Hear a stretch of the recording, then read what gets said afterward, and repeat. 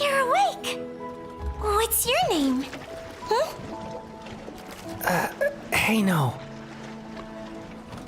My name is Dolia. Call me Dolly. Ah! Why do I always get chased by cats when I come ashore? Hey, no!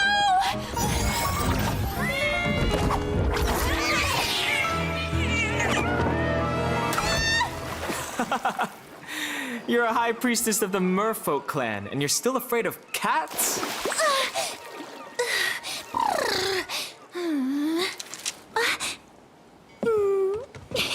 So, are you here to find the Song of the Merfolk, or just scavenging for scraps? What scraps? These are clues.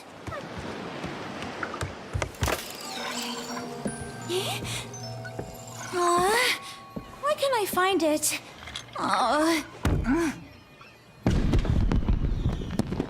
Who set off the fireworks? Be careful! Tonight has to be perfect!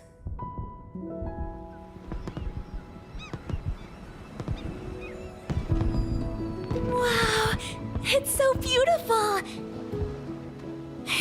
Let's go watch the fireworks tonight. Well? As long as you don't wander off.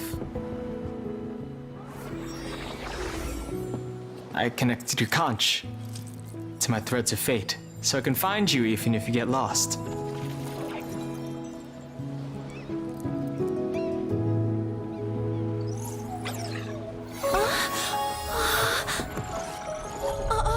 That sound!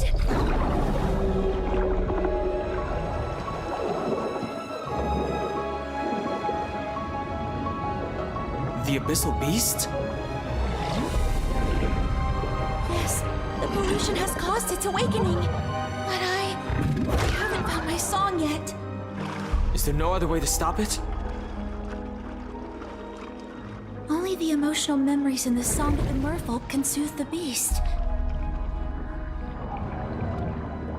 But I've looked everywhere, and I haven't found a single note.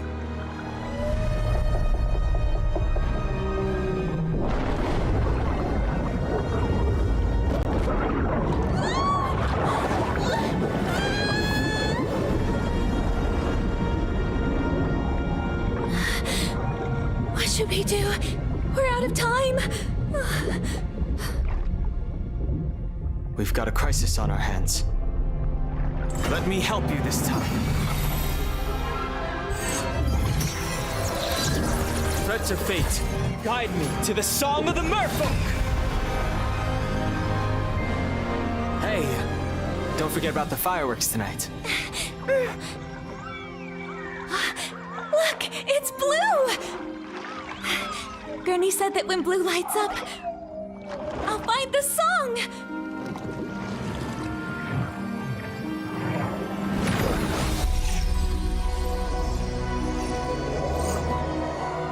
Hey, no, where are we? The threads of fate have taken us to another dimension of time and space. We might find the answers we seek.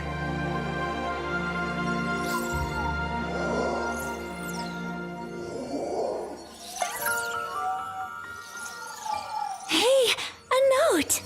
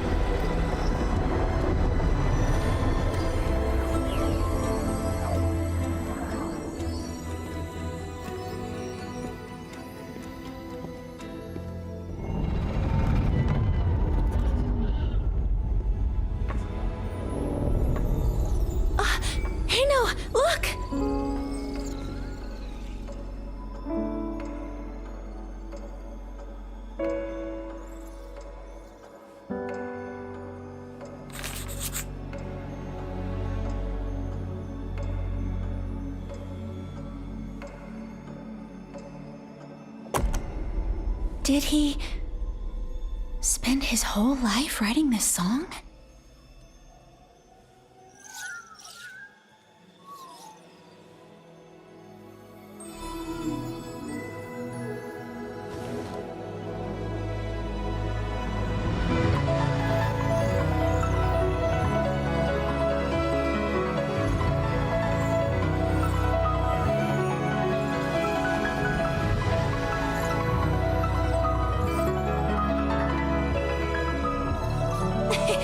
The Song of the Merfolk!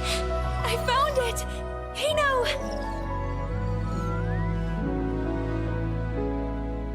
Yes. The Song of the Merfolk. After all these years, I finally remember now. What do you mean by remember? That note. The one I spent my whole life searching for. It's you. Dolia.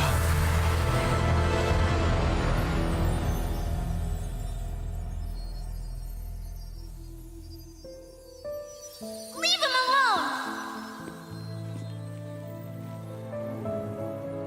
Help me! Don't be afraid. I'll teach you how to swim. This is for you. When it lights up, I'll be there for you. Help! You can't stop chasing me! Hey! Get away from her! La la la la. La la la la. For our people, it symbolizes being together forever. Let's go watch the fireworks tonight. I never thought that. The price of calming the beast would be giving up our most precious memories. Hey, no. That man. Was that you? If I sing the Song of the Merfolk, Then our memories of each other will be lost. then I won't sing it. Hey, no, I don't want to forget you.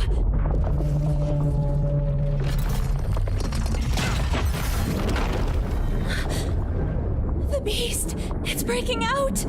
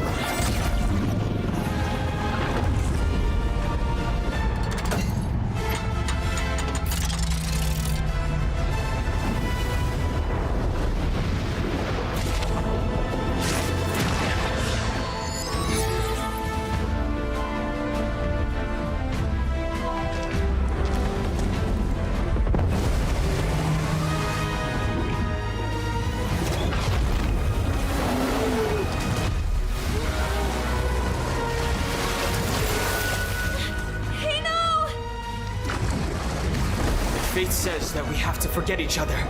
Then I won't do it!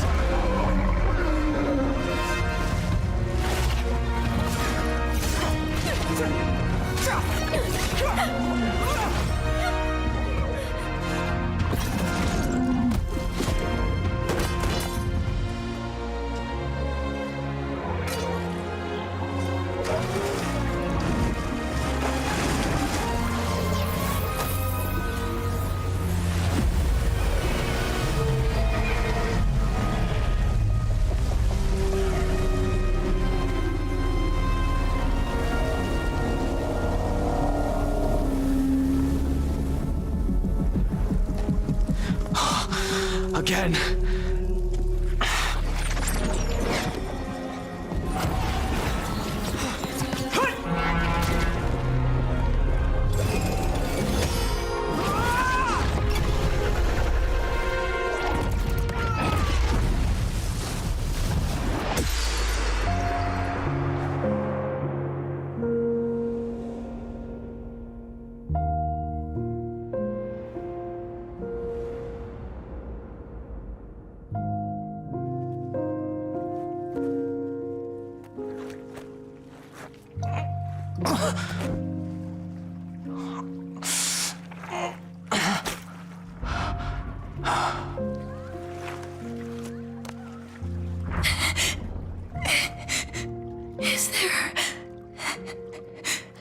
another way. There just has to be another way.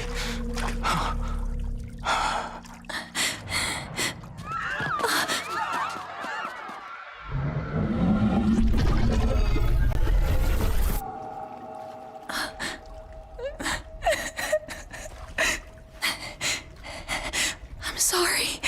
Hey, no. I don't think. I just can't make it tonight.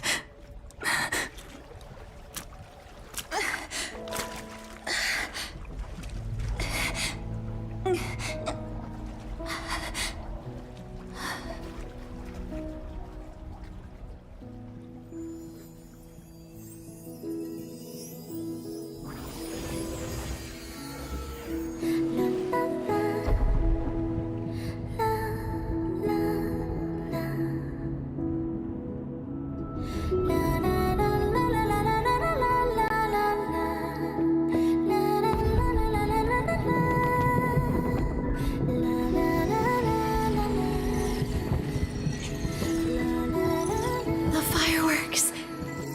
They're so beautiful.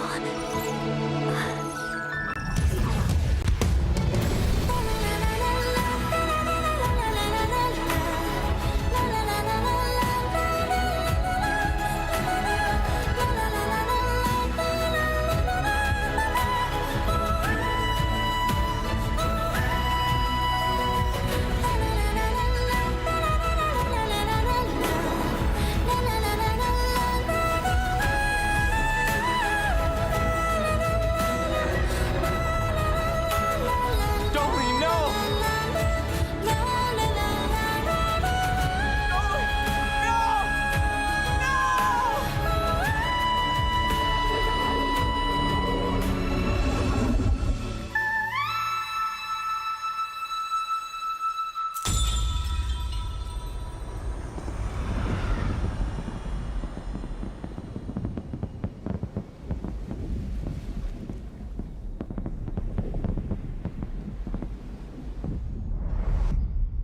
One year later.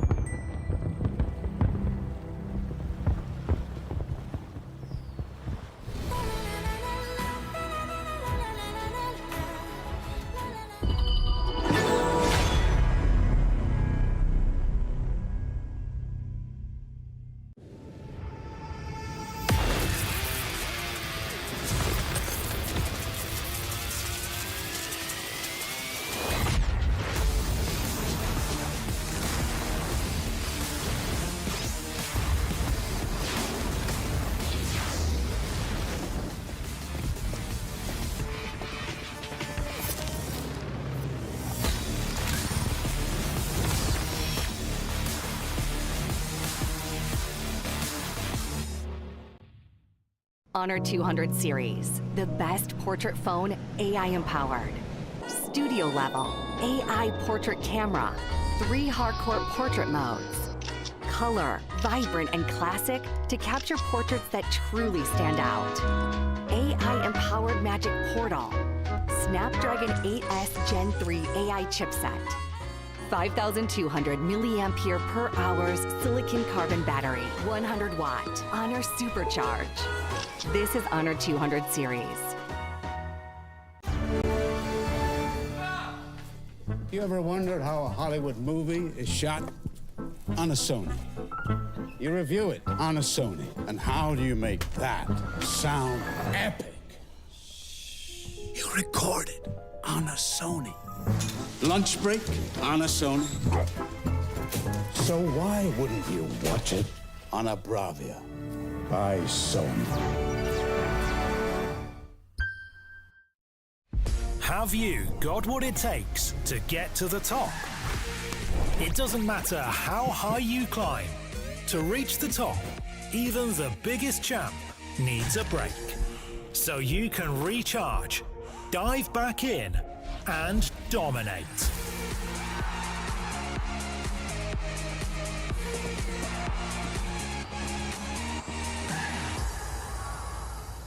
Have a break. Have a Kit Kat.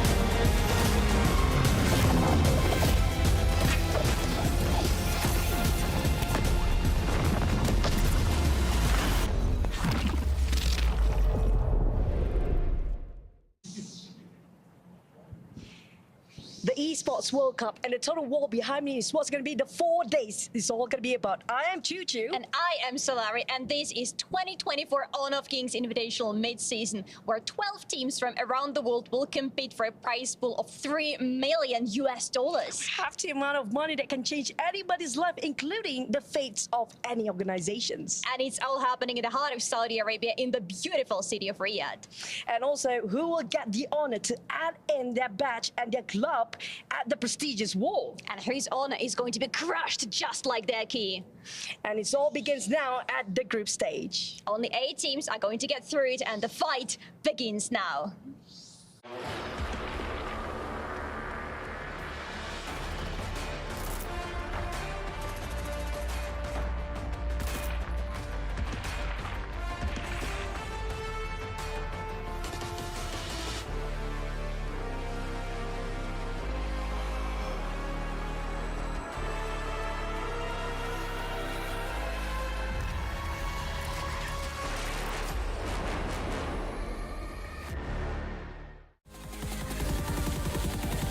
We the kings, it's our honor showtime.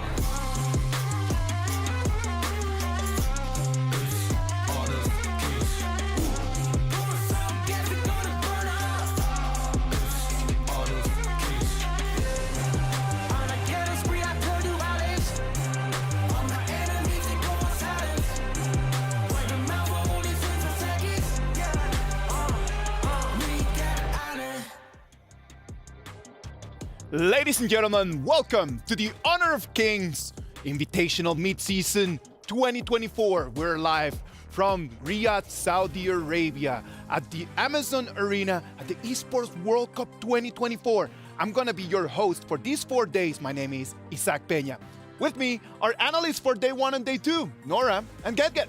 Hi everyone, I'm Nora and I'm super excited to be here. Just can't wait the event to be kicked off. Yes, I'm Gekit and I'm super excited as well. It's gonna be BO1 on the first day and things are about to get spiced up here. Everything is going to be on the line as we're gonna have 12 teams that they're going to battle it out all the way through to try to grab the trophy. They want to put their crown on their heads. And how is this going to work out? I know that everyone is a little bit concerned about that. We put together a video just for everyone at home. Check it out.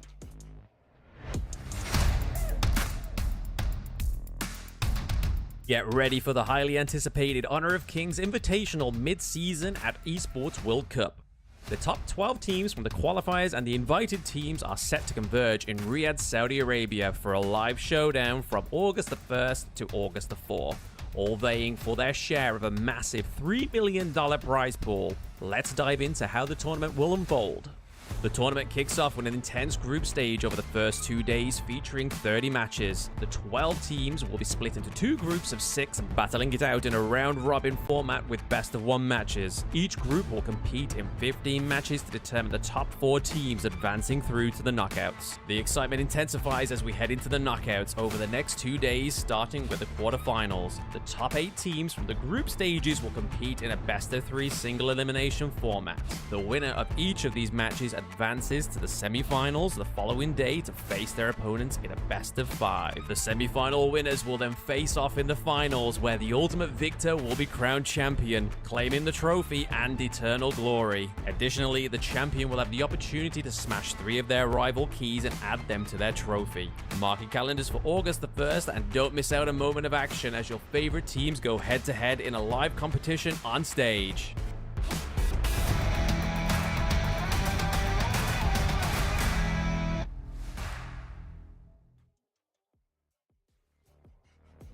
Best of 1s, best of 3s, best of 5s. It is going to have all different options for those teams to try to get the victory, to try to get one step closer to that trophy. How are you feeling about the tournament? I mean, like, I do like the format set because it has the pace in it, right? We are just going for the best of 1 format for the single round robin in the group stage. Just, you know, let everyone just warm up a little bit and then move on to the best of 3. Best of 3 and best of 5. What's the difference with best of 1, Kagendra? I feel like best of 1 definitely is going to be a really interesting battle because we're going to see a lot of experimental builds, and definitely BO1, you're going to have a test of each other's skills level, so to see which team is going to be playing with you on that particular level. So yeah, BO1 definitely one of the most exciting battles for me today. We're going to have 2 days full of BO1s. That's going to be amazing. The prizes are amazing as well. Yeah. You know, a total of $3 million with $1 million just for the champions. They're gonna leave Saudi Arabia $1 million richer from here. I mean, like, this kind of prize pool only appears in my dream. You know, I always dream to be a millionaire, and right now they can just put it into reality. That's right, and that's a lot of vouchers in the game. That's like you can get like all the skins for all the players. Yeah. I love how you guys are thinking like, I can get all the skins of everything, right? Like, but we're gonna have amazing games for this. We're gonna have 15 games today, 15 games tomorrow. We're gonna have 2 different streams going on. Stream A is going to start at 12 o'clock and it's gonna go for about 5 to 6 hours. And if you want to watch the games on Stream B, you have seen over there on the screen what we're gonna have today. I mean, like, for today, definitely a lot of teams will appear right now, so just let everyone to build an image upon each of the team. I know, and I want to spotlight one match in special. Our Jamil Motorsports match of the day, LGD Gaming against Team Kagendra. The representatives from Malaysia against the representatives from Indonesia. Get, what's your take on that? Kagendra, I mean, they've been a long time coming. They've been learning the rope of the game. They've been learning the fundamentals of the game, so they know how to play the game. I feel like versus LGDs, who's more of an early game beast, but compared to Kagendra, they're gonna be that late game monster. I mean, those punches is not gonna hurt in the early games, but late game, definitely they're gonna maintain their composure of more coming back into the match. So yeah, I feel like Kagendra should be okay versus LGD. It's gonna be difficult, right? Like, they need to survive that early game first if they want to push it actually to the late one. Yeah. Now, can they do that, Nora? I mean, like, come on, LGD is the champion of Invitational Season 2, you know? And just be crowned as the new king of Honor of Kings. So definitely they're gonna do their best. And also, I met their captain back into the hotel, and he told me that today is Xian, the captain of LGD's birthday. The birthday boy said his birthday wish is to get the victory today and get into the finals. Now, you see, that puts Kagendra in a very awkward position. Like, it's his birthday. Like, are you really gonna deny him just the opportunity just to take the dub? That's going to be really hard.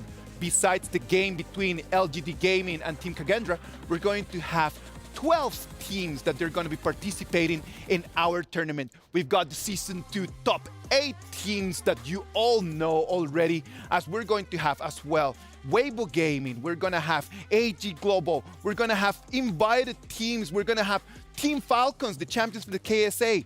We're going to have invited teams, the Team KPL, the KPL Dream Team, and of course, Boom Esports from the Philippines. Yes, Boom Esports, they just got the last spot getting into our tournament. And I would say they are actually making their comebacks because they already been involved in Season 2. But unfortunately, they didn't get what they want as a result. But right now, they are coming back. I know they're coming back. We had an opportunity just to talk to Boom Esports, to talk to the whole team, just to actually check how they're feeling about this. And this is what they had to say.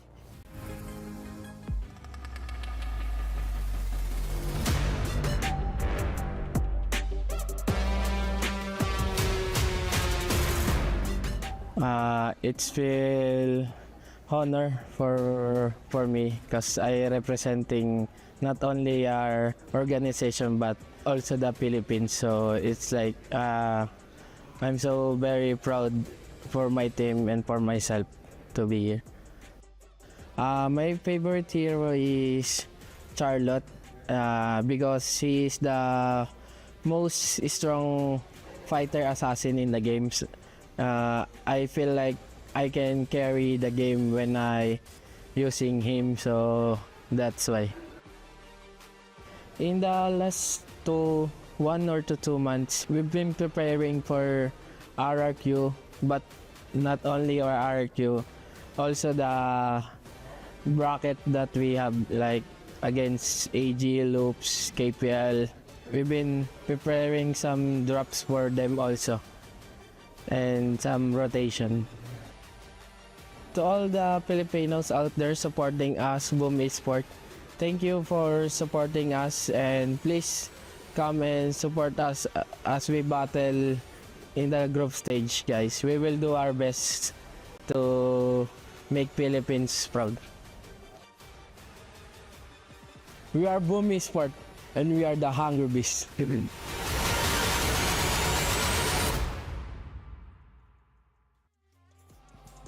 Boom Esports, they're ready. I love the energy that they're bringing over here, right? Like, they understand that they need to do their best, not for themselves, but actually for their fans. Yes, and they're being so genuine and also innocent, I would say, because he just said like, I'm really good at playing Charlotte, and come on, man, we are doing best of 1 format, so what if I just ban Charlotte out? That's right. I feel like they are really hungry. I mean, I feel like the team is ready. I mean, just like their team, boom, they're ready for this game number 1 on game day 1. Definitely, I'm seeing a lot of great potential from this team. Even though they didn't make it in the Season 2, but they bounced back in the last spot here for the EWC. We're gonna see Boom Esports today. Right over here, we're gonna have multiple games where we can see what they've got for us. Remember, our teams are competing across 20+ games for a chance to determine who will be crowned the first Esports World Cup Club Champion.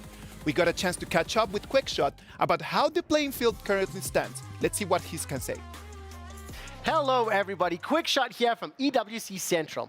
The Honor of Kings Invitational Midseason is about to kick off, so let's check out how they can impact the rankings in the EWC Club Championship update brought to you by STC.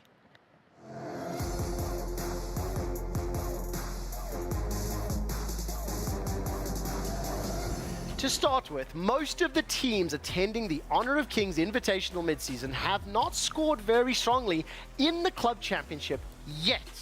But for clubs like Weibo Gaming, this is a huge opportunity to finally get on that leaderboard. With 3 more teams competing in other games throughout the rest of EWC, Weibo is looking to secure their first out of 2 required top 8 finishes. Now, in the Club Championship, Team Falcons and Team Vitality have already secured a good amount of points. Both teams are not coming into this tournament as strong favorites, though, and are not expected to score strongly for their clubs. But as we've seen in previous weeks, the Esports World Cup is always open for surprises, and it has happened multiple times. For more updates on the EWC Club Championship, as well as all the other games and mini-games, and playing along, why don't you join us for the Esports World Cup Central broadcast every Thursday to Sunday from 4 p.m. to 8 p.m. this week on twitch.tv/EWC. That does it for today's EWC Club Championship update brought to you by STC. Team Falcons already looking strong to try to grab that trophy. The trophy that everybody wants, because it's going to be our first Esports World Cup trophy. Imagine the pride of just getting that. Yeah, everyone just being so eager to game for this trophy. Definitely. It's not even for the battle. I feel like just for the glory. I mean, that trophy stands for everything in this EWC tournament. That trophy stands for everything, man. It stands for $7 million as well. And it's immortal. That's a big bag, man. I hope that everyone is just trying their very best. We know that the prizes are important, but the glory, just the honor of being able just to put their names over there. We're using the club championship as a way to really test our competitors. Organizations must prove themselves to be the actual best. But here and now, we're kicking off the Honor of Kings Invitational mid-season, and the EWC Player Review event is currently underway. Search for HoK Camp to enter the player review section where you can rate and share your opinions on the participating players. During the event, you can also earn in-game rewards by posting reviews. Head over to the HoK Camp now to learn more about the event details. We know that the fans are talking about the best players out there, and the KPL Dream Team got some players that you actually personally know, right, Nora? Yeah, I know, like everyone heard about KPL Dream Team, so why did they being so daunting? I did my calculation. I'll just put it into a clear way that how many individual championships, if I summed it up, will be the total number of the championship that these players have? We have no idea. Maybe like... Come on, give it a number. Like 10 player 10. 10, okay. 12. Okay, that is 31 championships in total, if we sum them up, including 15 times of FMVP. Imagine 31 championships among them. Who can upset them? Like, who is going to be able to put them on the ground and come in here? Get it, what's your take? My first thought is going to be Team Secret, and definitely they did really well in the grand finals against LGD. Even though they got a 2-0 and they missed by just one tiny bit, but they're notorious for their teamwork and synergy, and they've been playing the KPO way for a very long time. So definitely they're going to be a really contender to fight the KPO Dream Team. Well, I know that Team Secret just lost their final, and I hope that they actually learned something from that, right? Like that they can actually come in and try their very best just to forget about the losses and come in and upset the KPL Dream Team. Nora, what's your take? Oh, I definitely will go for VKS, guys from Brazil, because they started their journey back in 2022, of the KPL championship, right? Honor of Kings championship, and they are the best learners that I've ever known. For example, the jungler, the core player of this team, Danny, he always asks us about what's the difference between those heroes, how I'm going to use it, how I'm going to pilot in the game, and right now I'm sure that VKS, being the champion of the season 1, he's going to do good. I'm certain of that. Curiosity can take you anywhere that you want, right? And we know that Danny and all the other players are really curious about the game, and they're very passionate about it. We have a lot of teams that they're going to try their best just to try to get the game against KPL Dream Team. And the first one is going to be Team Falcons. That's going to be our first game of this championship. KPL Dream Team against Team Falcons. The best players out there against the KSA champions. Get. What can we expect from this game? Team Falcon definitely is going to be the hometown favorites. I mean, they're originally to be Stewart Esports, but they competed in a lot of different tournaments previously. So they're competing in the Season 1 and also in the KIC as well. So they got a ton of experience, but walking in, their biggest advantage is going to be their unknown strategies. And that's going to be a really interesting point. All right, now we've got a Team Falcons interview right now happening in here. We hope to actually get to see what they can say, what they can tell us, and they'll see like if they're feeling confident about that. Let's see that. Hi guys, I'm here with Clue from Team Falcons. Hello, welcome to the first day of the competition. Are you guys excited to finally be here and jump into the game? Yes, of course. Tell me, please, what do you think about the first game that you're going to be playing today? How do you think it's going to look like? We're playing obviously versus like the best team, of the tournament as an opening match. But like the whole team is so excited to play versus them. Do you have any, is anybody nervous, or are you just all excited? I think from what I know is like we're all excited to play versus them. That's good. Tell me, please, I need your prediction. What heroes are we going to see today in this game? I think we will see the new hero Ogran, Long, and probably like some like Dolia pick and stuff like that. I wanted to ask you about Dolia. Thank you for answering my question. Do you think she's going to be banned or picked, though? I mean, she will be obviously like else ban or pick, but I mean, let's just see in game. She's going to appear. I see. And tell me, please, I need your prediction for your group. Do you think you are going to be the ones to end it on top, at least for today? Or do you think there is like harder competition today?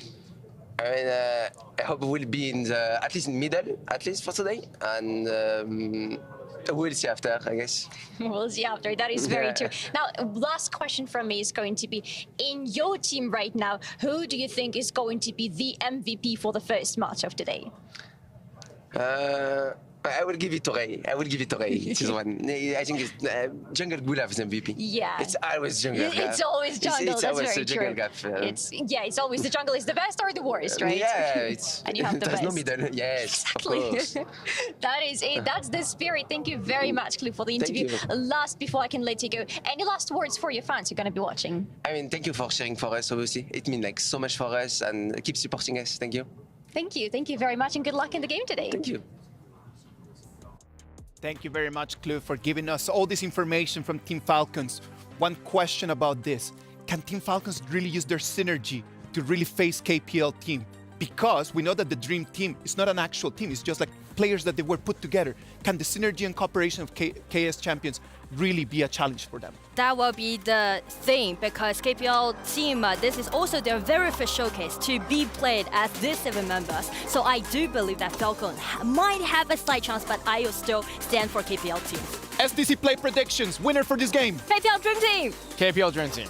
Ladies and gentlemen, let's go to the Amazon Arena just for the opening ceremony of our Honor of Kings Invitational Midseason.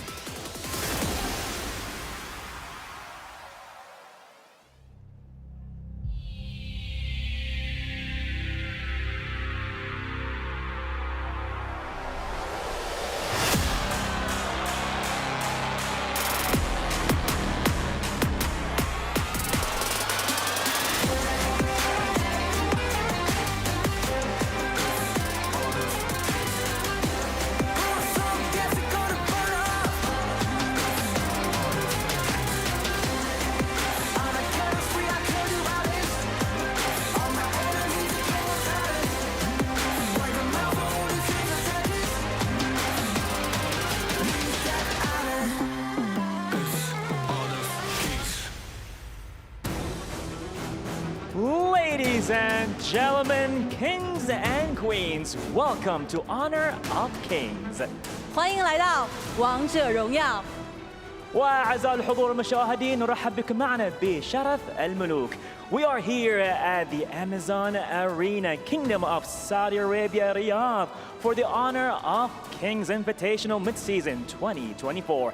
I'm Bara Abdallah, along with the beautiful and very talented Sky. Assalamu alaikum. How are you? Ladies and gentlemen from all over the world, this is my great honor to stand on the stage of 2024 EWC. And actually, this is my very first time to come to Saudi Arabia. I love the city, I love the country, I love the food and the people here. And they love you back. It's going to be an exciting journey taking place right here. And I think it's time to announce our kings on stage. Let's go. Of course, with no time waiting, let's welcome the very first team joining on the stage in 2024 EWC. Let's welcome Team LGD Gaming.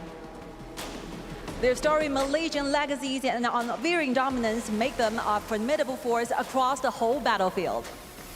And they'll be going against Impunity Esports. From the heart of Myanmar, Impunity brings their strategic mastery and relentless drive to the scene. Next up on the stage will be Team Kagendra. They represent Indonesia. Their youthful energy and innovative strategies will ignite the total gorge. That is no secret, as they're gonna go against their competitors, Team Secret. Hailing from Malaysia, Team Secret's legendary legacy and innovative tactics make them a force to be reckoned with. Next up on the stage, give it up to Team Vitality. They're always ready for the next challenger with their great teamwork and aggression. And aggression indeed. They'll be going against Vivo Kid Stars. The pride of Brazil, Vivo Kid stars dazzle with their flashy plays and unpredictable strategies. Next but on the day, let's give our hands to AG Global. Welcome.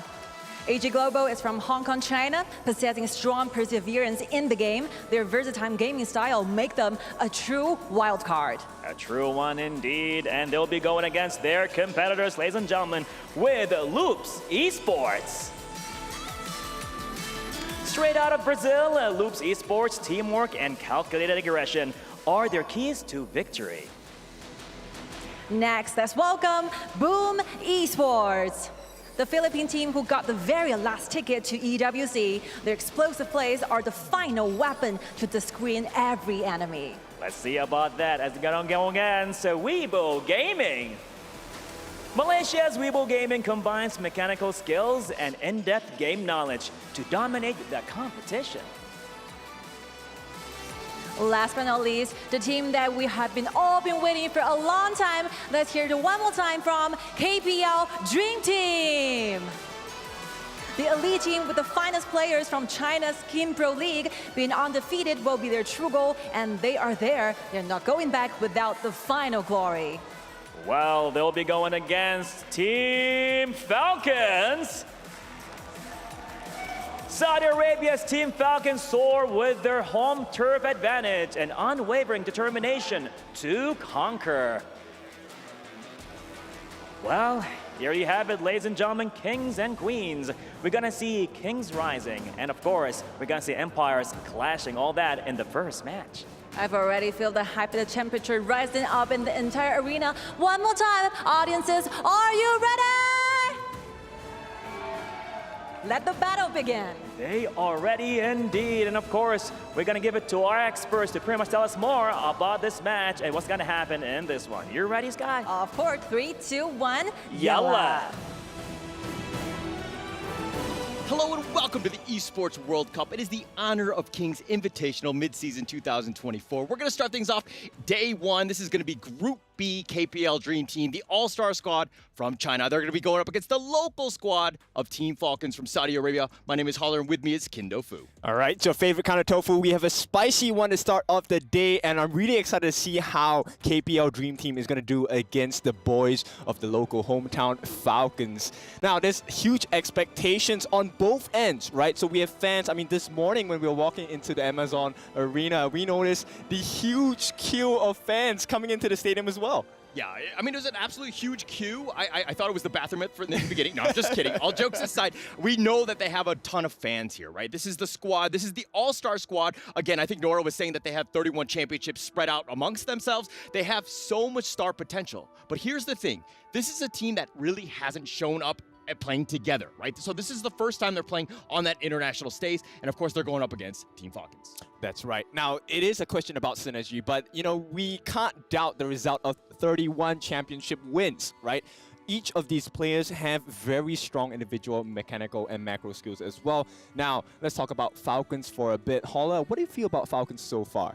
Okay, it's a little bit, I mean, they've been dominant in the region. They're always the top dog in MENA. They've been playing together. Wawa, Ray, and Clue have been playing together since 2022. So this is a team that has a lot of synergy. They understand what they need to do, but can they get to the same level of KPL Dream Team? I'm not entirely sure. That's right. Actually, I'm super curious because we know that teams like to be aggressive in the early stages of the game. KPL Dream Team, that's the whole onus of the gameplay, right? So the question is, can Falcon fend off that early game aggression? And if they can they turn it around and close the game? Yeah, I mean, I don't know. Again, this is one of those things, it's kind of an unknown thing because you're kind of going up against a big dog. It's a scary one at the end of the day, but are you able to kind of compete? I mean, I think there was a funny moment where Blam was telling us in the car. Yep. How about you walk us through what some of the victory conditions or what they were going to celebrate about? All right, so, you know, they were talking about if they managed to get a kill or if they managed to last 10 minutes in the game, they would be cheering. So I'm waiting for the official response from the team when we see them in the game later. And of course, these are huge expectations and standards set by the team, right? Because let's be honest, this is a monster of a squad on the side of KPL Dream Team. There's a reason why they're called the Dream Team, of course. course, of course. It's so scary. I mean, they were voted in here, in case you didn't understand, like how it would all play. There are 7 of them going into this one. Again, they have so much star potential. They've just recently won the championship on the Wolf squad, and there's like, how are they going to play together? This is one of those things where now you're kind of sharing strats almost. This is, across the entire league. So there's, again, just how are they going to play together? Well, they can explore a couple of options, one of which is actually an individual style play, right? So let's win in the lanes and let's just 1v1 across the map. But, these are just guesses. So let's take a look at the actual results here.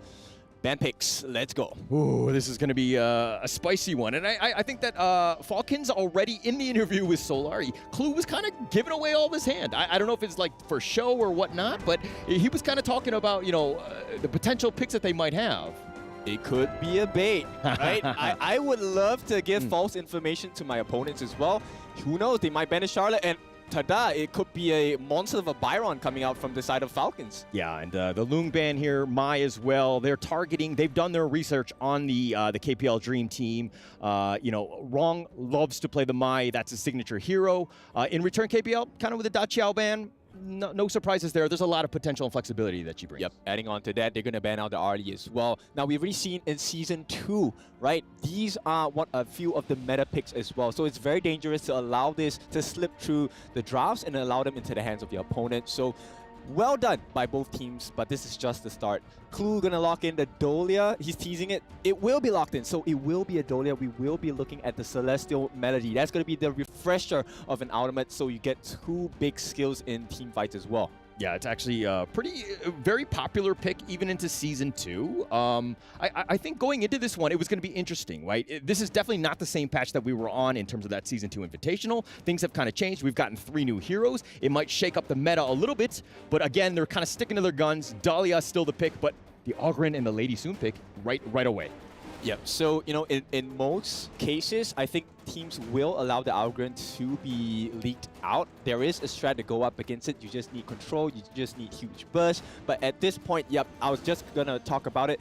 Ming is going to be the target roam for the side of KPL. A very strong draft altogether, because right now there's going to be 3 different targets you have to burst down, or it will be death at your doorstep. Okay. I want to go back to the Oghren pick, the latest hero, who has just literally dominated all my games as of late. Yep. It's been frustrating, right? So, if first pick here, or the second and third pick here by KPL Dream Team, I mean, they seem to want it. It's the priority going into this one. Very strong hero, right? Simply put, Soul Resonance. That's the passive that Oghren has, and that's the killer blow, right? If you're less than 4% of your health, it's an instant hit once he hits that seer state. Now, to add on to the trouble, Ming, with his ultimate, will be able to restore life as well. And while you're busy trying to deal with the Oghren, Lady Sun is going to have the time of her life with the rolling raids rolling around the battlefield.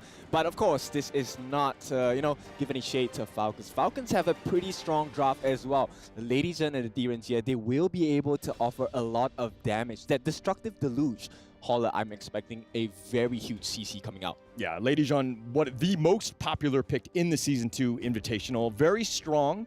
I don't think that the patch-wise, she's really taken any hits. I think that we're going to still see a lot of potential going into this one. So I like that pick in response to, again, Ming, Lady Soon, and Oghren. But the Hainu. Yep, it is going to be picked out, but there's one more thing. They actually banned out the Musashi. We were talking about this, amongst all the other talents as well. Musashi is a very huge counter to the Oghren, and it looks like Falcon did miss that opportunity to even things out. But of course, that's not the end of the day for them. There are other opportunities such as the Liang, such as the Donghuang. These are heroes that could suppress down the Oghren. But once again, Heino, he's going to be in the battlefield, and with the Fate Rewind, he's going to cause a lot of problems as well. Right now, Falcons, they need to figure out solutions. Yeah, a lot of those solutions include some sort of, CC, right? Be able to just lock him down, make sure that he doesn't get it. But okay, it looks like so we're going to go with the Mayan and the Yuan. Are these good counter picks? Is this enough control to deal with this Heino? I think so, because there's a lot of iframes offered by both the Ma Yin and Yu Huan as well. So with the Melody of Peace for Yu Huan's ultimate, she will be able to get the heals into the team. They can kind of clump up as well. And with the addition of the Dolia, with the refresh on the ultimates, it could be decisive in major team fights starting from level 4. Okay, okay. And this is, again, very interesting by KPL because of the fact that this is not the traditional patch that they would have played on, right? So they're kind of adjusting to what the current patch is on this global release. It might be a little bit different, but now here's the Byron pick, kind of rounding out that draft. Is that going to be enough? Is that what you want as your top laner? Oh, for sure, because here's the win condition for the side of Falcons, right? They have to break through the life bars, they have to break through the shields of KPL, and if they can't, it's going to be death, right? And at this point, if you take a look at the draft, it's really hard to go up against his heroes, right? Byron with the force field suppression, that's a lot of armor you have to shred through.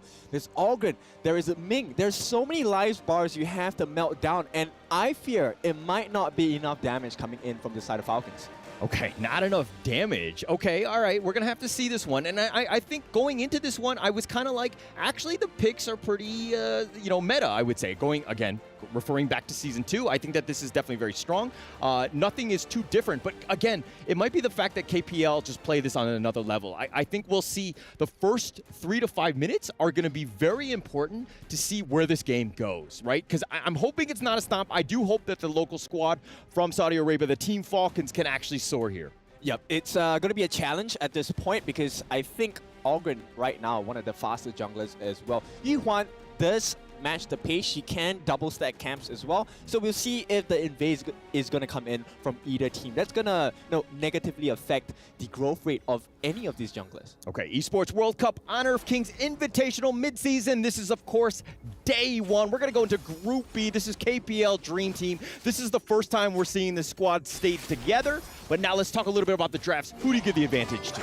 Well, it's pretty clear right now. Pang is already treating the Falcons jungles as his home, and it's going to be a 3-man invade at this point. So Falcons, they're struggling. Ray could be the first one to fall. Oh my gosh, Ray on the run. He's going to give up first blood. Inuo will pick this one off. But is it a little too much commitment? Of course, nobody's really in the lanes. So I just invade the enemy jungle for the first 3 to 5 minutes and make, the Falcons play in their own fountain? Yep, that's definitely a strat, right? First minute, we already have all 5 heroes, just jump into the side of Falcons jungle, and it's really hard to come back from this because Sofian, he was pushed back all the way. He's missing one wave altogether. Yeah, it's going to be tough here. I mean, that first blood is obviously going to get them snowballing here. Ogren on that one, just kind of up in front, being very difficult, I would say. Just taking as much farm as possible, being greedy. That's kind of what you want, and they already have like a 1.1k net worth lead by this KPL team. Yep, I think we have the expectations that at this point, the KPL Dream Team will have at least 1,000 gold a minute, adding in advantage. Really? 1,000? Is that what you're going to pace it? Yep. Okay, so what do Falcons need to do to get themselves, a much better early game? Because it looks like they're going to go in, Fly dives for this one. The rolling rate grenade missile does kind of connect him, but he's going to goes in for whatever. He's going to go for this 1 versus 3, and he's going to go down, and no fear will take that. Yep, he burns the flash as well. Not a very nice scene here. Ray getting chased down. Oh my gosh, Pang is just continuing to just be a menace. It's 2 versus 1, and Falcons don't want any of that action. And they're just going to deal with the minions, try to get as much farm as possible. But again, this net worth lead is starting to grow. Yep, but it's exactly what they need to do, right? They need to get away from the action. They need to make the trades. They need to make their appearance at the other sides of the map. They can't fight against KPL Dream Team just yet. Yeah, this is sad. Wawa is all the way in the mid lane. They've almost completely given up in the top lane. They're kind of sticking together, holding hands, singing Kumbaya by the Tyrant lair. But again, tough situation. They need to find ways to get some sort of farm. I mean, Nabil flashes away. He's going to be fine. Yep, path of passing going to lay down. It's a barrier at this point because they don't have the ability to really fight up against the likes of KPL Dream Team just yet. And as we hit this 3-minute mark, it is going to be close to a 2,000 gold lead. Yeah, it's starting to grow, but again, Falcons are they're trying to defend their own jungle. They've been pushed back. The tower T1 has already been taken out. Tough situation, right? KPL understand the right timings. They understand when they need to go. It's almost 4 minutes, and they're probably going to set themselves up for that Tyrant. Yep, it's a difficult position because Pang as well, he's level 7. So Holla, if you take a look at the jungler, Ray here is only level 5. That's a 2-level deficit. And with the major objectives starting to spawn in the next 30 seconds or so, it's almost a guarantee for KPL Dream Team. This is like my ranked games. Like the enemy jungler is 2 levels ahead of my own team's jungler. Just a tough situation. And now Nabil completely zoned away, has really struggled. He's even falling behind. I mean, the level differential is actually quite high too. Yep, and if you take a look at what they're giving up just to save their own lives, it's pretty hard because, you know, Nabil now does not have an ultimate and Pang did not use his as well. Yeah, not at all. And look at Wrong just kind of chipping away at that tower, throwing out those scepters, being just deadly. Oh, here it looks like they're going to go. Pang just gets it, and it looks like they're going to get that kill. Clue will go down, and it looks like they've got no minions, so now they're going to back off, turn that into a Tyrant kill here. Yep. 4 minutes, all 5 heroes at the Tyrant. This is something that is really, really clear. KPL Dream Team, they know what they're doing. We're questioning about the synergy. Well, question answered. They have major synergy on this side. I mean, it's one of those things where you have that early game, right? You set yourself up, understand what you need to do. Okay, we know the Tyrant is going to be up, so we're going to kind of go for that roam kill. We're going to force it down. We're going to take that pick off so that we get an easy one. But they're going to dive in this one, and Sophian, no chance. He's going to be killed. Unuo will take this, and they're going to take Clue down as well.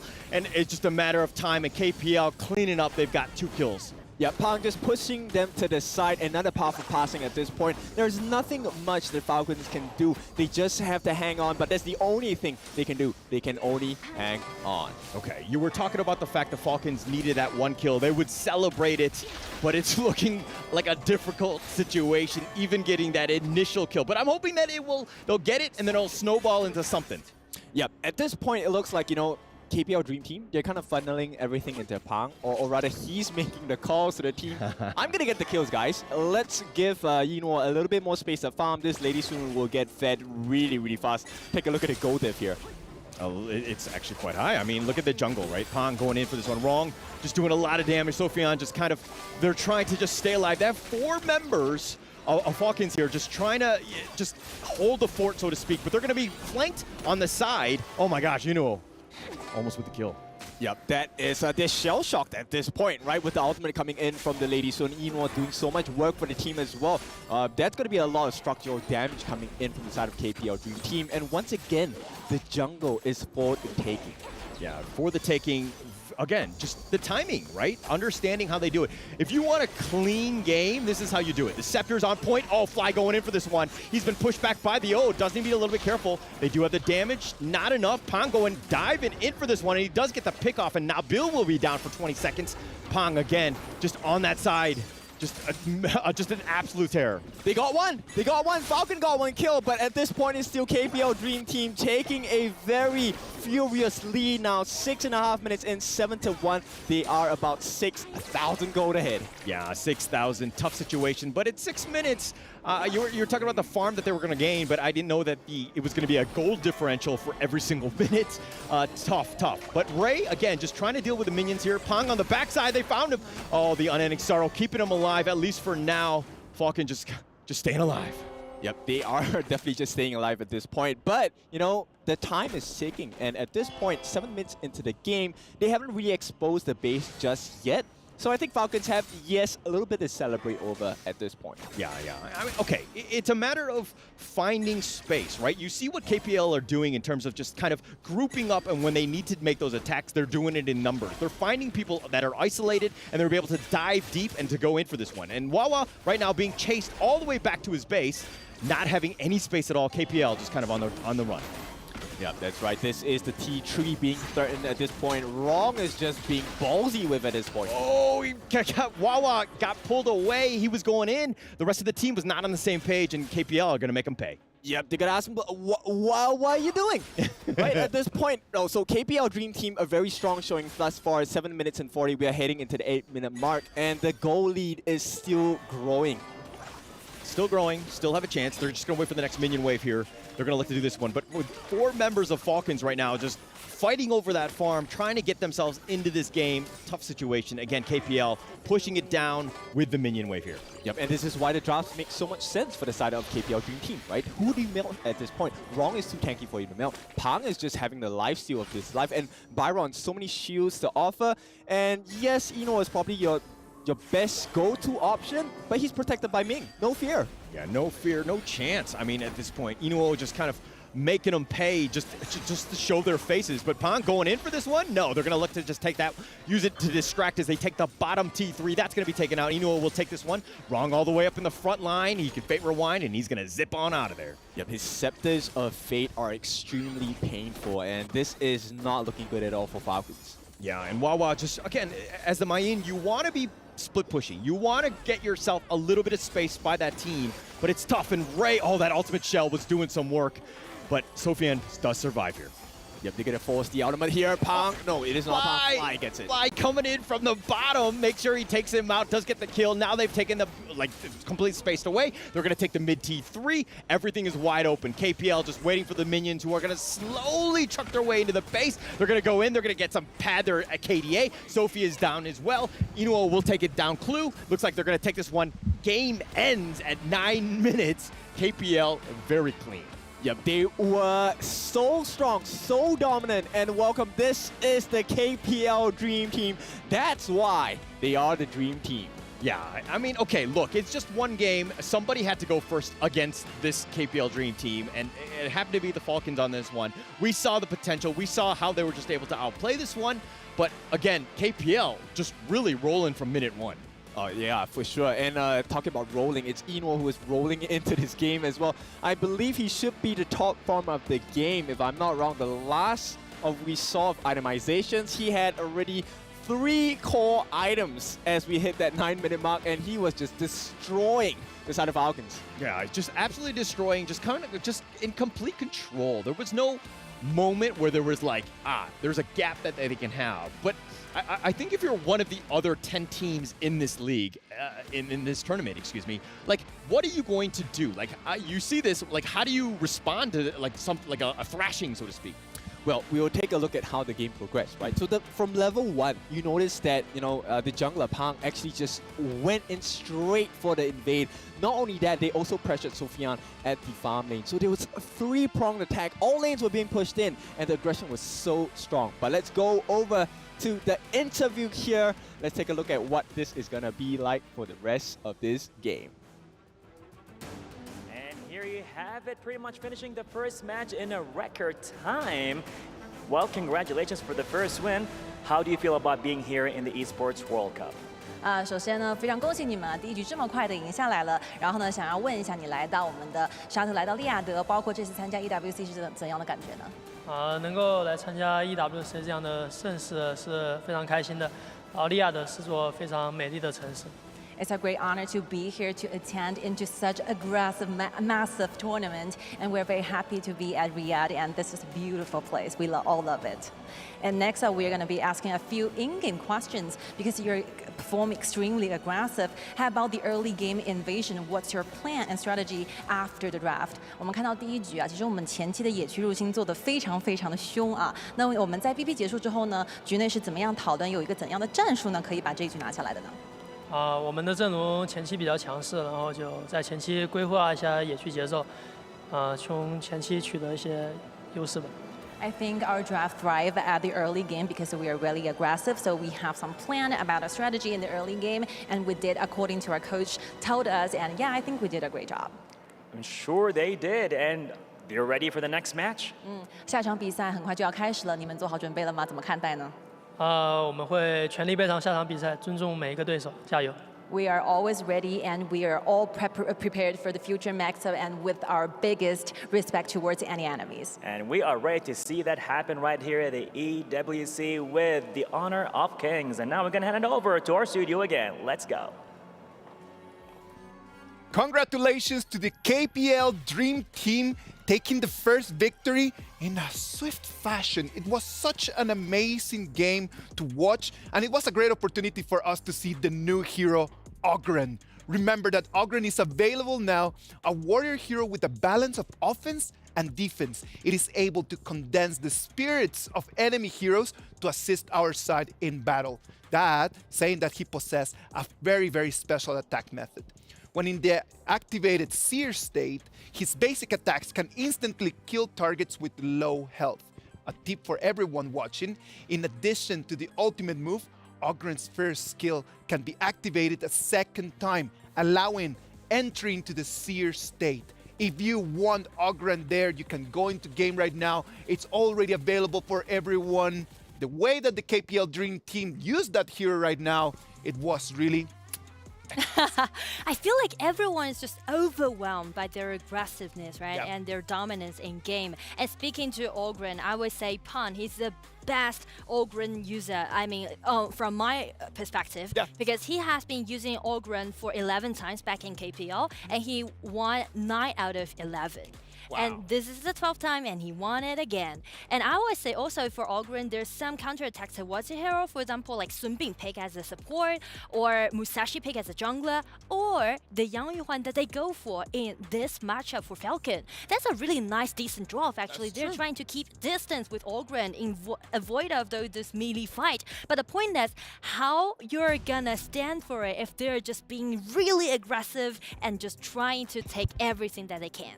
Well, talking about Ogren in terms of that, remember that Ogren is going to be completely available right now. Get, can you please talk to us?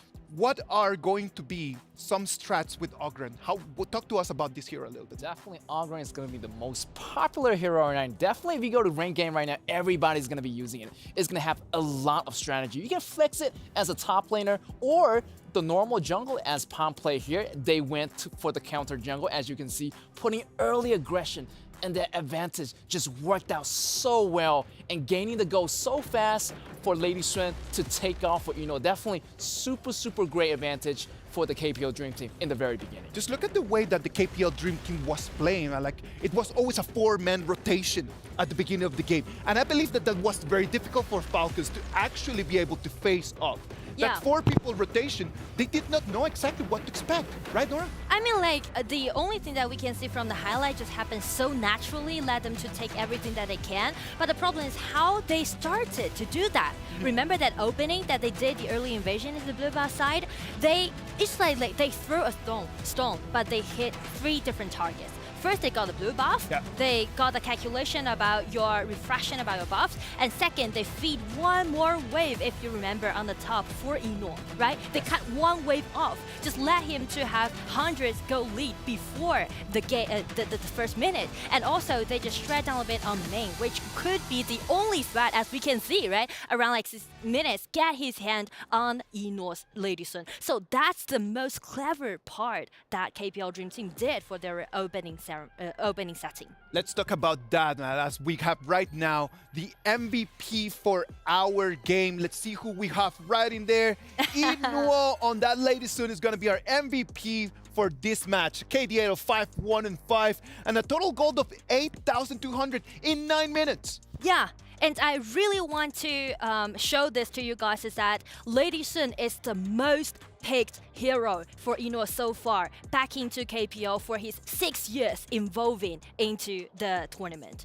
So he's really good at pilot this hero. It is very difficult to play against Eno, right, because he's so good in such a different amount of different heroes. It is not even like you can just ban 2 of his heroes and then you already control him.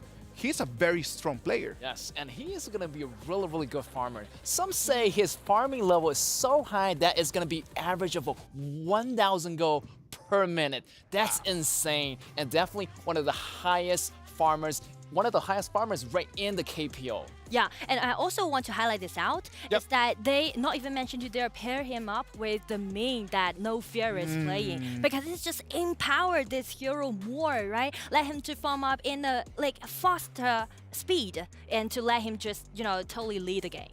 Let's start seeing, just analyze the numbers. Let's just see the data behind this, because it's incredible that you get to see a pair of Inuo and No Fear on that Lady Sun and Ming. Was there any chance for Sofian just to face them off in a 1v2 and actually being able to take a victory? I feel like they can, but the thing is that they get a void about laning. The point that when they're picking out Direnjie with this Dolia is that Falcon try to highlight their laning phase. Yes. Try to contest Eno and No Fear at the bottom, head to head. But the thing is, they can't find Eno. Where is him? He's in their own blue buff area, and that's the point. That was really difficult, Nugget, just for them to try to actually get eyes on where Eno was position was. Definitely. Also, everything connected really well because Pan invaded them so early, leaving their red buff just for Eno. I mean, Pan took all their buffs in the very beginning and leaves so many golds in their own jungle, so Eno can farm up so fast. Eventually, that farm took off, and he got all his items, and everything just went so well for the KPO Dream Team. I like that rotation that the main core of the game could actually be anyone, right? Because if you decide just to give all the gold to Eno, you know that there's going to be a strong core player that is going to carry us up until the end line. So what can the other teams do about this? We already saw Team Falcons just coming up with a strategy. They chose Dolly and Yuhuan just to try to act against that Ogren pick, right? But was it really necessary? Was it really the answer to actually face this KPL Dream Team? I feel like if they want to do so, maybe Sun Bin or Musashi can be more decent as a counterattack towards Ogren. But still, here's the point. I saw a lot of highlights made by Falcon. Beyond the game, actually. Just watch the top laner, the confront laner, the main, how he played Wawa, right? I know that like during the laning, right, he suffered so much by those tower dives dealt by KPL Dream Team. But the point is, he's always trying to get his hand, right? When he's surrounded by his enemy, he tried to flash in and cut Ino down. And he even achieved that around like 6 or 7 minutes in game. So I do believe if they just highlight that part and just empower their early game style, and then that's gonna be okay. We gotta understand that, right? Like, this is a celebration. It's a great opportunity for Team Falcons to actually be able to learn and try to prove some new things. Now, we're gonna go to a little break, then we're gonna come back to Boom Esports against Loops. Let's have a break, and then we're gonna be back right over here with more of this tournament.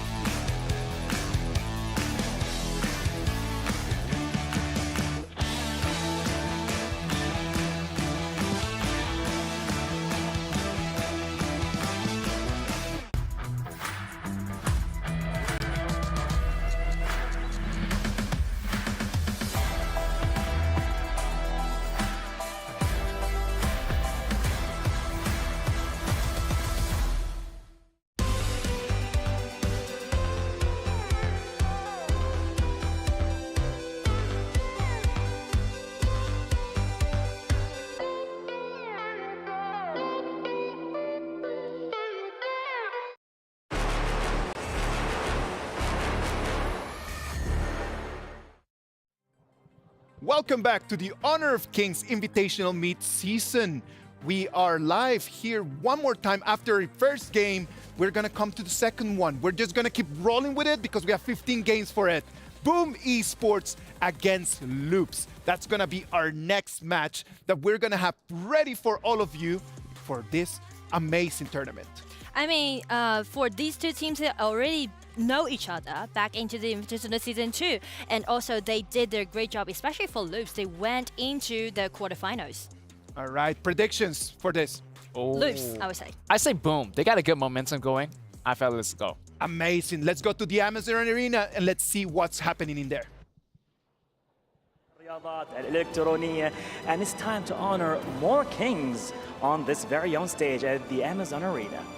Good to be back as well, but with no more time waiting, let's welcome the next team on the stage, Team Boom.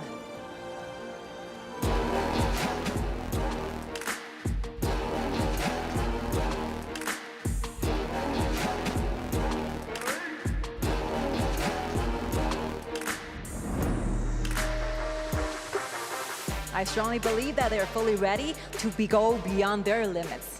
I'm sure of that. Let's hear how loud is their boom against their competitors. Here you come right now, Loops Esports.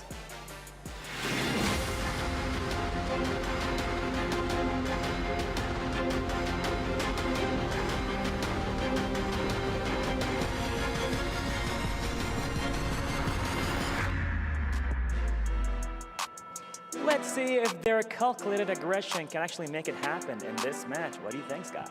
I think we just couldn't wait for another second for the second match of today to kick off. So with no more time waiting, let's give up time back to the studios.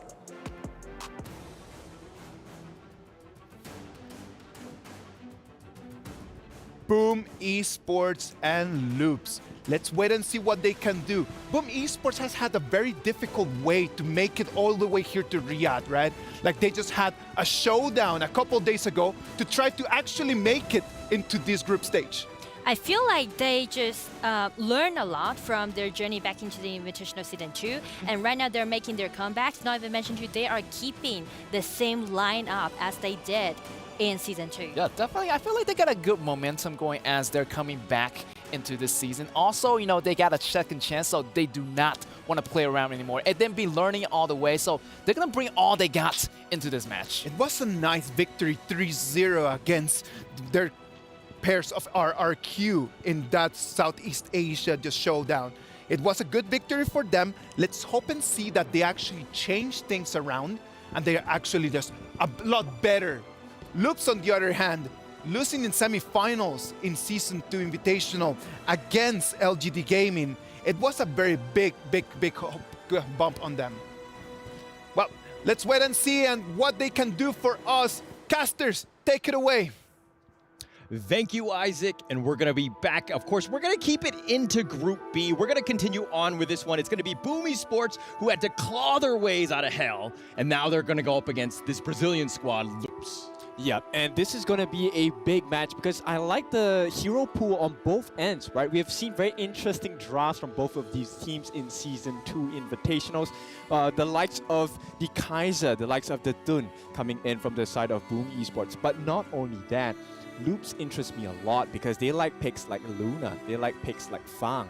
And these are heroes that are very flashy, but they're really strong as well if you give them a good advantage in the early game. Yeah, and Loops was the third, fourth place in the Honor of Kings Invitational Season 2. They had a great showing, but then they ran into the wall. That is LGD, unfortunately, and the Malaysian squads kind of took them out, and they definitely want to bounce back. I think that this is a very strong team. They have the potential to do very, very well, but are they able to just kind of compete at this level and take out their first opponent, which is, of course, Boom Esports here. Yep, let's take a look at the drafts coming in once it's ready. But I think I want to just highlight on what Isaac mentioned earlier today, which is this is a perfect opportunity for teams to learn from each other, right? What's going to be the best draft? What's going to be the best strategy to execute to get our team into the grand finals? Right. And we're going to go into the draft. I mean, we're going to find out because there's going to be a lot of things that we understand how players, the tendencies, what they the picks that they tend to go with. I mean, Boom Esports had done their research, right? They ban out the Zhang Fei. This is definitely Mithy's #1 main. I think it was the second highest average KDA with 8, tied only to LGD Zay. So, you know, attacking a player is a really smart play, especially in the draft here. That's right. The mental game is going to be really important. They also ban out the Mai, they ban out the Ogren, and they ban out the Dachao as well. So Ogren, as we have really seen, very potent pick coming in from whatever team that has it on their hands. And looks like Boom want to get the flavor started with the Lady Zhen. So a lot of CC coming in and a lot of DOT, damage over time, being offered by the Boom lineup. Yeah, Lady Zhen, so powerful, and she brings everything and the kitchen sink. Like, she has everything that you want in terms of a kit, just very, very strong. But again, her positioning needs to be perfect. But hey, whoa. This picks, go. No. This is a scary one to look at because Boom now have secured the Athena, which means we're going to expect very, very early game aggression going into the jungle on the side of Loops. So what does Loops do? At this point, we've seen KPL Dream Team take the Ogren, invade heavily. This time, we're going to see Athena joining the likes of the Ogren playstyle. They're going to invade the jungle like crazy. Yeah, they're going to invade the jungle. And this is one of those things where it's a set strategy. This is the best of one. You got to bring out your cheesiest strat to kind of change things up. And they're not going to, they might get caught off guard. And Loop seems to be more of a, I would say, traditional type sort of lineup. The Arlie is very good, of course.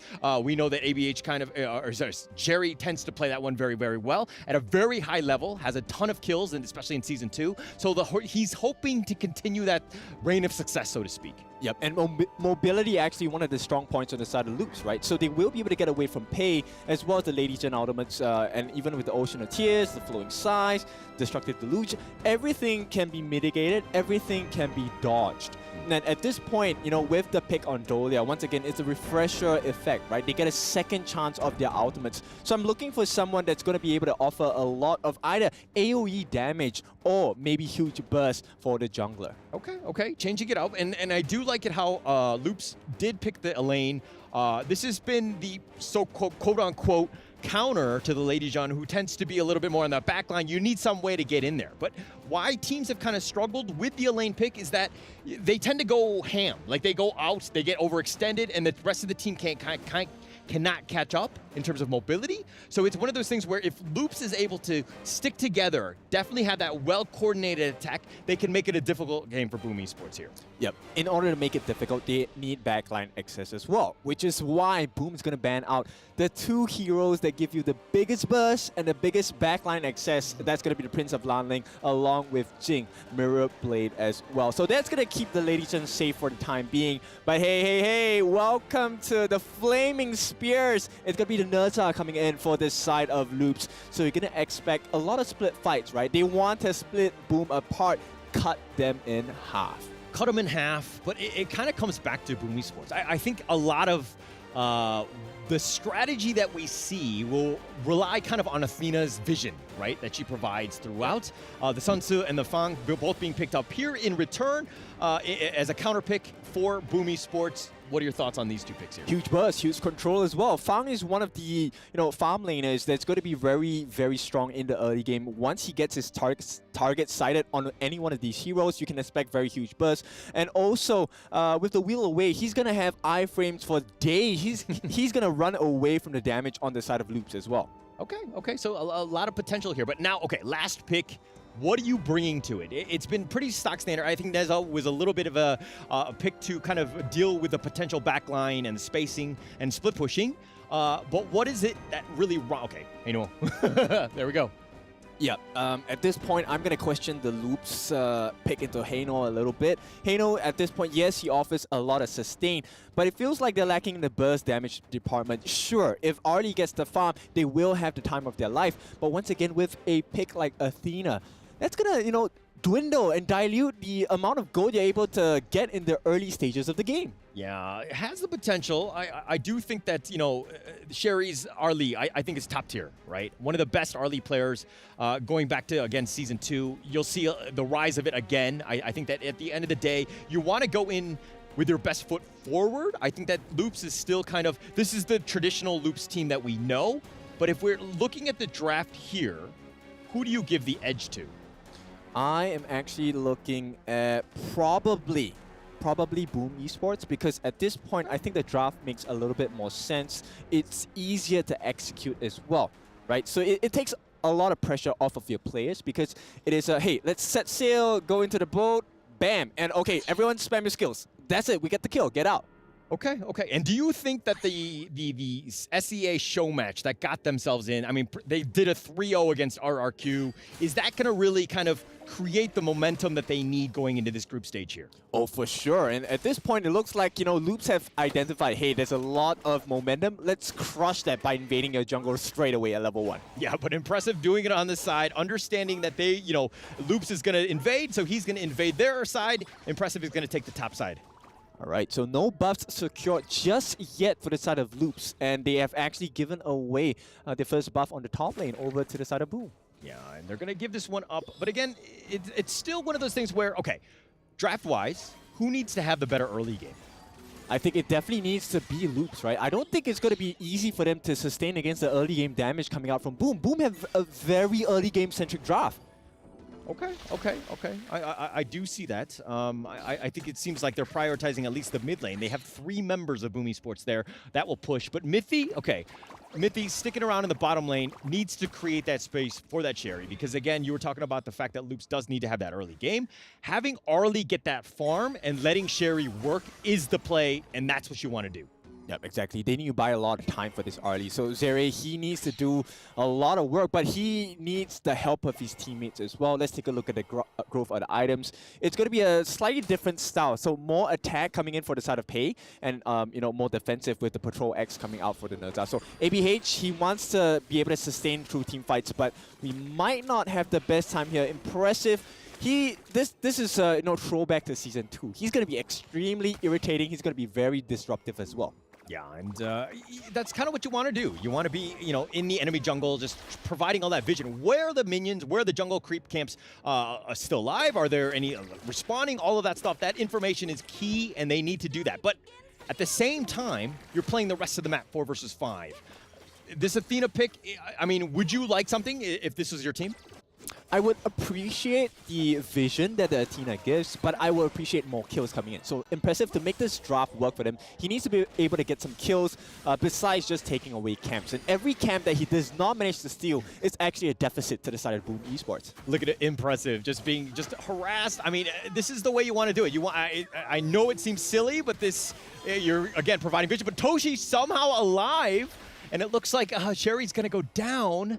What do you think about that? It's a huge deficit now for the side of Loops, right? So Boom Esports, this is the growth that they're looking for, and Impressive, once again, it's all about that information. He's giving vision. He will give his life for the cause at this point, and he is going to commit. So at this point, Loops, they need to take a look at how do they make it more sustainable, right? Sure, you can get the kills on Impressive. That's a bunch of gold, maybe a little bit of EXP, but the rest of the map is not in your favor. For the record, he did get the blue buff before he died. He used the smite. Sure, he gets it, and now Impressive. Just, you know, it's one of those things where you're just constantly hounding them. This is like, I expect like the ghost that's going to happen, but walk me through this replay here. Yep, so at this point, Impressive, he does a little bit of work. He buys a lot of time, but you know, at this point, the kill onto Zere is so hurtful to the side of Loops, because Zere is the main damage dealer coming out later parts of the game. Okay. So the moment they put a cap on the growth of Zere, especially like against someone like Toshi on his farm, who is going to deal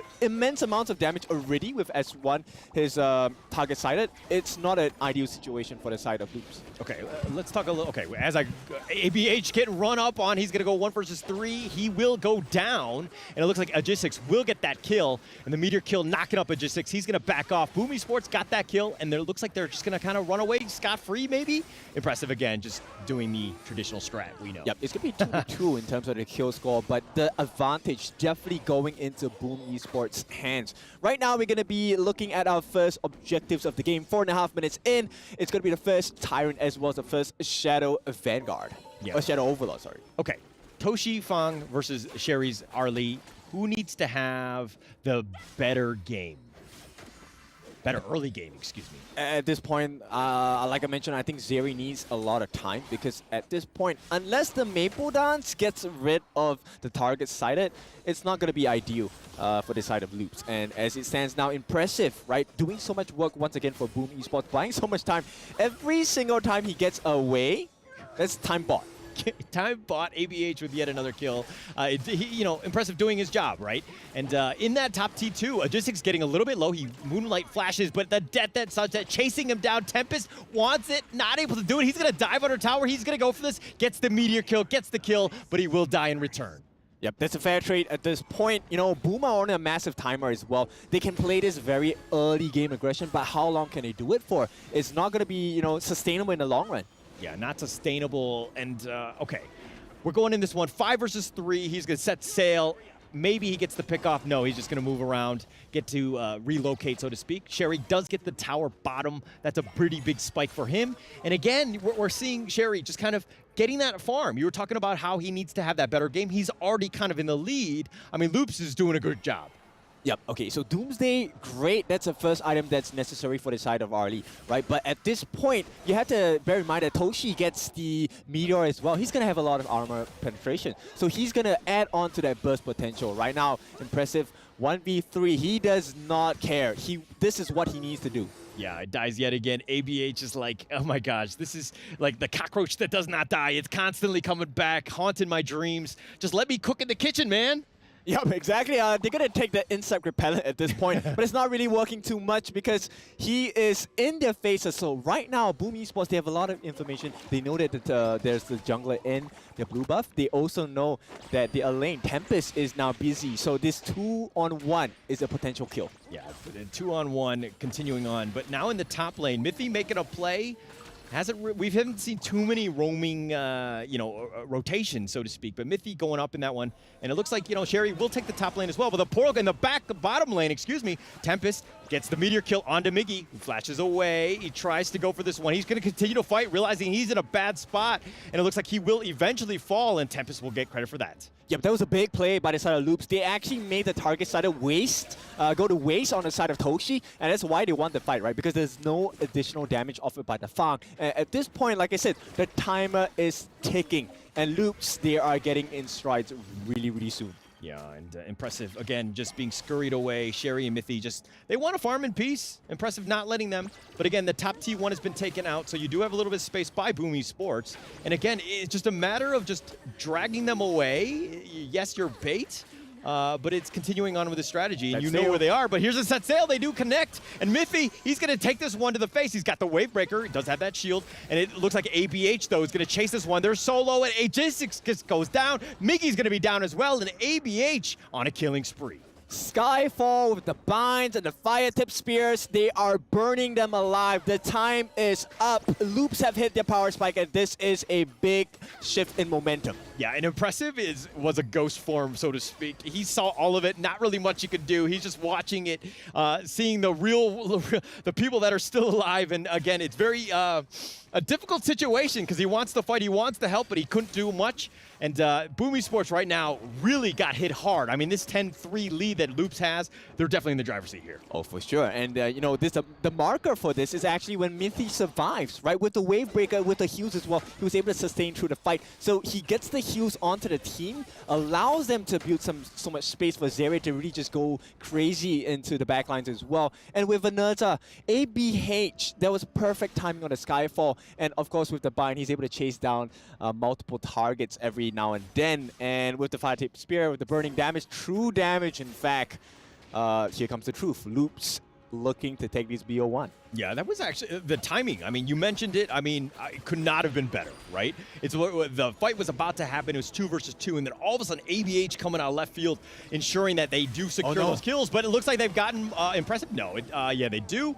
Sherry will get credit for this one, and now they're going to back off. And again, Impressive on the bottom side. ABH diving deep. Does need to be a little bit careful, though. He was kind of on the wrong side of that one. Yep, almost. Here comes the backup. Oh, and Tempest wants to go for this one. They got Miggy, and they're going to look to continue on. The Death at Sunset. He chases Tempest, goes down, gets the meteor kill onto Logistics. Does kill him as well. And again, all they can do is watch. Celestial Melody. That's what you want to hear if you're a fan of Loops Esports here. They take away the kills, they take away the structures as well. Impressive can only stand by and watch. Loops are in the lead. Yeah, definitely in the lead here.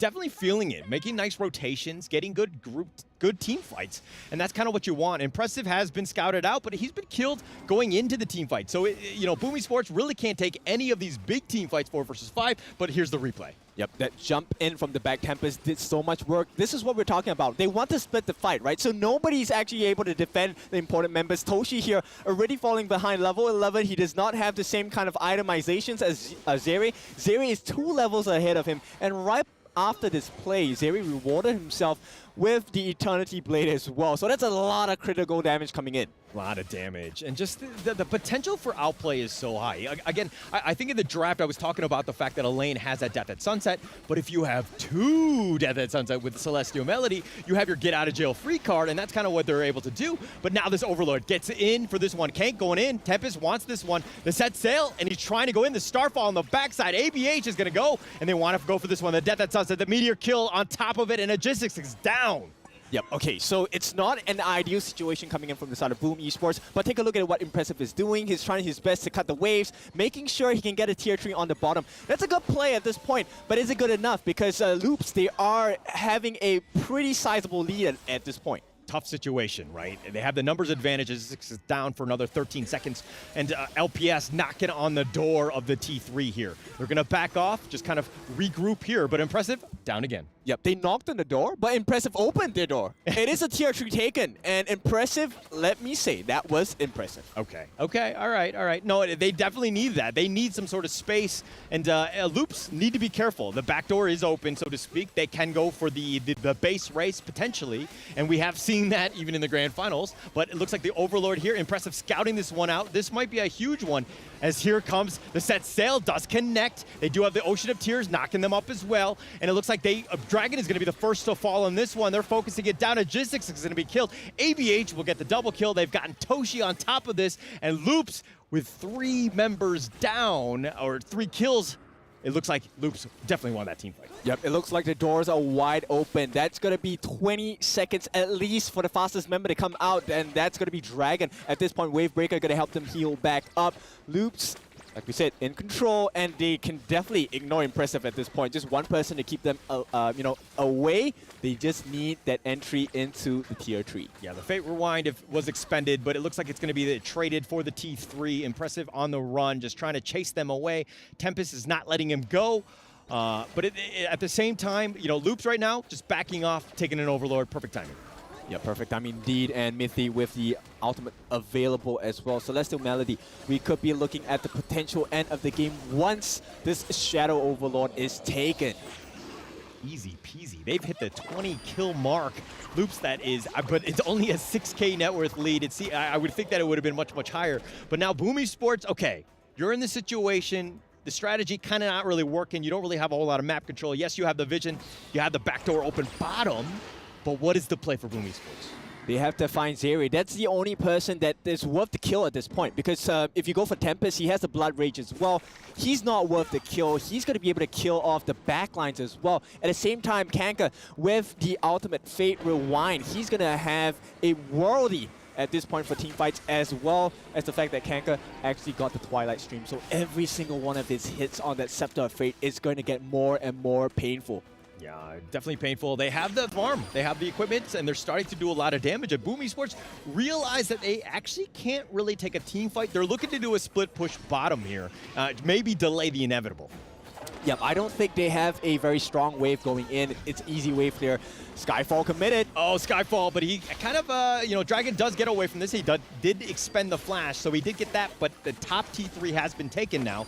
Loops Esport in full control. Yep, that was a worthwhile trade, right? It doesn't matter if I burn out the Skyfall, you burn out the flash. Skyfall's cooldown way faster. Yeah, way faster. And I mean, it's one of those things where, Boom Esports like, he's coming at me. I got to run. I got to get to safety. And no real chance. Everybody backed off. Nobody was looking to defend that top T3. So now this is a situation where Boom Esports, yes, you have the bottom that is open, but it's, probably the next big objective after this Tyrant here by Loops. Yep, and that's the only pathway that Loops is left with to kind of put themselves in a much better position. So I think checkmate at this point, because Loops, they seem to have figured Boom Esports out. Yeah, and how do you deal with a death ball? This is what the right way. Skyfall going in for this. He's focusing it in. He wants to kill Toshi. And ABH actually has the damage. The rolling rate, Toshi is down the wheel away, not able to get to safety. But now Miggy's being chased.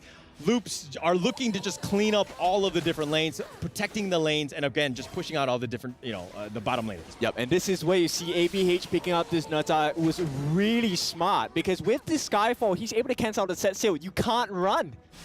Yeah, nowhere to go, nowhere to hide. And it looks like Tempest chasing after him. Logistics is going to eat that death at Sunset. He's been Meteor killed as well, but, Tempest is the one that's low. And he does have to back up, but here come the reinforcements. They get the knock up. If he gets one kill and Dragon is down, ABH finds him, but Miggy is going to be killed as well. That's 3 members down. They're looking to take this, and they end the game, and Loops does it in style at 15 minutes. They've got 23 or 24-4. Brazil, here we go. Loops, they managed to get one game. This will put them in a perfect position on the side of Group B here, joining the likes of KPL Dream Team. Of course, I'm really curious to see what our analysts think of this game and whether that was a big enough growth to really put a performance against KPL Dream Team. Now, bear in mind, they have to meet them later on in the games as well. Yeah, I mean, it's a best of one. It's one of those ones where they did get that, that win. That's exactly what you want to do. This is a great confidence booster for Loops going into this. You definitely want to be on the top. Again, just to kind of recap for the viewers that are just tuning in now, only top 4 in each of the groups, and there's only 6 teams.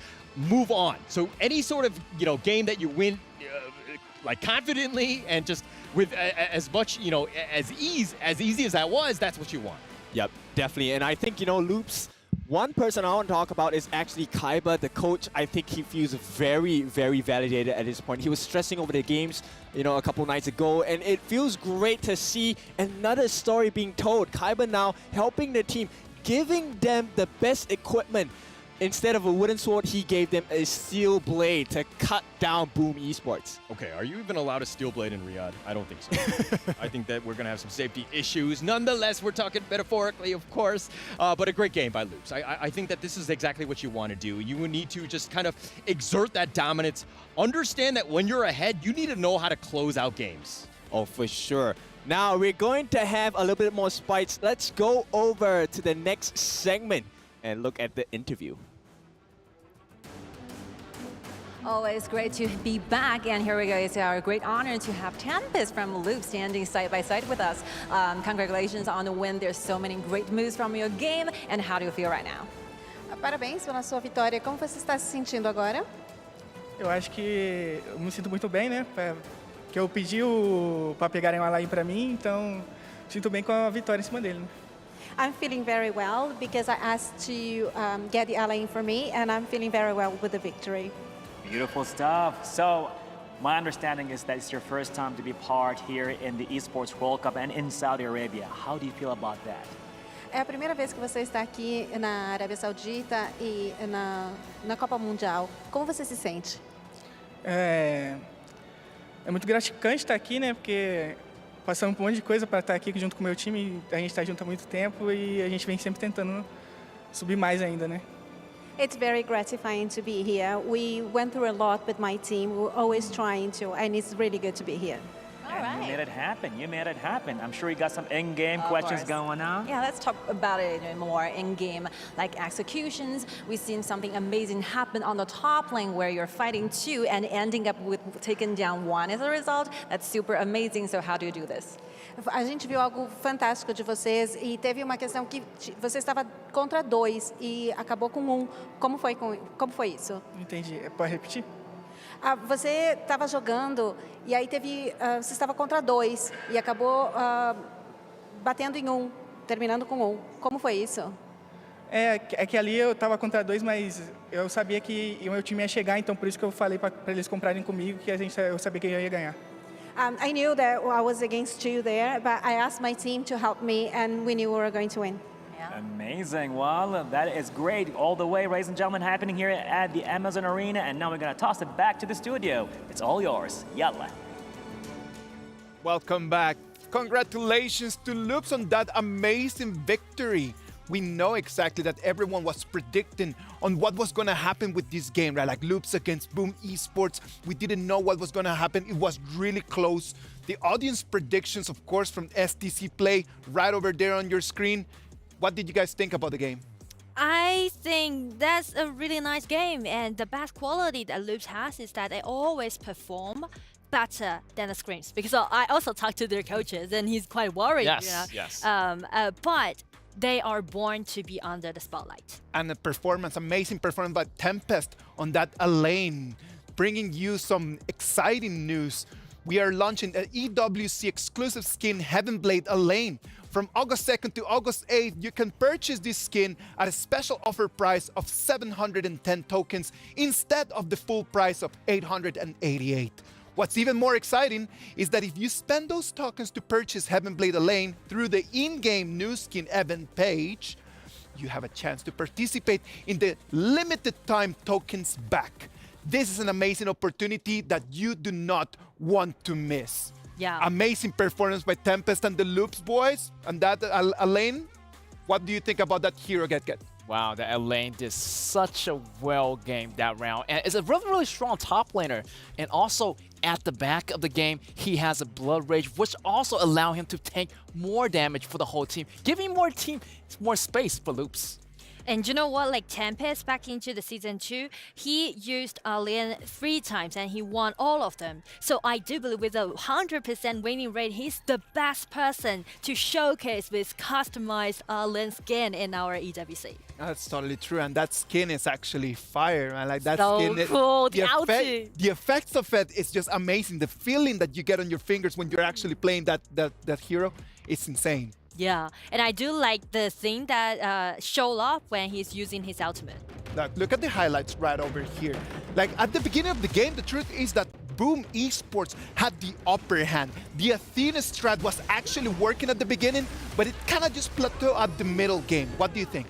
I do like the Athena pick, but if you want to play this hero well as a support, there's two things that you need to remember all the time. First, take all of those jungles, all of those monsters on the other hand. And second, just provide the vision control, but try to enlarge the goal difference before 6 minutes. But as we can see, around 7 or 8 minutes, they still got even go. I love this one right over here. We thought that Loops was actually aiming to try to rush into that overload, but it was not. It was just an invitation for them to come and fight. It was just luring Boom Esports just to come in and try to get them. And get, they went back home with nothing in their hands. That's right, man. That was a trap there for Boom, and Boom took the trap, and they went inside really, really hard. Thought they can get the dragon, but Loops did it again. They turned the game around, allows to go for the final push, and ended up winning the game. Amazing game from Loops. A good try from Boom Esports. I'm not gonna lie, like the Athena pick, I liked it a lot. But on the other side, like the way that Loops just reacted to that and was able to just in the middle of the game just to kind of level things out, it was amazing. And the thing how they do it definitely is related to Tempest, the top laner, the control laner, because he just stay in his lane and try to do the lane outplay his opponent. And talking about Tempest, he's going to be our match MVP on that lane. Look at that KDA, man. 10-1-5. Insane performance by Tempest on one of our favorite heroes at the moment. Yeah, I mean, they're kind of lost in the jungle, but Lin, Tempest just take the first blood and try to stabilize the pace of the game, and then he just outplay on the top lane and just let everything to be in control again by LPS. Yeah, I feel like, you know, Boom did really, really well in the beginning. I feel like the time was running out towards that 6, 7 minute mark.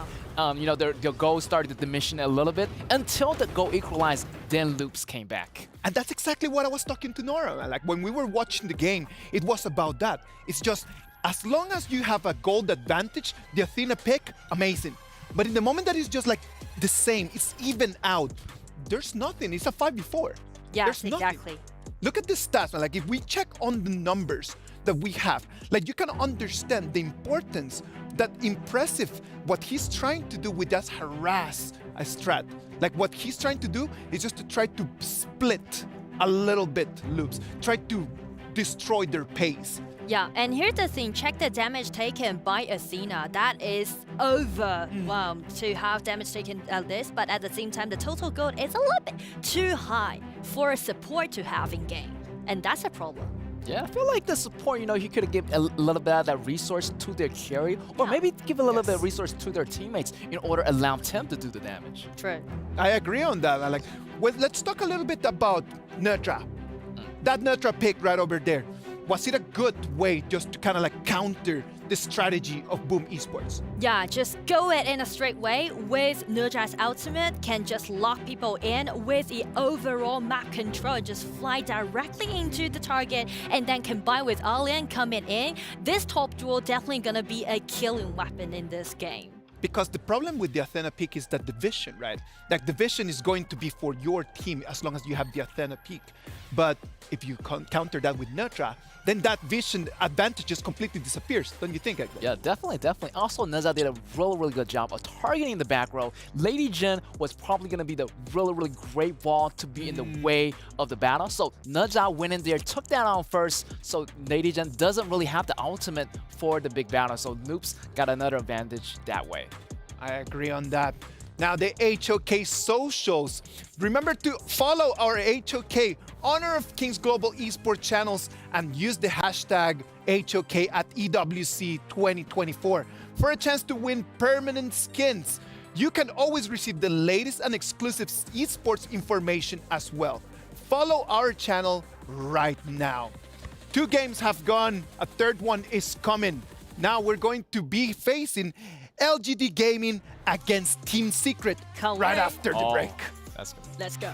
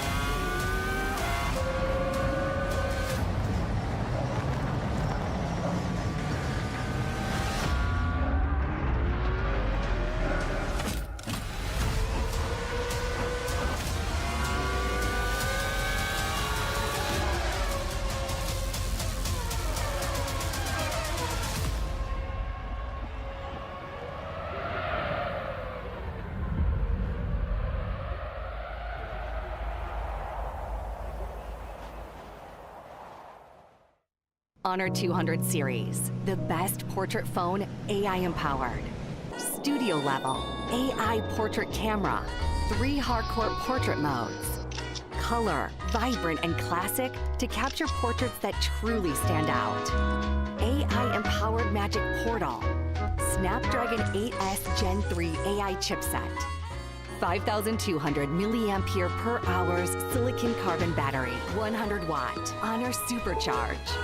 This is Honor 200 series.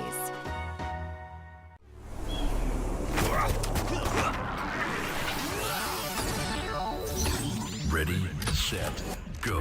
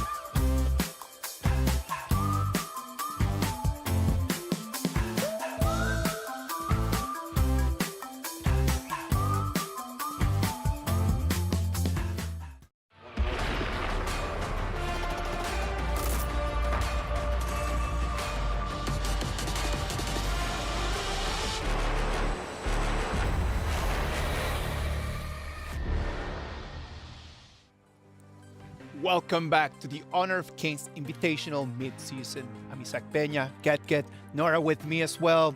2 games gone, we're moving into the third one. We're gonna have LGD Gaming against Team Secret. STC predictions, what do you guys think? I would say this is quite even matchup. It's so hard to choose. But I know. But for me, I gotta go with Team Secret, right? Okay, then I'll go for LGD. Okay. The birthday wish, do you remember? Yes. I feel like, yeah, the LGD got the birthday wish, but Team TS, I feel like they do have a grudge match. Okay. They came in so close for the S2. So, yeah, definitely, they're going to try their best. Okay, if you're going to say so, then this is the 3rd time that they contest with each other. And you know what? LGD won twice. I think it's going to come down to the BP, man. I'm not going to be able to say right now if I am LGD Gaming or if I'm Team Secret up until I have that BP in there. It is just so close. The two of them, these 2 teams are so leveled that I wouldn't be able to say right now who is going to take the dub. After the BP, we will be able to see that. But you know what? The LGD Gaming and Team Secret players are already coming in. I know that the stiffness on their fingers right now is max. The stress gotta be unreal. Wow, look at that. I feel like they're really excited to see each other. I mean, it's like that distant relative you want to see for Christmas, but also at the same time, like, you're really happy to see them leave again. So I'm feeling like for both of them are really like that. Like, they're really excited to fight each other, but at the same time, like, yo, why we go into the game, I'm gonna burn out your crystal. Same for TS, same for, LGD. Definitely, they're gonna have a grudge match. They're gonna have the rematch, and they're gonna try their best to grab this win. It is going to be tough for them.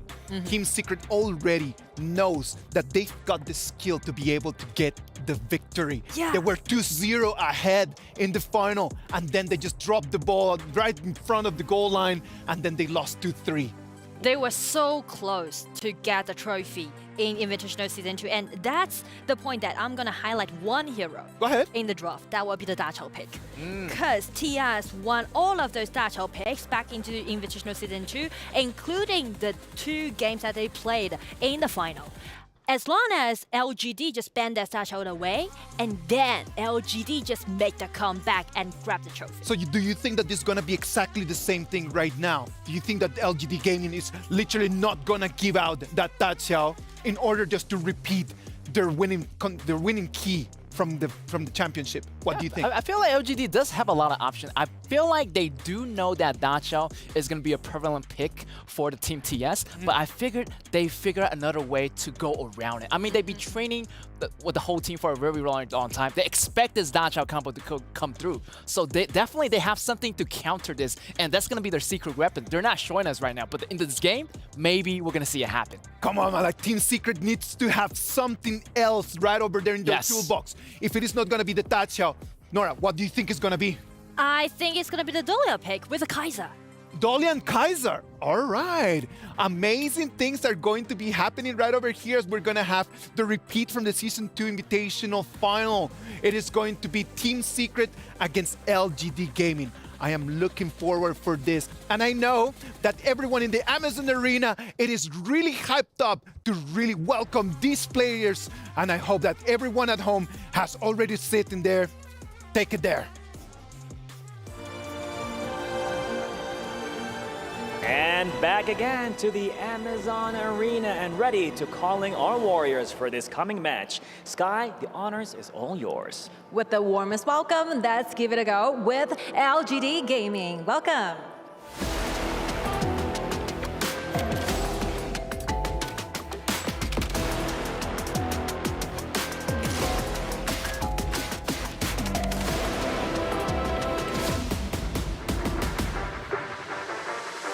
I was told that they never give up. They fight till the very last end. Hope their opponents are ready for this. I'm sure they are. Hailing all the way from Malaysia, let's hear for Team Secret.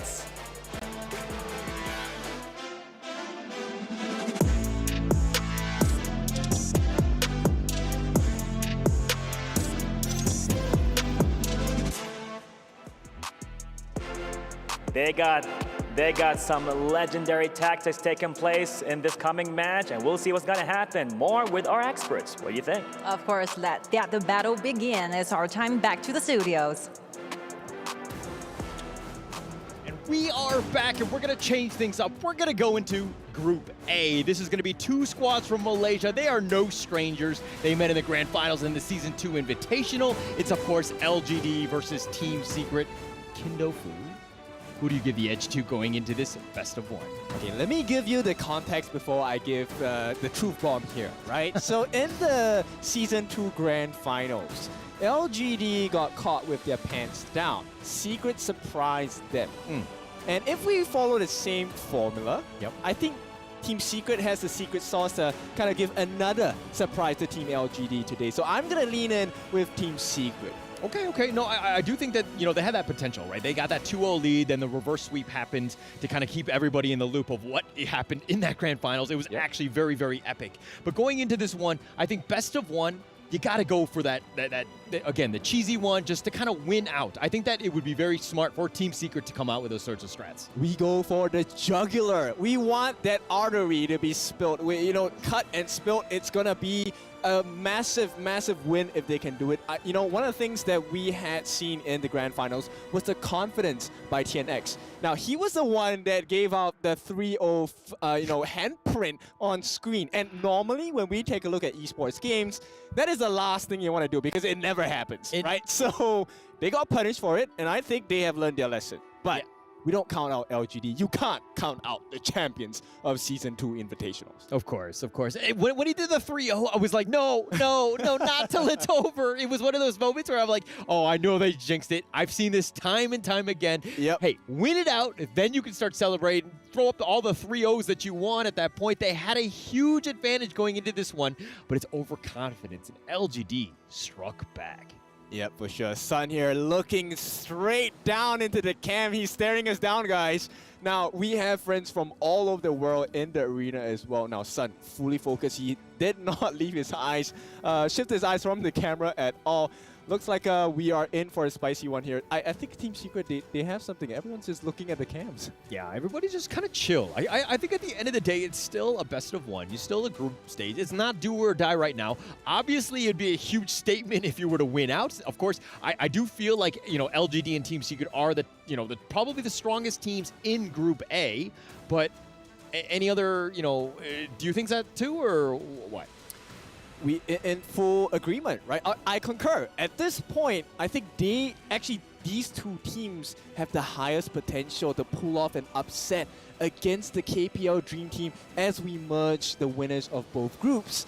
So at this point, it really is, okay, this is a statement match for me. It's more of like, who is better? Who has a higher chance of actually upsetting KPL Dream Team and possibly taking out the entire competition and lifting that trophy at the end of the day. Now, foreshadowing, I voted for Team Secret to win the whole thing. You're wrong. Go on. Yep. I have been flamed right off the bat the moment I announced it, right? All over, the social media platforms, I have been getting some flack about, you fools. It is the KPL Dream Team taking the whole team. And I just have to say, everything starts with one step forward. Yeah, one step forward, but okay. Let's talk a little bit about progress here, right? I think LGD Gaming Malaysia, this is a team that does not lose, right? They only have lost games to Team Secret. So getting to that level, and we'll see how Group A plays out with the rest of today and tomorrow, but LGD, I think that this is their most formidable opponent going into at least day one. I think KPL is definitely on their radar. It's something they need to respect, and they're going to kind of, take that when it happens. But I think that we're still very far away from that matchup. Well, just a little bit of information. Both of these teams actually went to a couple of overseas experiences, boot camps, to really just pick up the pace as well. So they have experience playing against KPL teams, so we might see, a monstrous evolution for both sides. And this is really exciting to me because, let's see, they have planted seeds for a couple of weeks now. Can we see the results? Do we see a tree? Do we see a fruit? Do we see, do we see barren wastelands? It's going to be a barren base for one of them. Yeah, definitely. So I do like that analogy. And I think we're going to have to see exactly what does sprout, right? I think it's going to be super important going into this one. I think when you're talking about evolution, one thing that LGD cannot do is go down 0-2 in a series again, right? Playing from the back foot where it's do or die, you do not want to be in that situation. You definitely want to be on the reverse side where, hey, you could potentially finger, do the fingers of the 3-0 and then maybe put yourself in that situation, but you want to be coming out from ahead. Yep, and they are in good hands because the person responsible for the team is actually Joker. Now, we all know Joker, and just a side piece of information, if I don't have it wrong, I remember him saying that he had a master's degree. Now, I forgot what major that was in, but hey, he definitely has a master's degree in forming teams. He has experience in building teams from scratch with very good growth as well. And this is his baby, and LGD are looking for the win today. Yeah, and he's looking very serious on taking every single game to the most, the highest level, so to speak. He's definitely going to be bringing it. He wants that team to they're going to be tested, right? And they're going to be tested early. Team Secret, again, you're talking about the fact that, TNX is that jungler that really needs to get going. I think Team Secret kind of ride or die with him. If TNX doesn't have that good game, especially early, Team Secret really might struggle in this game. Well, that could fall into the hands of Yuhan actually, because he was one of the few MVPs. Remember, we were talking about, hey, he did not get an MVP reward for majority of the tournament, and when he came out with his hands swinging, guns blazing as well. So I think Yuhan could be that secret formula to really get TS ahead in this game. Okay.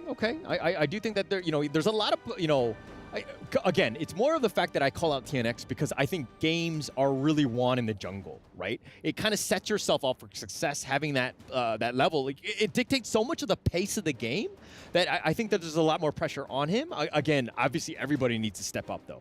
Yep, all they need to do is to secure something good, and they will allow it. LGD allows the Da Chao. And when LGD allows you to do something, they are ready to take out the whip and whip you for making a couple of mistakes. Yeah. And Nora kind of rightly pointed that out in the analyst section. Basically, Team Secret, when has the Da Chao, they're, undefeated, I think? It was, a very high win rate hero, but again. Yep. Is this a win for LGD already? It's an Ogren and a Lung coming in for the side of LGD. Now, they will allow the Fu-Zhi Da Chao combination. They're going to allow the Luna pick as well. But you're going up against the Ogren, and Ogren loves people who get close. So isn't that detrimental to Luna? Definitely. And, allowing both of the latest heroes to kind of be picked back-to-back. I'm hoping Team Secret have, a strategy in mind, how they're going to deal with this one. Because I feel like both of them, a top tier at this point. Yep, and you know what's scary? Talking about new heroes, LGD could still put their hands on one of the new heroes, Yao, as well. Yeah. Although, to be completely frank, my just humble opinion is that Lung and Ogren kind of a little bit a step above, right? Okay, I can see where you're going with that, but at this point, when you put them in the hands of LGD, they know when the power spikes come, right? They know the win conditions, how to make these people stronger, how to make these heroes reach their full potential. And at this point, let's take a look at the bans as well. Now, covering from the side of Team Secret, they're going to ban out the Zhang Fei, Heino, as well as the Dolia. And now their final one is going to be the Dharma. And this speaks to me about making sure that there's not a lot of CC, number one, not a lot of damage over time. They don't want to get peeled down. And more importantly, they don't want to allow their backline access to the likes of Zhang Fei and the potential steal coming from a double smite strategy that LGD has been known to abuse over and over again. Yeah, as a Zhang Fei main myself and seeing him just constantly banned, I'm a little disappointed. I wanted to see a little bit more action. We saw it kind of do quite well. It was definitely top 10 pick in Season 2. It had a lot of play, but the Dahlia ban as well. So that's kind of interesting because, again, both of these roamers have been very, highly sought after. Teams definitely want it, and now it looks like the teams really need to adjust. Yeah, and this is one of the big bans on the side of LGD. I want to highlight the fact that they actually banned out the Zhouyu. Now, Zhouyu, as we all know, very good at that damage over time, but more importantly, one of the best wave clears in the mid lane as well. And that's actually one of the difficulties that Team Secret has at this point. They don't have the best wave clear. Yeah, definitely don't have the wave clear, but they're looking to split push regardless. I think they need to kind of deal with that. Angela will deal with the wave clear there. Byron being picked up as well. So nice round out of the draft. Who do you pick as LGD here? I think we're looking at a support that can offer them a little bit more shield, but it looks like they want to go for the counter play. So Lianpo is going to be the final pick for the draft on the side of LGD. I like it. The NTCC properties will allow the team to really reposition themselves in the fights, because when you're going up against a Luna, positioning is of utmost importance. Definitely, definitely. It's the most important thing, and it's important regardless of the hero that you pick. Not to kind of undersell what you're saying right now, but I do feel like it's one of those things where you need to be careful, right? You need to understand where you are at all points. So it'll be interesting going into this one, and of course, this is a best of one. This is the third match of the day. This is, of course, Stream A. We're going into Group A on this one. Okay, draft. We kind of know what they're going to be picking. Who do you give the edge to? While I voted for Team Secret to win this match, I have to give the edge over to LGD. I really like the picture. You know, if they get the formulas right, if you take a look at what's happening on the side of LGD, they have a lot of control as well. And Algren loves control. Loong loves control because they open up the map. They open up the fights as well. Nobody's going to be able to touch Musang King. Nobody is going to be able to touch JR. And with these two heroes, they love that full-on control. Okay, you just said like love like 5 times, man. Every big single love. time you said it, it was different. Can you feel my love coming in? I can. It's great, but we're going to go into this one. Of course, this is the third game. We're going to go at LGD versus Team Secret. And again, Jay in mid lane, just kind of creating a little bit of space for Zeong to kind of get that farm. But all right, which player from each of the teams need to have that really good game? I think at this point, it has to be Team Secret, right? Because it's much easier to grow on the side of LGD. In order to grow on the side of Team Secret, you need to get the kills. And that's not likely to happen in the first few minutes of the game, because until Sun actually gets his farm up and Tiana gets his itemizations, it's going to be a hard battle to fight. Okay. All right.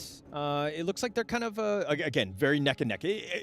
You know, we talk about the match of the day. This is definitely my match of the day. I think that these are two evenly matched teams, and we're going to just see nothing but fireworks in this game. Oh, for sure. Right now, we're just lighting the fuse up, right? It's going to take a while before the fuse comes to the end, and we have the full-on explosion of rockets and whatnot. But you can see LGD, rightly so, very aggressive in the start. They do have some pressure coming in. Wait, if you're going to light the fuse now, how long is this fuse? I mean, the fireworks, they should be happening now, right? Well, for the side of LGD, it should be happening. But Team Secret, they know that this fuse is coming, right? So they're going to try and delay. They don't want to fight. They want to fight when it's a guaranteed win. So until it's a guaranteed win, then you're going to see them just sidestep, move a little bit more towards the back. And right now, it really is about smart trades, right? Can we get the perfect ROI? I'm going to invest a little bit of time into the lanes, get some farm, and I want to be rewarded with kills. Okay. And, okay, getting rewarded with kills, though. Sun on the Foos, looking to, you know, get that corporal punishment onto Loong, JR. Is this the right counter pick? Are you comfortable with the Foos as your farm laner? I'll be honest, it's a little bit greedy because they have to wait till the late game. And at this point, I believe once Sun gets his farm up, he will be able to melt down the members on the side of LGD. But the question is, will LGD allow that? Yeah. We're going to have to see. I mean, it's still very, very early. We're seeing just how much Jay is really just trying to prioritize that lane, trying to create some space for Loong to kind of get, you know, his farm. JR had just hit level 5, a little bit behind in terms of XP of Sun. I mean, it's pretty neck and neck still, but very, very close. Look at the net worth, neck and neck. Yeah, and this is a good position to be in for the side of Team Secret, right? Because if I'm on LGD, I'm expecting to have a huge lead at this point. Yeah. Okay, but TNX looking to invade. Again, we're talking about the fact that he needs to get that farm. I don't know who got that. But I did not see where did that green line go to, but it looks like it was went very to close. Sun King, so I think it should be a secure on the buff. A little bit of pressure applied, right, from the side of Team Secret, and right now they're both dancing once again on knife's edge. This is what I like to see, right, because in any moment, when the first blood comes through, you can definitely start to see a huge swing in momentum. Yeah, and both of these teams playing kind of cagey. Nothing really too out of the ordinary. They're not going for crazy gank attempts in any of the lanes. Everybody's playing kind of just stock standard, like in the lane, just playing defensive. I'll just take my creep wave. I will give a slight advantage to TNX now. He did manage to steal one camp, so he's going to have an EXP advantage.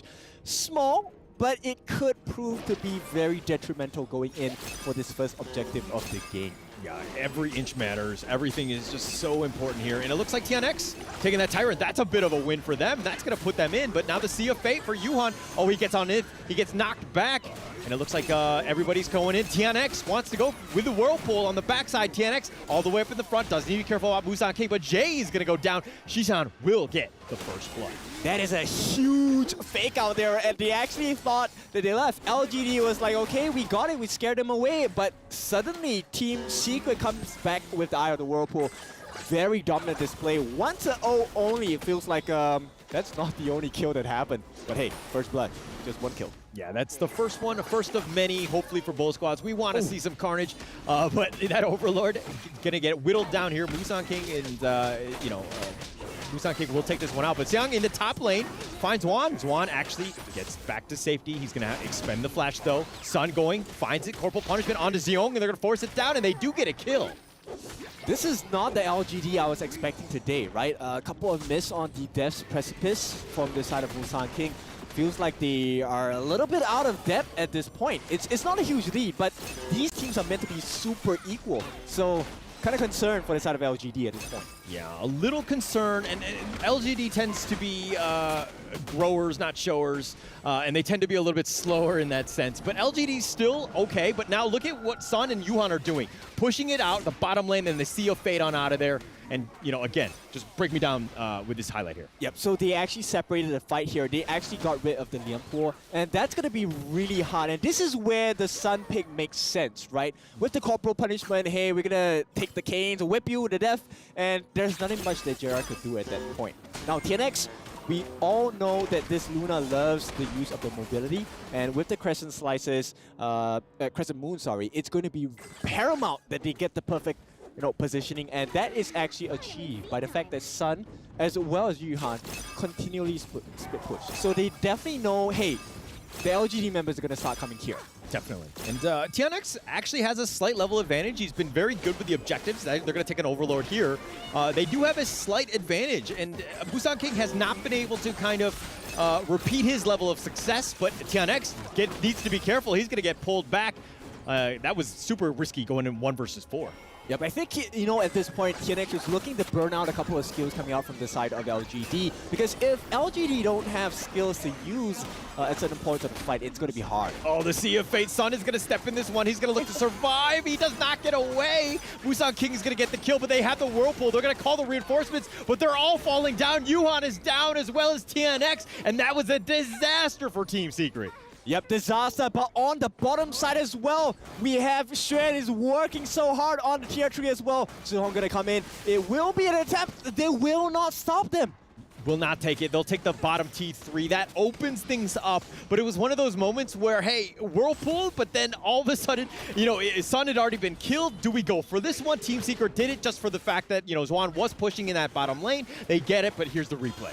Yep, the question here is, was this a, orchestrated play? Did they meant to give their lives? Because they knew that this will be a tunnel vision coming in from the side of LGD. There's no way you orchestrate it where you sacrifice the rest of your team. Like, Yuhan could have just died on his own. They already had 4 members of LGD. There was no point in going into this fight, especially when you're man down. Zwan actually was already pushing. They should not have gone in for that one. That seemed like a big misplay overall. Well, but we do have the potential situation where Game 1 of the Grand Finals might happen again. Granted, that was a Tempest Dragon timing, 20 minutes. We're about 12 minutes away from that. But we could see a potential backdoor coming in from Team Secret because the door is open. The door is opened, and that was a game where, Team Secret was actually very behind, and they were being very reactive, but they had that insight to be like, they're going for the Shadow Dragon, like the Overlord. We were able to kind of just pull it away and get in for this one, but in the top lane, does need to be careful. They do have the Whirlpool if they want to go, but it looks like Sun is not going to call for reinforcements. They do not want to, feed LGD, so to speak. Yep, so a couple of punishments coming in from the side of LGD. They're still keeping pace, right? They will make it out safely. At least for the side of Yuhan, he will have to sacrifice Sun, for that earlier attempt on the tier 2 on the top. And now, this to me is just major advantage coming in to the side of Team Secret, even though there is a goal lead coming in for LGD. Yeah, and Team Secret, this is their MO, right? Oh, nice pull in. He does have it, but Jay is going to take most of that one and Sea of Fate on out of there. TNX will go recover, and he'll be back. Yep, and right now, let me just share with you, Team Secret, they're just looking for one member, right? Once they see Xiang out in the open, they will send Xuan all the way to the bottom lane to work on that open door. Yeah, no, you got to put the pressure on them, right? LGD want to group up. They want to stick to the lane. And being forced to kind of react because of the fact that the T3 bottom has been taken out, they need to deal with it. So essentially, you're kind of splitting them up, making LGD react to what you're doing on the map, and Team Secret playing it smart. They understand what they need to do. And again, this is a 1K net worth lead, but with Yuhan's Sea of Fate Whirlpool, you could make a potential play anywhere. TNX going in for this one. Zihang flashes back to safety. He's going to be focused. He's going to be killed. TNX will take this one. They're looking to turn this around, and they look to Sea of Fate will keep Shishan alive, but TNX in a bad spot. He's going to back off. He's going to be chased in, but here are the reinforcements. They do have it, but the infinite vastness, he goes in for this one. Shishan has been killed, and they do have Yuhan as well, and they're turning this around. Yuhan has been killed with the double kill, and it looks like Sun trying to turn this around, not able to do so. Triple kill going away with JR. Yep. LGD take a lead, finally. Yes, the gold has been in their favor all this while, but finally the momentum is in their favor, and this is the win condition that they love to see, right? This is when Team Secret balls up. If you are in a bunch, that is the perfect situation for Musang King, and boy, did they capitalize on that. Yeah, they did it really well. That was a really good team fight. It was one of those moments where, you know, they see a fate on out, but then they come in with a whirlpool. You're like, who's going to go in? Are they going to go in? But again, here's the replay here. Yeah, and you know, JR on the backline just working on the Yuhan as well. So no more saves coming up from the team, and Sun is now left alone. So the moment, right, the tanks and the main damage dealers like Shishan, once they're out, there is no comeback factor for the side of Secret, right? They have to just deal the damage that LGD offers at this point, and we know the result of that. It's only happened like twice so far in this game, but it could be more prevalent as the game goes on. Yeah, and this is kind of where Team Secret are kind of comfortable with. I mean, understanding that this split push with the Yuhan Sun, they've just kind of, you know, forcing the issue, making the play happen. They can see a fate on out of there. They do have to get out of jail, assuming that they don't have that burst by LGD, but it's, again, they're comfortable, they understand what they need to do, but this net worth lead is starting to grow for LGD, and as a Team Secret fan, you gotta be a little uncomfortable. Yeah, but the LGD fans are definitely cheering them on. At this point, this is going to be a 11-minute overload, which means this is the shadow version, right? There's going to be a lot more damage, a lot more potency of the buff coming in. Yeah, and anytime LGD do an objective, Team Secret are like, all right, we're just going to continue to split push, make them force them out, make it uncomfortable for them so that they can't just take it willy-nilly. But Musang King will probably take this one. Should be no issues, especially at the 12-minute mark here. Yep, play the map. That's the game plan for the side of Team Secret. You can see there's trying to limit the amount of vision and information that LGD gets, and so far it seems to be working out. But they themselves don't have that information. Yeah, they don't have much here. Sea of Fate, they're going to get on out of there, and they should be fine. Xiang and Jay showing themselves. They're going to look to push this. And again, anytime you push a lane, you got to watch your backside. You got to watch the other lane. What's happening there? LGD are starting to grow up. Here's 4 members, and they're just knocking on the door on this T2 as they take it down. Yeah, Giant's grip already completed for the side of Musang King. He's going to be a tanky boy at this point, and they want to group up. They want Secret to group up and to get that fight in. They want it, but they're, you know, again, LGD playing it smart, sticking to objectives. They don't need to force anything. Of course, they need to kind of worry about the bottom, you know, that's being pushed out by Zhuan. But, you know, the Shadow Vanguard will deal with this one. Should not be too much of an issue, as it looks like they're going to push on this T3 here. Well, comeback may be completed at this point. Hang on. The Tremor Smash with a Chaos Cinder actually slowing down Musang King on the backside. It looks like they do have the stasis. He's going to stay alive for now, but Jay not as lucky. He's going to go down, and Sun all the way up in the front, trying to force the damage. Tian Zuan going in for this one. Doesn't he be a little bit careful? He expended the flash, but now he's going to back off. Team Secret, they got 1 kill, and I think that's enough for Team Secret. I think it's impressive that Team Secret survived that, because right before this fight, HoK actually got the Splendor, which you know pointed out earlier. And JR had his hands on the Siege Breaker, one of the most highest damage available from itemizations.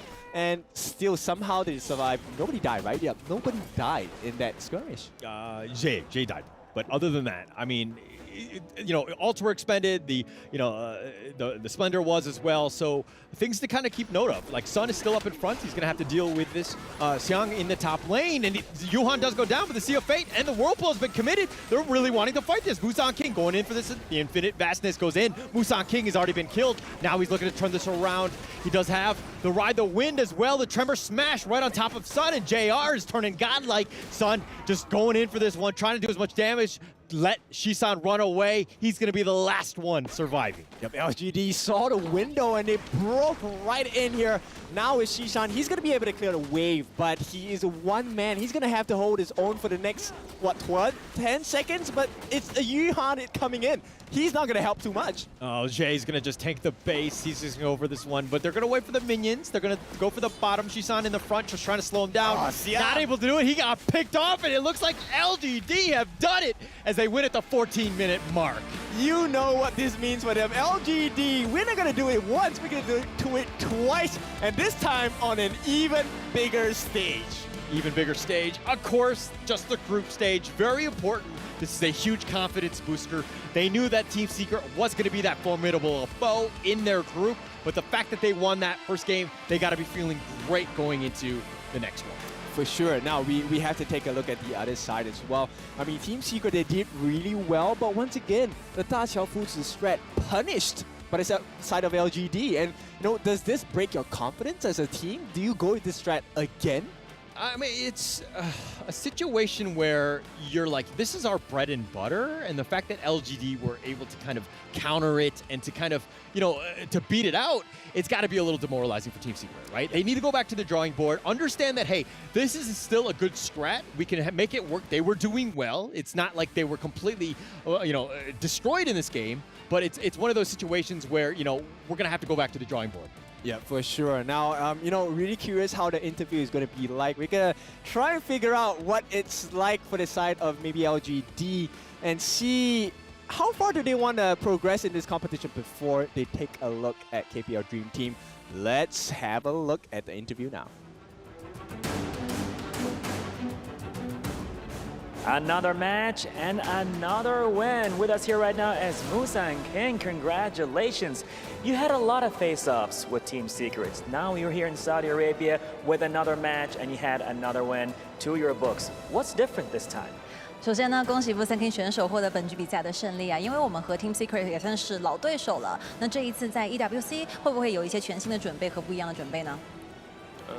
对我们来说是一般的，我们就平常心去打这场比赛。I think honestly for us it's a general game. We wanted to keep everything simple, everything smooth like we did before. All right.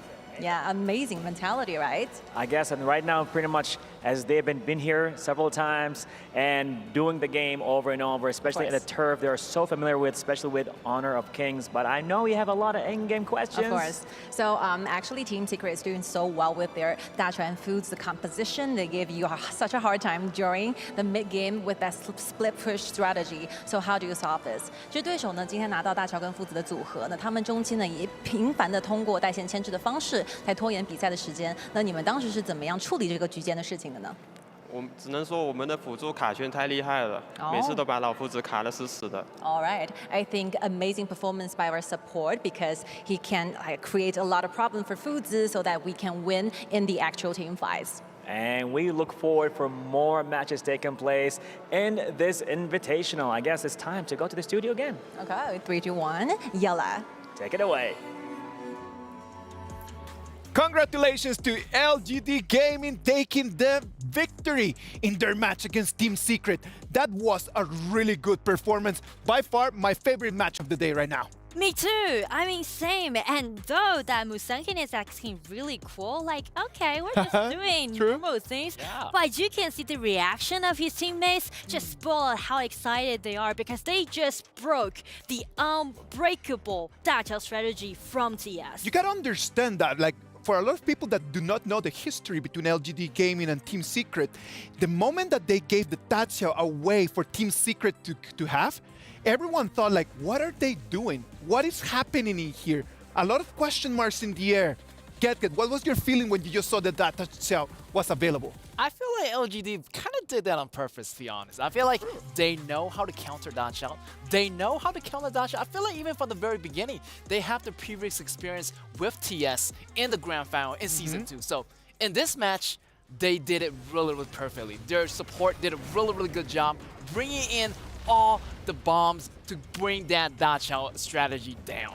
Let's dissect a little bit of the game here in the highlights, man. Like, you could see that the early game was completely for Team Secret. Yeah. Like, we can agree on that, right? I mean, the early game is really painful for LGD and everyone just worried about him. But everything just changed after, after this.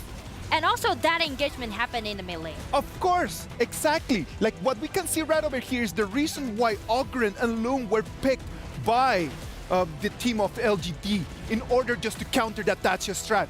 Like the Eye of the Whirlpool comes in, but he does not let Futsu just get out of there. Like it just controls Futsu not to be alive when the TP tunnel is sending him back home. Yeah, and I mean, like, see these highlights that we have in the clip. After Loon has been fully decked out, he's totally farmed up. He's able to take it, to contest with him. He got the triple and just turn over the game and let them to have the 10 minutes, Dark Lord. The Overlord, I agree on that. It was such a great demonstration from LGD Gaming in terms of, like, I know that the previous meta, your strat was invincible. But in this new meta, I'm gonna just get these two new heroes that we just got, and I'm gonna show you that I actually done my homework. Yeah, definitely need to highlight two new heroes, definitely super, super OP. And it's gonna be a really, really nice addition to the team of LGD. And congratulations for them for winning this match. No, of course, like it has been an amazing victory for them. Now let's talk a little bit on some pointers of that game. We've already talked about Ogren. What about Loom? Loom, completely new hero. What is your take on that? Super, super flexible shooter. Definitely one of those top shooters that is going to be available right now. First ability, true damage, high damage. Second ability is going to be the water form of the damage. A lot of sustainability in the beginning. You can use the auto attack to gain mana back, to gain HP back. The durability, a lot of knockups. Also movement speed on the hero, so it make it harder to opponents to catch up. And the ultimate, the most important ability, is gonna turn him into a really, really crucial move. Also turning into the dragon, you can invade a lot of different crucial moves from the enemy, and not even that Fuji's ultimate can lock him down. Like, it is an amazing hero that we hope that everyone can try. And we've prepared already a video package just for everyone at home to know exactly what this new hero can bring to you.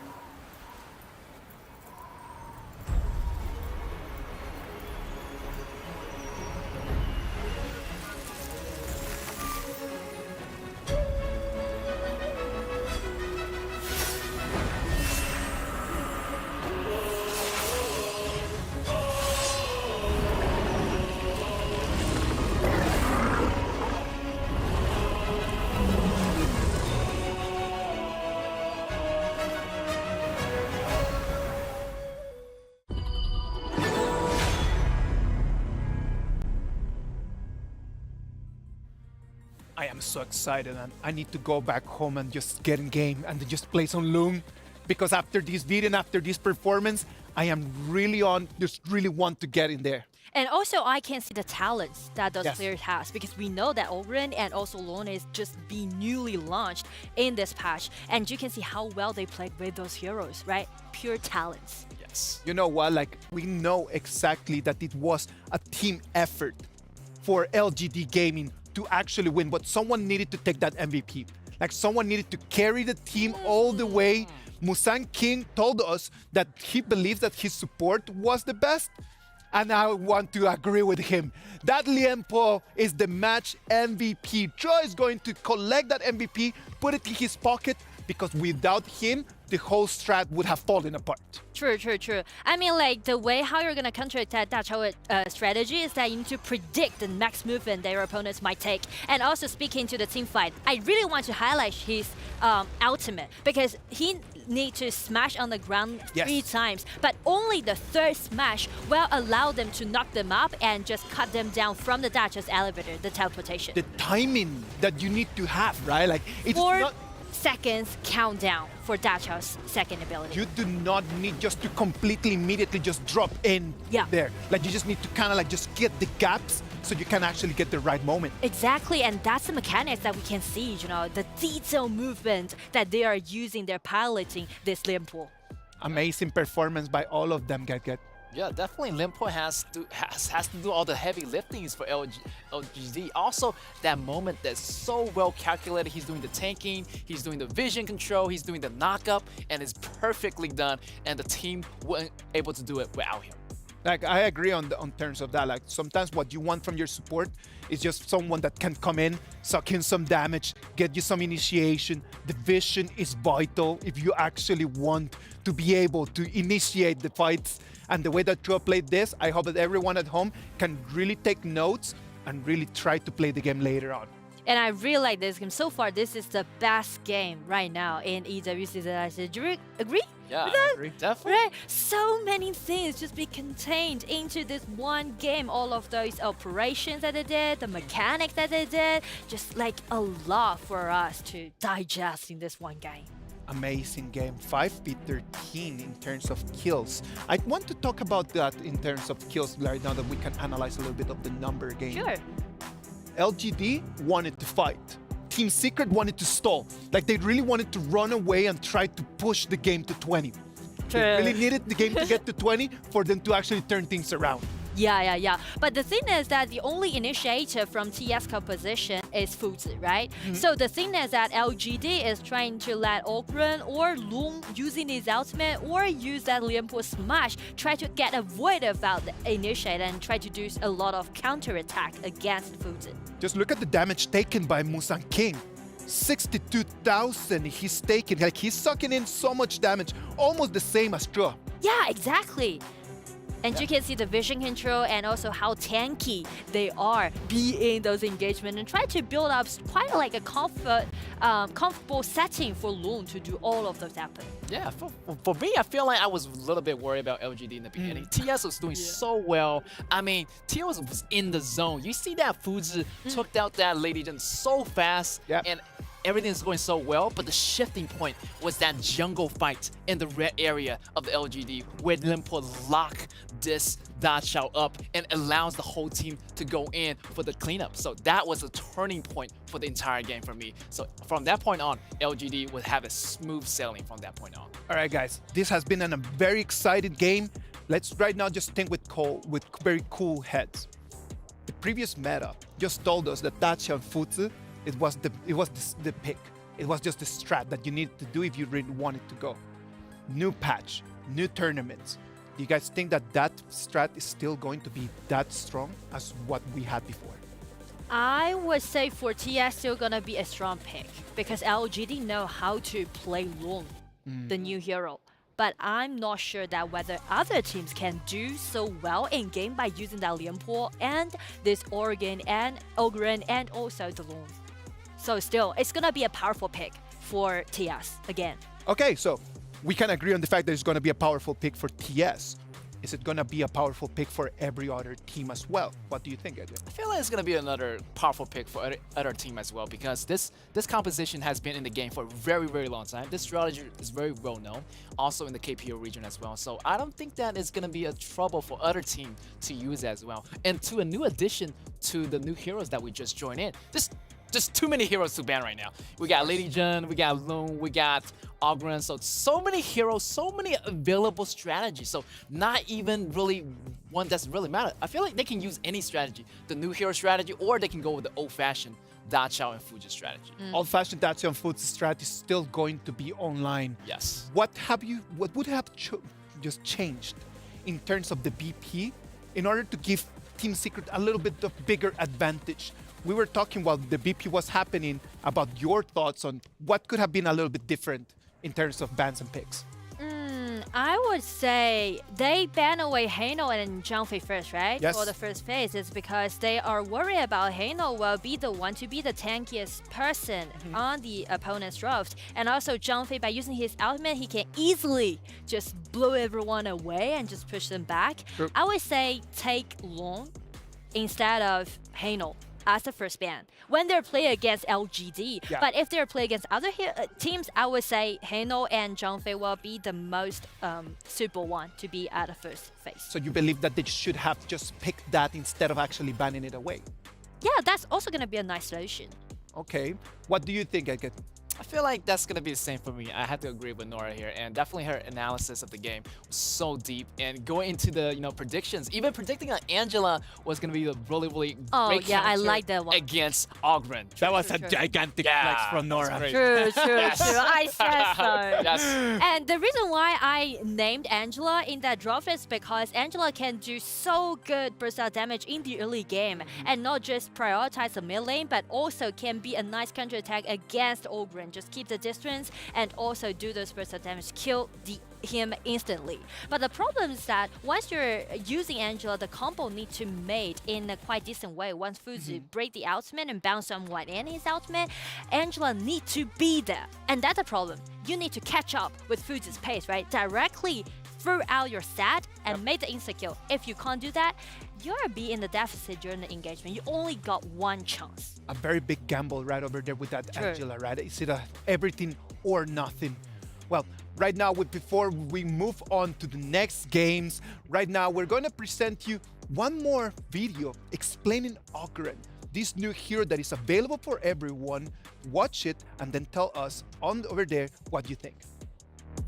The one who would control fate must be heartless. Raise the axe of God to smite all.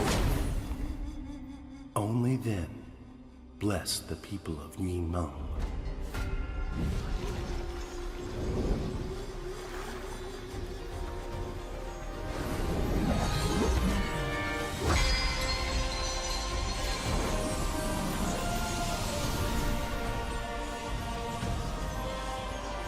Guide your fate. The cycle of rebirth.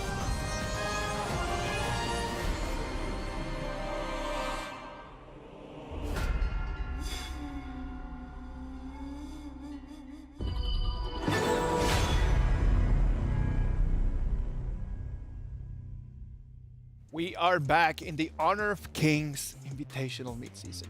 Well, they're already, how many games? 3 games have already passed. Like, I feel like it's been so excited that it's just like, I feel like time's just flying. We're gonna move into the 4th one right now. We're gonna have Team Impunity Esports against Team Kagendra.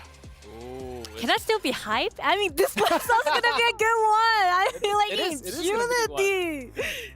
It's alright to be hyped, kid. Okay. It's totally fine. You be as hyped as you want.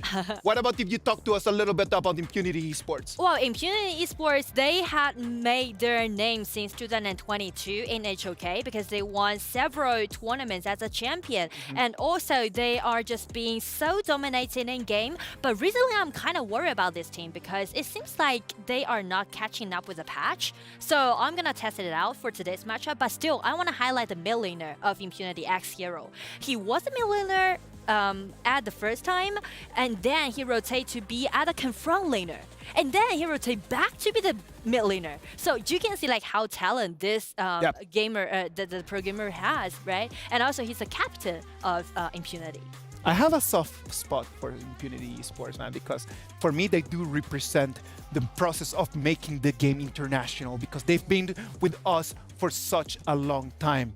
On the other side, Team Kagendra? Kagendra, also known as Cage, they've been together for a very, very long time. Also, their late game strategy is going to be their main point focus. I mean, they've been learning the rope of the game. They got all the fundamentals down. They have different strategies, like also, using the Dulia and the Kaiser combo as well. So they know a lot of strategy. So coming to the game against Impunity, I've had full confidence in Kagendra.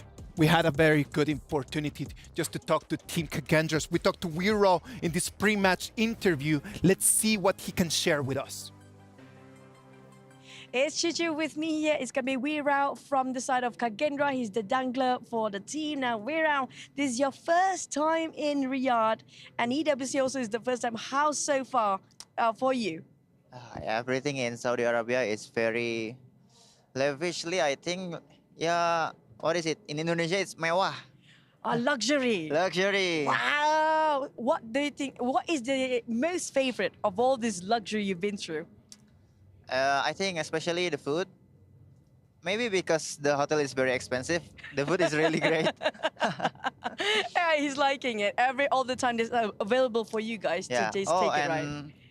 And even the hotel prepared sajada for us to pray. Ah, yes, I love it too. For Muslims, we do have the prayer mat that's being prepared as well. Now, okay, we had such a great time here in EWC in Riyadh, but when it comes to the games, how's the preparation for you guys, Kagendra, to come here in EWC? Okay, for today, we have match against Impunity and then against LGD. We know their play style, especially Impunity, also LGD. Yeah, we have prepared a lot in strategy. So you'll be studying them since the season too? Yeah, studying and also improving our team also. And what's going to be difference from the season 2 and in the mid-season invitation at the EWC now for you guys? I think not much different, but more discipline for us. In terms of what way? In terms of gameplay, of course. So communications-wise, you think it's okay for your team now? Communication, I think still can be more improvement from our side. So maybe we can see that if it actually have a result or not for your first match against Impunity later. But last and not least, of course, shouting out to your fans all the way in Indonesia out there. Use Indonesia, it's fine as long as you got your points across. Oke, untuk semua pendukung tim Indonesia, terutama tim kami Kagendra, dukung kami terus di EWC Kagendra. Semoga juara, amin. Amin. Thank you so much, Wirao. See you guys on the stage later on. Thank you. See you. Thank you very much to Kagendra. Thank you to Wiro on sharing with us his experiences over here about the hotel, right? Like, he's loving it. He's having good time. Yeah, definitely. By the sound of them, I feel like they're ready. They're ready for this. Of course they're ready, man. Come on, Team Kagendra against Impunity Esports is going to be our next match. We are super hyped about everything that is going to happen. What about if we just send it over there to the Amazon Arena and let's see what's going to happen in this match.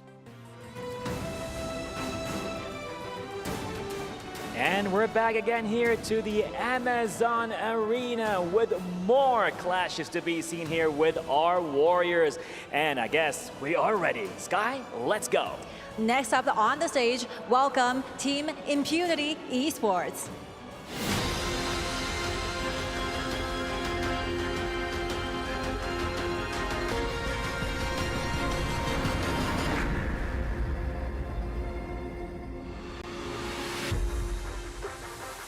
They strive from failure, they rise up again and reborn from the ashes. That's how good they are. Ooh, reborn from ashes. Let's see what's gonna happen right now as they're gonna go against their competition. Hailing all the way from Indonesia, let's hear for Kagendra.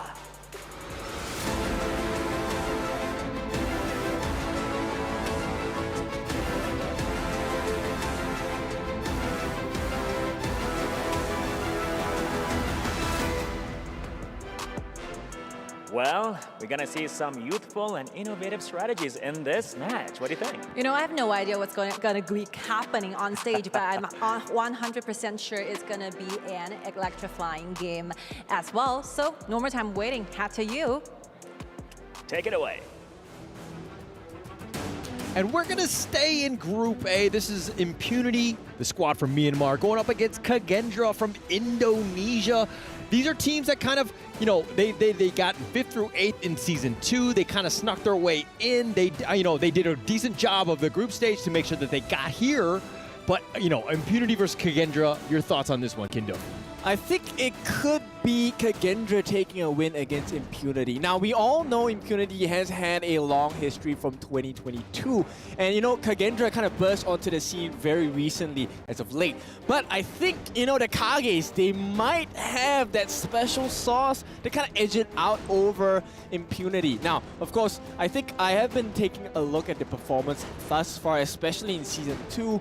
I think they have what it takes to really, you know, bring the A game. Now, once again, some of the things that we have to take a look at is that the coach for Kagendra is actually one of the youngest coaches amongst all the teams in Season 2. And I think he brings a lot of fresh perspective and a lot of creativity into the draft as well. Yeah, age is just a number, let's be honest here. But getting your team on board, again, coaching is one of those things where, you know, anyone can do it if they know how to kind of manage a team. Getting the team on the same page is very important here. And let's see if they are on the same page. Let's head into the draft now. This Loong pick by Impunity. Your thoughts on that as a first pick? I think Loong as a first pick, it keeps it very open, right? It's now Kage. It looks like they want to ignore this Loong pick altogether, right? It's going to be the Mai Shiranui along with the Dolia. Now, this is reminiscent of Season 2 Invitationals once again, right? They're looking for that Mai Shiranui who's going to be played by Senku here. Now, I have to say, Senku really impressed me in Season 2. I can expect, and I think we should all expect, that he's going to be really aggressive on this Mai, because if this Mai is not aggressive, it's Impunity's game. Yeah, definitely. And, I like the Loong pick, especially first. I think Zhao Lin is the guy you really want to prioritize. Zhao Lin had the second highest average kills throughout the entire Season 2 Invitational. So this is a guy that really knows how to take the team and put it on its back. He's kind of rounded it off with the Dune and the Lady Jun here, kind of going into this one. But Kagendra, Mai, you talked about it. The Dolia, you know, very top-tier roamer that everybody kind of wants. It's great with the Celestial Melody, but Kaiser, we haven't seen it today. This is the first pick that we saw. It did have quite a presence in Season 2. It's very tanky and someone you need to deal with. Yeah, so at this point, you know, I want to bring us back into the Loong pick. You're asking me about it. Right now, it's really... Does 0-0 get the kind of farm lane that he wants? Because right now, both teams have... the draft is really clear, right? We're just going to put a shield in front. And at this point, whoever shields breaks first is going to get punished. Okay, all right. It's always about breaking the shields, though. There's no, you know, like... No? What, breaking? Yeah, that's the only way. Okay. All right. But no, I think it's apps, right? I think, okay, now as Kagendra, though, who are you looking to kind of counter pick against the Loong? Like, what is the best laning hero for you? I actually absolutely love a Marco Polo going up against Loong, simply because you get to play the range game, right? You get to play the positioning game. At this point, the Resplendent Gun going up against Loong's 3-pronged attack with his 3 different skills. It would be impressive to see how this 1v1 matchup is going to look like, but you know, both teams, they don't want to keep it honest. It's never going to be a 1v1. It's going to be someone hiding in the bush. Yeah. Presumably, it's going to be this Weeraw coming in with the Skyfall. It could be Mai coming in from Senku, you know, getting the uppercuts in as well. At the same time, it could be the Destructive Deluge coming in from the side of X-Hero as well. Yeah, and Kagendra are basically, their draft is like, we just want to run at you. You know, we have the aggressive lineup. We want to just find you wherever you go. Try to hide from us because we have attacks from all avenues, so to speak. We have the angles that you would want. And again, the Celestial Melody just on top of it, just to kind of do it again, right? Yep, and at this point, I think Kagendra have a nice draft, right? Because Dolia's Celestial Melody, we could be used to refresh the Skyfall. It could even be given to the double Invincible Warrior for the side of the Kaiser as well. Now, if you take a look at what they have on the side of Impunity, they are equally as impressive as well because they buy a lot of time, right? Lady Chen gets the CC on you, Ocean of Tears flowing side, procs the passive, you're locked down. Bye-bye. It's going to be the Charlotte coming in from Asing. And of course, Black with the Tun with the Unruly Blade. He's going to have a lot of access into the backlines on the side of Kagendra as well. Yeah, I love the fact that also they've picked out the Marco Polo. You were saying, like, how do they counter the Lung and the Marco Polo? It's like they're listening in, or you're in their ear. I don't really know. Either way, they've kind of agreed with you in terms of the pick here. I think it's a smart pick. I think it rounds out that draft. Yeah, of course. You know, I've played a couple of games of Marco myself as well. My win rate is only 26%, but when I win games, I win them hard. And I win them against Lung. Sir, a golf score is not a good score for this kind of thing. I think that you want that win rate at least above 50%. Well, this is the thing about stats, right? If you're a professional player, the stats matter. But I'm not. I'm a professional shout. So hang on. We played the other day, and you were like, I'm going to pick this Marco Polo. What? Did you know that your win rate was 26% at that time? It was. I would not have signed up for this. It was 31. Okay. All right, so we're going to go into this one. This is, of course, game 4, best of 1, Impunity Kagendra here. All right, which of the lineups do you like better? I prefer Kagendra's lineup at this point, right? I think at this point, Senku will be the one responsible to set the pacing. If Mai gets the first blood, gets that power spike earlier than the likes of X-Hero, it could be a very detrimental and difficult time for the side of Impunity. But of course, with that being said, history based on the facts, Kagendra don't have the best early game styles. Yeah. They're gonna do well in the late game. They just gotta get themselves to there, so that they don't really have that issue, right? I'm hoping that the break that they had from Season 2, they've kind of, boot camp this, right? Like, what are the flaws that we have, and trying to, make sure that we have a better early game. But Hans getting gone on, he's going to give up first blood. Ashing will slice him down. Yep. History repeats itself, this time slightly different. No ganks on Hans. It's going to be a 1v1 outplay by Ashing here, and this could spell the tone of the game. Would you say that he Ashinged him to death? I'll show myself out, guys. Oh, I like that, right? It's Charlotte, so we get the sing. Yeah, exactly, right? Okay, all right. Nonetheless, we're going to go to the bottom lane here. Okay, this Marco Polo versus the Loom. You kind of talked about the fact that, Marco Polo is the right counter pick, but I still feel like Marco Polo really needs that space to kind of farm. Loom is a little bit more, I would say, self-sufficient, at least in my eyes. But, your thoughts on this bottom lane? He needs to wait for the usage of riding the wind because of the knockback. That's going to cancel his ultimate for sure. Once again, that's also why Megumi's Liempo is going to be very, very important at this point. Because when 0-0 uses the Fever Barrage, if they have no lockdowns, they don't have any stuns, he's going to be able to get the full potential to damage down. Yeah. I think that control is going to be key, right? Just making sure that they have it. But okay, Senku here going in for this one. He does that. Shinobi knocks him in, but they had friends, and Kagendra makes him pay, and X-Hero is down. Well, we might be looking Ashing will not be able to get that slice in onto Senku. Senku needs to watch his positioning at this point because Ashing, backline access, easy. Ooh, Senku getting a little bit low. Almost got baited out. The splash bounce. Oh no, he goes in for this one, Ashing. Oh, with the tri-slash, didn't have the damage. Senku will just heal with the healing dew.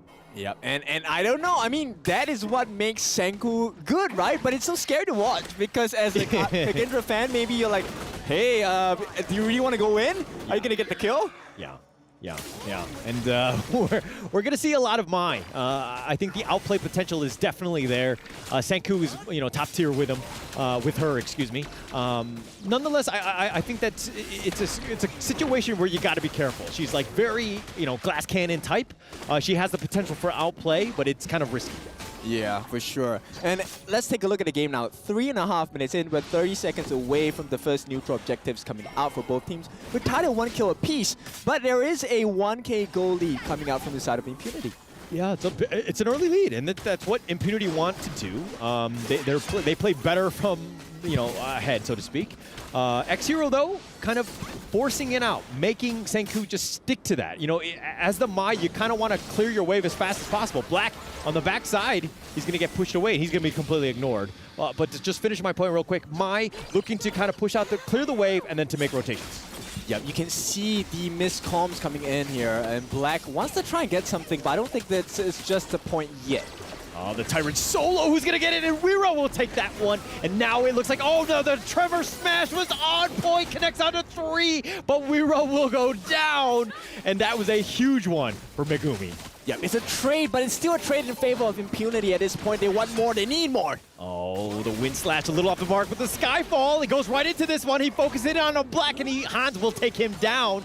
And the Skyfall, you gotta be so careful. But 0-0, he goes down as well. And looks like it's going to be a 1-for-1. Yep, that actually is going to be the scoreline for him. So 0 kills, many deaths on this point. But 0-0, there could be a comeback later part of the game. I would really love to see the itemizations on in comparison between Xiaolin as well as 0-0. Yeah, it's going to be, I mean, it's a 2-level difference. Xiaolin right now, right, versus 0-0, who's not had, I mean, dying obviously did not help, but now you're further behind. Tough situation for Kagendra. They need to create some space, maybe do a rotation, but with that bottom T1 taken out, you're having a hard time. But here's the replay. All right, let's take a look. So Xiaolin, once again, just left to his own devices, right? This 3-man knockup, like you mentioned, Megumi created so much space. Xiaolin was just having free hits all the way. And, you know, at this point, Kagendra, I think they need to reposition themselves in fights because it's hard, right? X-Hero has been landing this Oceans of Tears time and time again, and it proves to be so potent for the side of Kagendra. Yeah, and X-Hero on that Lady Jean needs to be careful. Positioning, we talked about it earlier today, very key, but Senku can kind of jump on you at a moment's notice, right? It's one of those things where you need to be safe, you need to understand where you are, play a little bit defensively, but I think X-Hero really knows how to do it. He's definitely top tier with his Lady Jean.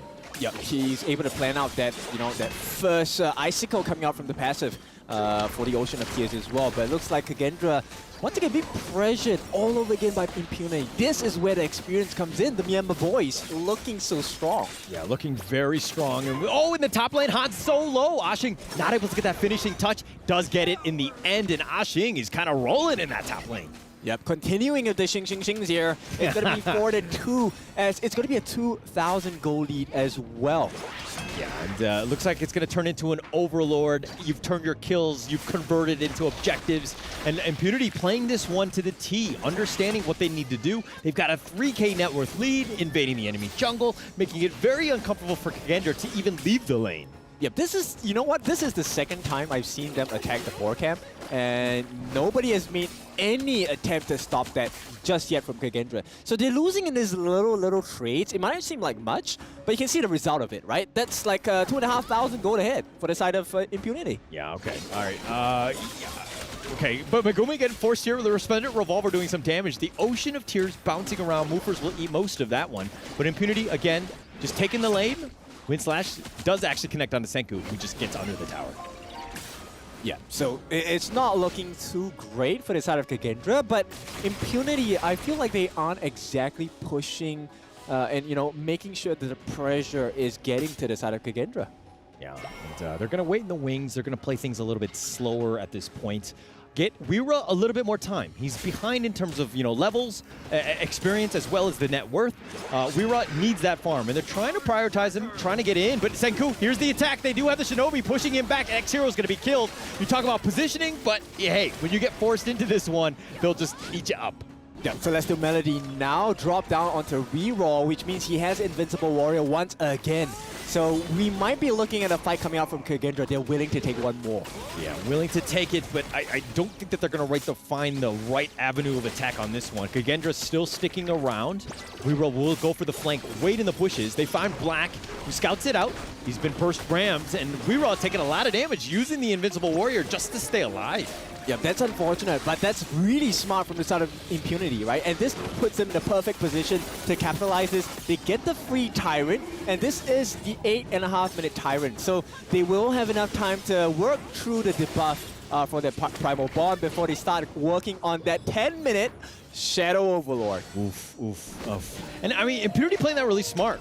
Like forcing out the Invincible Warrior and then taking it in, turning it into the Tyrant, right? It's just really smart play. Understanding cooldowns, know what you have to do, kind of push things along. And again, Impunity just really forcing Kagendra to literally just sit on her tower. Yep, I really like the itemization coming out from Xiaolin here. Axe of Torment as well as the Eternity Blade going into the Master Sword for sure. Now, the reason why I find this so intriguing is because, you know, most of the time as a farm lane or marksman, you want to go for Daybreaker, right?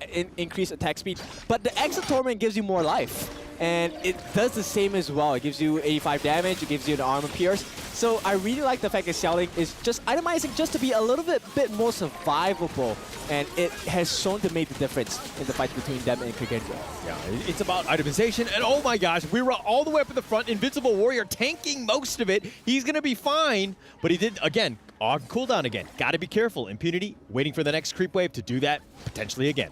Yep, and to make matters worse, X-Hero just got his hands on the Frozen Breath. It's going to be a hard time walking around the likes of Impunity, right? The floating side is going to be bouncing between all the different members, and here they're looking for more. But Black, he's going to tank that. Yeah, Unruly Blades back to safety. Black, you know, not using the surfboard. I think he could have used that probably in style, no?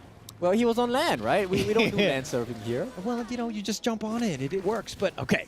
Still love the skin. Megumi on the side, in the front, kind of tanking things around, zoning them away. They're going to look to take out this Tyrant. Megumi gets the burst ram onto Moofers, but Xiaolin all the way up at the front. He does get a Kachusen to the face, but they're going to back off. They're going to try to take down this Tyrant. Yep, it's all about a team fight, and Moofers here suffering quite a bit of damage, forced to use the Wave Breaker on the backlines, just healing himself alone at this point. I want to keep my eyes on 0-0. Oh, Invisible Warrior, they're going to go for this one. They're splendid. Oh, they do the damage, and they kill the Tyrant to Black. We'll go for this, the Infinite Fastness, just to back up into safeties. Moofers is already down. Ashing will get credit for this one, and now they want more. No, Ashing is going to have to back off. He does get scared of the Resplendent Revolver. Just diving in, and this is where the backline access makes so much sense for the draft of Impunity, right? Megumi doing so well to just be disruptive, and at the same time, Asing and Xiaolin just chasing away the entirety of Kagendra. Yeah, and Impunity have done a great job. They were forcing the action on that T1. They finally knocked it down. That took some time, and commending Kagendra here for being somewhat defensive and being able to hold that, but now things have kind of fallen off a little bit. It's about a 5K net worth lead. Impunity really in the driver's seat here.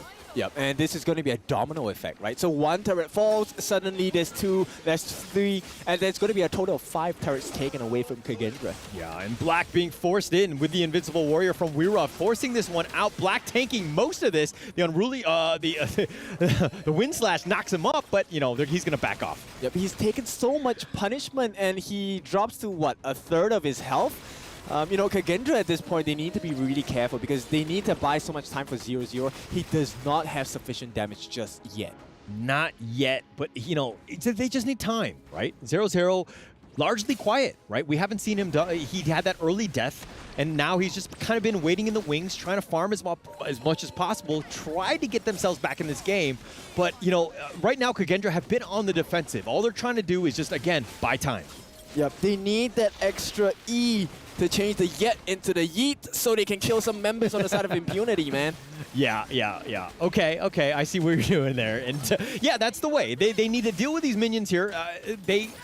Look at this. Black is just taking the overload for free. Kagendra right now just all hands on deck in terms of the defense. Not able to get anything going. And again, Kagendra really struggling to find any sort of farm.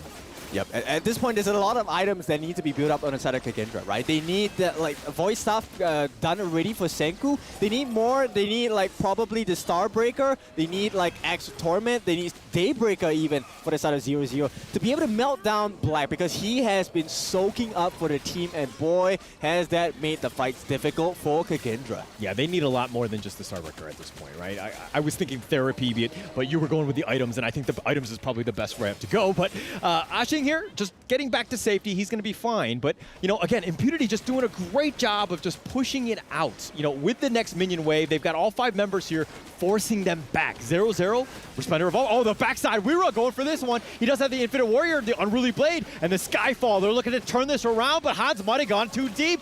And it looks like he's going to go back. He's just going to go all in for this one. Hans is down for the count. And now Kagendra with only 4 members. Tough situation, but there are no minions to push.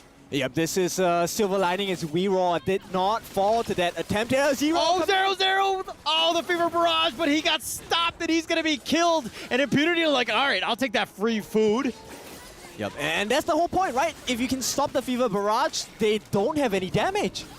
They don't have much. And Black, oh, it looks like he does go down. He was trying to go all in for this mid T3, and they're pushing all 3 towers. It looks like they've taken them. Ashing will take the top one as well, and it looks like things have crumbled. Kagendra right now, the base wide open. They need to figure out some sort of way to fortify their defense. Yep, it is a barren wasteland, and that is the case for Kagendra's base. I mean, we have seen this in Season 2, right? Multiple times on the side of Kagendra, but this feels like where Kagendra gets to their strongest form.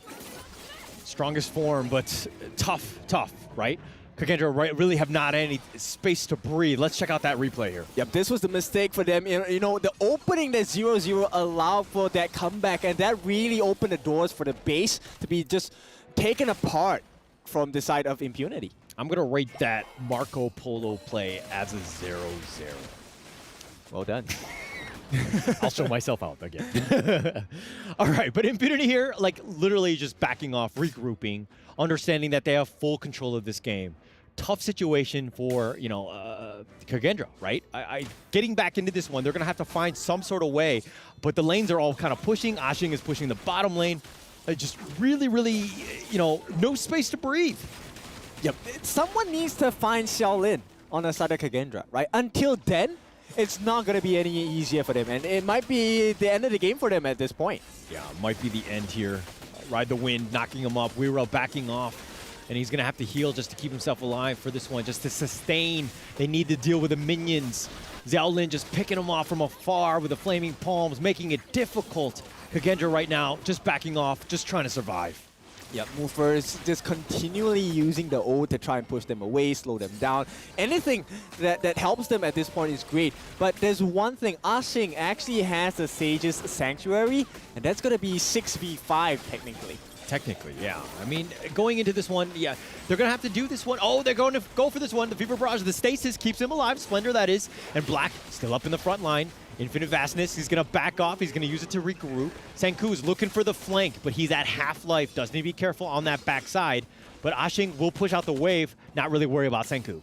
Okay, so Impunity, they took that fight. They didn't get punished too hard. But there's a couple of things that Kagendra needs to notice, right? Number one, Xiaolin did get down to half his health. So they're doing something correct here. Okay, you're looking at that as a win of just half-life. Like, I guess baby steps, right? Yeah. Okay, all right. So, I mean, that makes sense. I just think, you know, it's a tough, like, really not a good situation to be in. It's one of those things where you need to get the pick off, but they, you know, Impunity have done such a good job of protecting Xiaolin, who's done amazing job. I don't think he's died a single time this game. We're going to have to check that one out. Yeah, for now, I think that is a fact. I don't think he has fallen to once just yet. And at this point, once again, Kagendra, they're holding on. It's about a 7k gold advantage, but Senku doing really well for himself with the itemizations. You know, at this point, I think the game could stand on Senku's positioning. Yeah, and okay, so if you're Kagendra though, what are you looking to do? How do you get back in this game? Oh, well, I think they have to burst someone down, right? Or at least steal this objective. Can they do it? It's not going to happen. Not going to happen. Black will take credit for this one. Weiro getting whittled down. Movers is going to be actually the first to fall. Xiaolin gets credit, and 0-0 down again. It's an all-out retreat. The burst ram knocking him up. Weiro can't even get back into the base. He's going to be focused here with that wind slash, not slowing him down. But on the backside, Ashing continuing to fight. You talked about the Sage of Splendor, and that's going to be the expended one. Senku is down. The base is wide open, and it looks like they're going to close the house, pad that KDA, maybe get Hans. No, they're going to take the base, and Impunity win 11-4. All right, Myanmar, they do it. So they get rid of Kagendra in this game. That's going to put them higher in the table for their group itself, which means they put a best foot forward, securing potentially a good future in our Honor of Kings mid-season invitationals. Yeah, that first game, key, right? It sets the tone of what you want to do. Coming in positive, ensuring that you're more on the top of the bracket as opposed to or the group. Definitely very important. And that's what you want to do is going into this one. But let's talk a little bit more about Kagendra here. What could they have done? Like, it seemed like they were really not playing the game that we know Kagendra to play. You know what? I agree, because I think it should be a growth from Season 2. Yeah. But it felt like a replay of Season 2 Invitation. You know, they couldn't figure out the communications in the team fights, and the drop was okay, right? But at this point, when you're playing from behind, a mine doesn't work well from behind. Yeah, definitely. And I felt that way too. I think that there's a lot of things that they could have worked on. Unfortunately, that game did not go very well. They only got 4 kills to their name, had a tough time. They were playing super defensive, very struggling in that sense. But, you know, let's find out exactly what happened with the interview here with the Impunity squad. And we have here another winner, another king with another victory here. So, pretty much, Ashen, congratulations for this win. How do you feel about it? 首先呢，恭喜阿星选手获得本局比赛的胜利啊！这一次获胜完了，现在心情怎么样？感觉如何？感觉心情就谁来都能战胜吧。 Oh, I feel really happy about this. I think we can overcome any possible enemies in the future. Any possible enemies, but pretty much let's get more technical. Of course. So share with us the particular reason you choose Charlotte as a top laner, and as your opponent like Marco Polo and Maishanu is a really flexible and mobile hero. So how do you cope with this? 跟我们分享一下为什么这一局会拿夏洛特，以及对面的后排是马可波罗跟火舞嘛，比较灵活。那你当时在团战当中的一个定位会是怎么样呢？其实吧。 这把夏洛特是教练让我拿的。Okay. Any other? No. 还有，就是我想玩其他英雄的，但教练说这英雄可以，我就信他了，拿一把。 All right, honestly speaking, the reason we choose Charlotte is because our coach told me to choose. Actually, I wanted to pick others, but I think we can see that hero happening on stage in the future games. All right, let's look forward to the future. Now, any teams you want to look forward to face off with? 未来想和谁交手呢？ 跟梦之队吧。 KPL Dream Team, definitely. KPL Dream, let's see about that. And now more taking over. Back to you, studio. Congratulations to Team Impunity on that victory. That is putting them one step forward and probably making it to the top 8. Yeah, I mean, they do have the chance to get it, especially they won against Cage right now. Definitely. And also like the pick Ashin had. Yeah. As Charlotte did a really nice job. And also the coach did a good job on the VP phase. Agree. Banning out that lane. And that took away their composition of their top warrior, and they had to switch it to an alternative hero, which is going to be Naza. Yeah, and he did his job. He made the solo happen. Exactly. Like when you're playing Charlotte, like there's a very difficult problem about that hero. It needs a lot of items. Like Charlotte needs items in order to be able to have online like all the damage. What made Asin just for his damage to be online so early in the game? So early is going to be that first blood cash injection, getting that Axel Torment so early on, and that's going to be super helpful for him. Also later on, he is going to the backline consistently, putting pressure on Cage. Yeah, I agree on that. What about that? What do you think about that pick over there, Nora? Do you think that it was a good gamble? For the Charlotte? Yes. I would say yes. And he made his job down.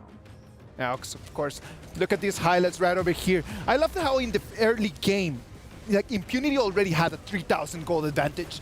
So in the moments that Charlotte needed to jump in, it was already like on. Yeah. Needed just to deal damage already available. Something that we do not see a lot of time. Yeah, and I do like the patience that Impunity show up in this game, because not only Charlotte but also Loon, the marksman, need item, at least 3 items to be equipped. So you can see like how patient that Impunity was in the early game and try to stabilize every scene and just get the map control. And after everyone's fully decked out, just check the engagement. It has been done in such a beautiful way. But what allows them just to be able to engage with such confidence right over here? I believe that they act very mature. The way that they were just planning on all this thing, they never looked rushed. It never looked like they wanted just to fight just for the sake of fighting. It just gave me the feeling that they really have grown up a lot. True. And I would say that's something to do with Kagendra's composition as well. Because as you can see, Kagendra's composition, you need them to, pull it out and just dive right in as a group. But as you can see in the engagement, everyone just split up and just dive right in one by one. That's some mistake that I bet that Kagendra made in game.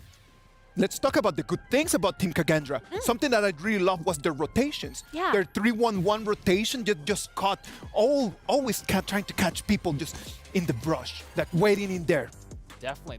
That's going to be the one advantage that they do have. They're really, really patient, and they learn not to be hasty. Definitely from the previous matches, and that's going to be a true advantage. Definitely hiding in the bushes and waiting for the enemies to do the face check. And that's going to be a really, really nice strategy. It worked out well, but in the end, it kind of really like went downhill from there on because Impunity, because of the lone, the 3 damage, Eternity Blade, Axe of Torment, and the Master Sword was way too much damage for Kagendra to handle. It was very too much damage. We know that all this Team Impunity was amazing playing in this game, but at the same time, we need to give the MVP to someone.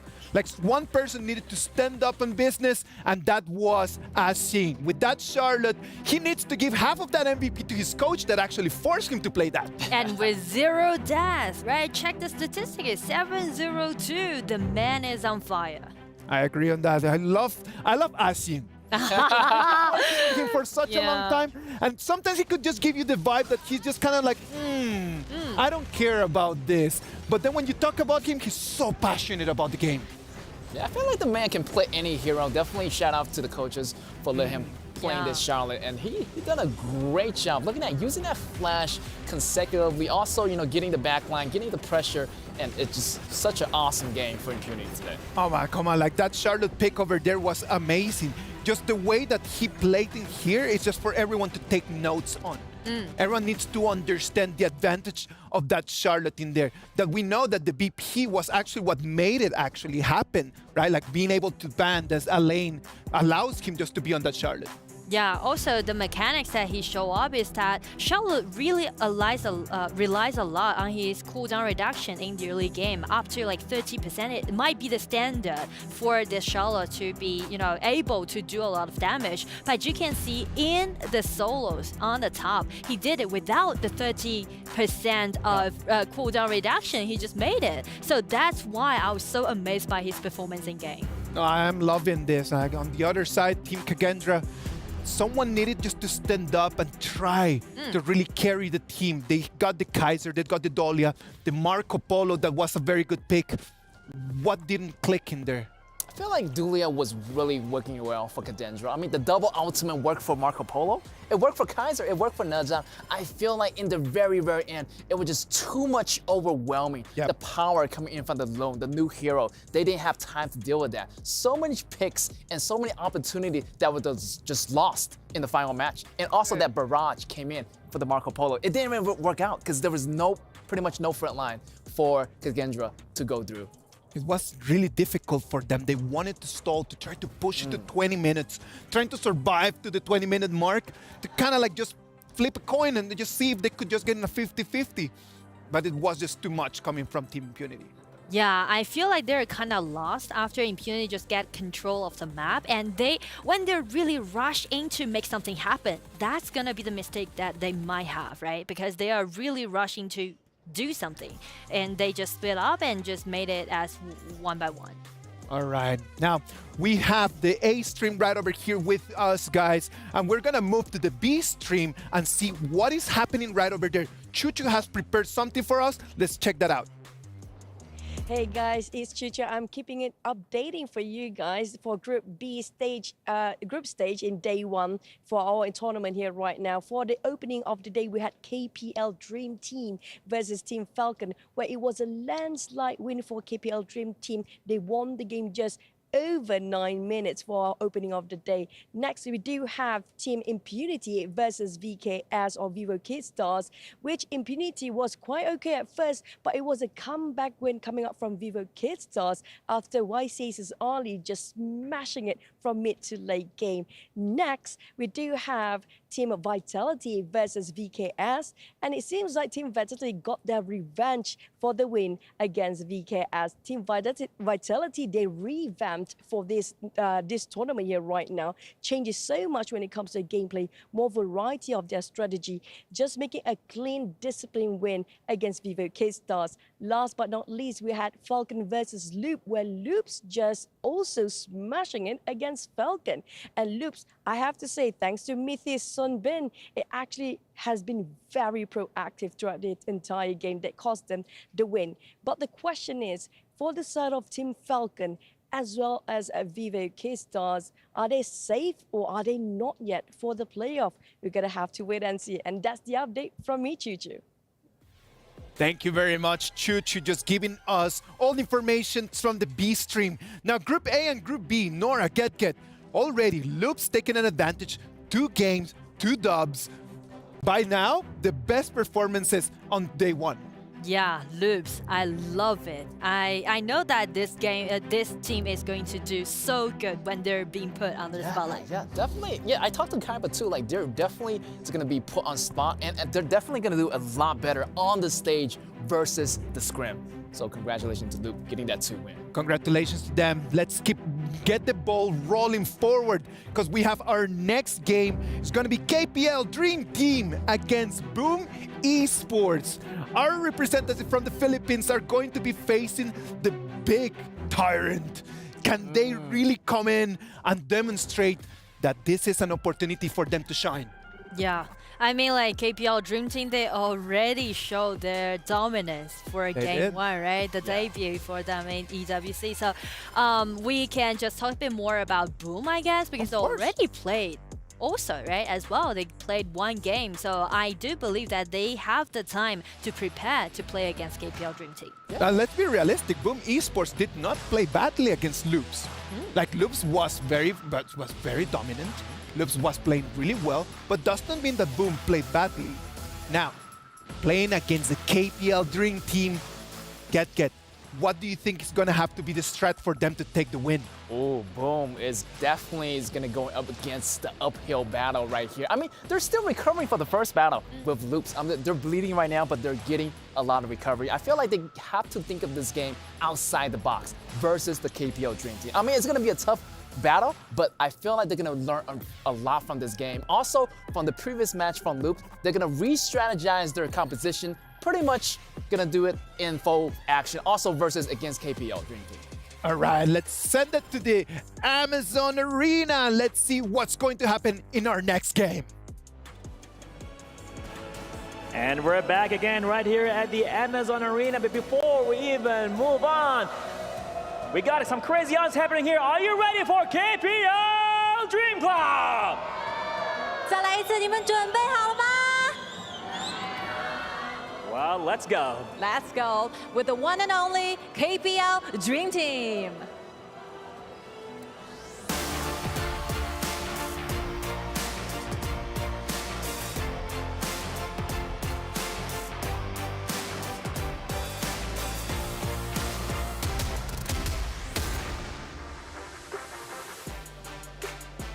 I strongly believe that this is just the beginning of an undefeated legend here. I can definitely see that as well, but coming in right now with a loud Boom hailing all the way from the Philippines. Let's hear it for Boom Esports.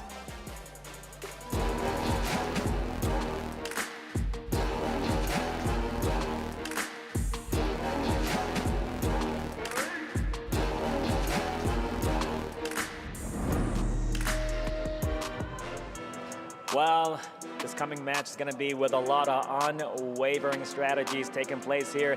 Super excited for this one. Of course, just hope the 2 teams are ready to show us what true honor looks like on the real battlefield.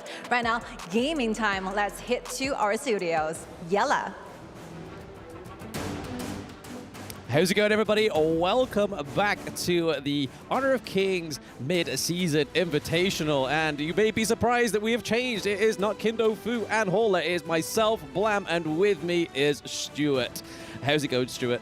It's absolutely incredible. I mean, it's such an honor to be here in Saudi Arabia, Riyadh, to cast this amazing tournament that's going on. We've already had 4 games, we're already halfway through the day, and Blam, we get to see the amazing KPL Dream Team again after the absolute stomp that happened in game number 1. A stomp. I think it was a stomp with both feet. It was definitely firmly placed on the ground with a 9-minute victory against Team Falcons. So already Boom Esports has a roof that they need to get to top the previous victory victim of KPL Dream Team. But we are into the draft now, and we're already seeing a little bit more of a different draft onto the side of KPL. We have the Dolia priority ban onto the blue side, and we're looking at the Chao and the Haino ban for themselves. Yeah, for sure. I mean, we saw that the KPL was prioritizing so many of these really, really strong picks. We saw Boom already in our first game as well. Boom has already played one game. They tried that Athena strategy that they also tried at the Season 2 Invitational. Unfortunately, it didn't work for them, so it seems like they're going for a different route this time with the Ali and the Lady Shen, with Long being taken out of the cards. Normally, you see this trade of players going for Long and also Ali, but with them banning Long, really nice to see that priority on the Ali in the end. Yes, and that was my next question, is who is going to be the ADC for KPL? Are they going to keep it with the Lady Sun now that they don't have the Ming combo? But pairing that Dolia with the Hu Huan in the jungle is going to be a fantastic combo here for the Dream Team. And over to Boom, they do go for the Masashi just in case the KPL Dream Team was going to go for the Orgrin. As we know, those high CC enemy heroes are generally the better counter for a hero, the new hero, Orgrin. Yeah, for sure. I mean, Orgrin hasn't been picked or banned yet in this series, which is super surprising to see. We've seen very high priority on both of these two new heroes. We saw Long had a really, really strong performance from LGD. We saw Orgrin also for the KPL Dream Team. I'm super curious to see the approach that KPL Dream Team are going to have in this game as well. It seems like they are playing with some different players as well, with Chance also playing in this game. So they're playing with a bit of a rotation squad since this is a Dream Team, just to give everyone a bit of stage time. But it also means that their drafts are super flexible as well, because so many of these players can just jump in and play to such a high standards.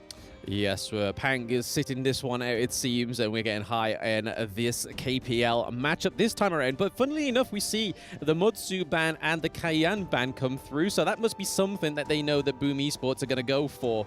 We haven't really seen the Cayenne on impressive in this tournament yet, and we already know that it's going to already be a slim pull for the support heroes, but with the likes of the Masashi, we could see something like the Sun Bin come through, or they could go for the tank like Zhang Fei, which we know has been such a contested pick in Season 2, but not so much this time around. Yeah, for sure. I mean, we were watching we were lucky enough to watch the SEA Last Chance qualify to this tournament, where both Boom Esports and RRQ were not really prioritizing Zhang Fei at all, which is super surprising to see, since it is a very, very strong tank in the support role, and it is going to be that Lian Po. So it does seem like there is a bit of an adaptation since the Season 2 Invitationals. A lot of players prioritizing the Lian Po over the Zhang Fei thanks to all this crowd control. But one thing from KPL that I want to kind of highlight is that Yu Huan, it looks like it's going into the mid lane, because with the Menki going into the jungle. So this is something different. We've seen Yu Huan already in the jungle, played by Falcons. Didn't unfortunately go too well for them. So now KPL Dream Team are like, hey, if you want to see how it's done, this is how it's done right here for this game. I mean, it's a fantastic compliment and pick for the side of the KPL with Dolia as well, because obviously double the airtime from the Hu Huan is such a fantastic feature to have on the KPL Dream Team. But seeing Monkey come through and the Elaine, and as we know so far in that Clash lane, Elaine has been a very contested pick this far. But I'm really interested to see this Lian Po support pick come through from Boom, as we saw in the last game that he did go for the Distraction Athena, which did work well. It didn't work as well as it did against VKS in Season 2. We were sat in the crowd with all these beautiful people that were there already, but it didn't quite work against Loops, because we were saying if this is how they get the victory, they did it against VKS. Let's see if they can manage to get that one-up on Loops with the Athena. And with it being a best of one, this is where we need to see these huge drafts come out of to try and get that victory. For sure. I think a lot of people definitely put Boom high up on their tier list in terms of the S2 Invitational. They were underperforming, in my opinion, with the likes of Vitality and VKS going through. We know that Philippines is a very, very big region, very popular region with Honor of Kings and also just mobile MOBAs in general. So I really want to see kind of Boom bounce back. This is going to be an absolute giant to try and come back against, with the KPL Dream Team. But as you mentioned, with that Athena kind of distraction strategy not really working out for them, this is something that we were talking about when we were actually sitting in the crowd. We were talking to each other. We were saying, Boom have come up with this strategy before. They know how to play this strategy. But now that they've actually not won against it, they need a plan B. And this might be their plan B at the moment that they're playing against the KPL Dream Team. Yes, and the draft is looking pretty much fine for both of these teams, I would say, because Boom having the Masashi, I don't think we've seen the Masashi come through yet, at least not on Stream A. Stream B could be a little bit of a different story, but I think my best thing about Stream B so far, as we were sitting for food before this, Stu, was the fact that Team Vitality was able to take down VKS. I was like, oh, what a win for EU, baby. Take that one, Brazil. No, it's absolutely brilliant. I mean, obviously both of us being from the EMEA region is super exciting to see us as well. And as we saw before this draft, we can see that, you know, Choo Choo's keeping us up to date throughout the day of the Stream B as well. So if you are just watching the Stream A, you will be updated throughout the day. But yeah, huge win for Team Vitality. And you know, Boom are going to look to try and have to come back as well, because, you know, losing that first series, Boom have to try and actually get in a win now. It's going to be difficult against this KPL Dream Team. You know, we have to try and find a team to be able to take them down. I think that's the big thing they were talking about on the analyst desk right at the start of the day. You know, who are the teams that can actually take down? Who are the kind of underdogs in this tournament that can take down the KPL Dream Team? We already saw Falcons. You know, we can talk a little bit about that Falcons game, because we saw all-out aggression from the KPL Dream Team. Level 1 invades. The Lady Sun again being picked this time around. We saw the Lady Sun playing in the mid lane to start things off, pushing out that mid wave, and we saw the Pang in the end on the Ogren, level 1 invading, super aggression, and there was no space for Falcons to move around. So Boom have to be careful. They have to analyze that first game that the KPL were playing and be like, okay, how can we counter this aggression? How can we make sure that we don't get put so far behind that we're going to lose in another 9-minute game? Yeah, I think that's where the bar is currently set, is just getting past that 9-minute mark, maybe getting an extra kill on the board for themselves. But thank you for your patience. We are into this best of one between the KPL Dream, which is their second game of the day, and Boom Esports. Again, Boom has currently lost so far within the group stages, so if it's a time to sort of shine, it's definitely against the KPL team. It is their time to make the giant bleed, and so far we're not seeing that level 1 engage, but when you're on a hero like the Monkey, I don't think we're going to see as an aggressive engage into the enemy jungle. Yeah, for sure. I totally agree. I think before with the Ogren, as we see a crazy level 1 trade already into the bot side with the crazy level 1 the Lady Sun has, her extra range that she can get on her first ability. They're even going as far as behind the tower already to start things off to try and get a little bit of advantage. But yeah, Lady Sun, super aggressive hero to play down in the bot side, being able to take the early game trade against the Army. Yep, super aggressive plays is what's currently going on, but it's all in the lane right now. And currently Byron gets knocked up. It's a 2v1 in the clash lane. First blood going over to Wrong. KPL setting the bar high. We were thinking that the aggression was going to be level 1 in the jungle, but no, it's taking place in these side lanes, baby. It just shows that KPL can play so many different strategies and fly with the perfect tower dive in the end. You can just tell how talented and how much these KPL knows. They know how much the tower damage is going to do to you. They survived on one HP, knowing that extra little bit of tower aggro is going to be enough to be able to secure that kill. And as you said, a bit of an early advantage here for the KPL Dream Team. Now, as you see, there's Dragon actually coming from behind, maybe looking to surprise. But they read it like a book. They knew that something was up behind them.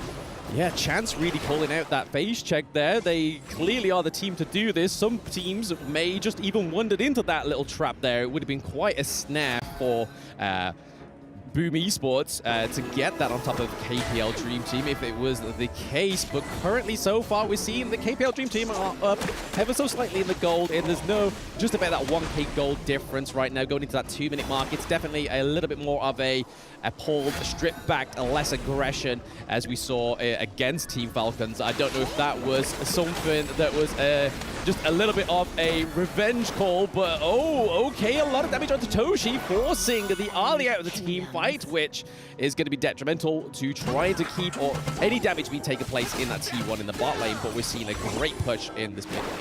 Yeah, it's just so fascinating to see the rotation from the KPL Dream Team as well. You know, these are players that have been playing the game for years and years. They've been playing at the top level over in China. And you can just see the rotations, the invades. It's not the same aggression that we saw against Falcons. You know, I think that was super surprising just in general. And we can actually see here that it's Boom Esports actually the ones looking to try and invade and try and shut down the Menki a little bit. But it does mean that they might get a little bit caught out in the top sides. Okay, Death on Sunset comes through for Fly there. He's able to keep him alive just a little bit. But Boom are all here. It's currently a 4v4 as they are coming around. There we go. High gets the kill onto Dragon. That is a second kill for the KPL team.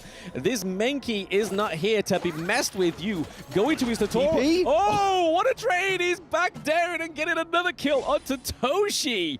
Oh, this guy is everywhere. Absolutely insane. It was actually Boom Esports the ones that are looking to try and play aggressive. They're trying to do the same again here in the invade, but they need to be so careful. The communication from this KPL Dream Team, and look, they're here again. They're here with the rotations again. You could try and invade the KPL, but they will have backup the entire time. The Musashi is going to get taken down in the end, just as the big objectives spawn. So they have free reign over the Tyrant or the Overlord, depending on which one they choose. Yeah, that's definitely not the place or time you want your jungle to be falling down is in those neutral objectives, Stu. It means that, like you said, the Tyrant and the Overlord are free game, but we're actually not seeing any kind of push onto these now, not even the Tyrant, because, again, that bot lane is looking pretty even, other than obviously the first tier turret going down. But in terms of the minion wave and in terms of support on the map, we are already seeing a lot more presence up in the Clash lane. And KPL Fly looking to take another T1. So working those side lanes like we see most of these teams do.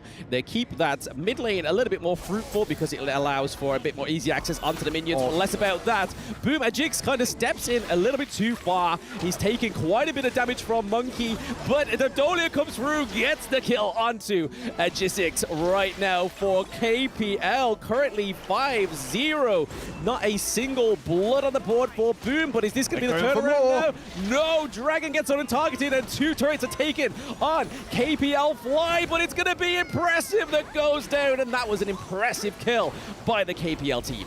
Beautiful again from the KPL Dream Team. Wrong with the ultimate there on Hugh Huan was so perfect. You see the Musashi coming in, using his ultimate, trying to lock down the Hugh Huan, but it got completely cancelled by Hugh Huan's ultimate. Really, really nice counter there from the KPL Dream Team, and then they were able to counter engage after that as well. But Boom are not actually going to be, being able to kind of slow down the aggression in the end as well. As we can see here, Musashi also going down again. That Menki is just so powerful right now. Super tanky, being able to scale super well into the late game as we see a bit of player camps there as well. But Boom Esports need to find a way to slow this game down. This is something that KPL Dream Team do so well. Once you give them an edge, they will take a mile. They do so well at being able to take these small advantages in the early game, and they can use that to rotate as a team around the map. You see, they took the mid lane tower. They've taken the top lane tower already. Boom Esports at the moment are looking to try and take that tier 1 tower in the bot lane, but they might even just lose their base.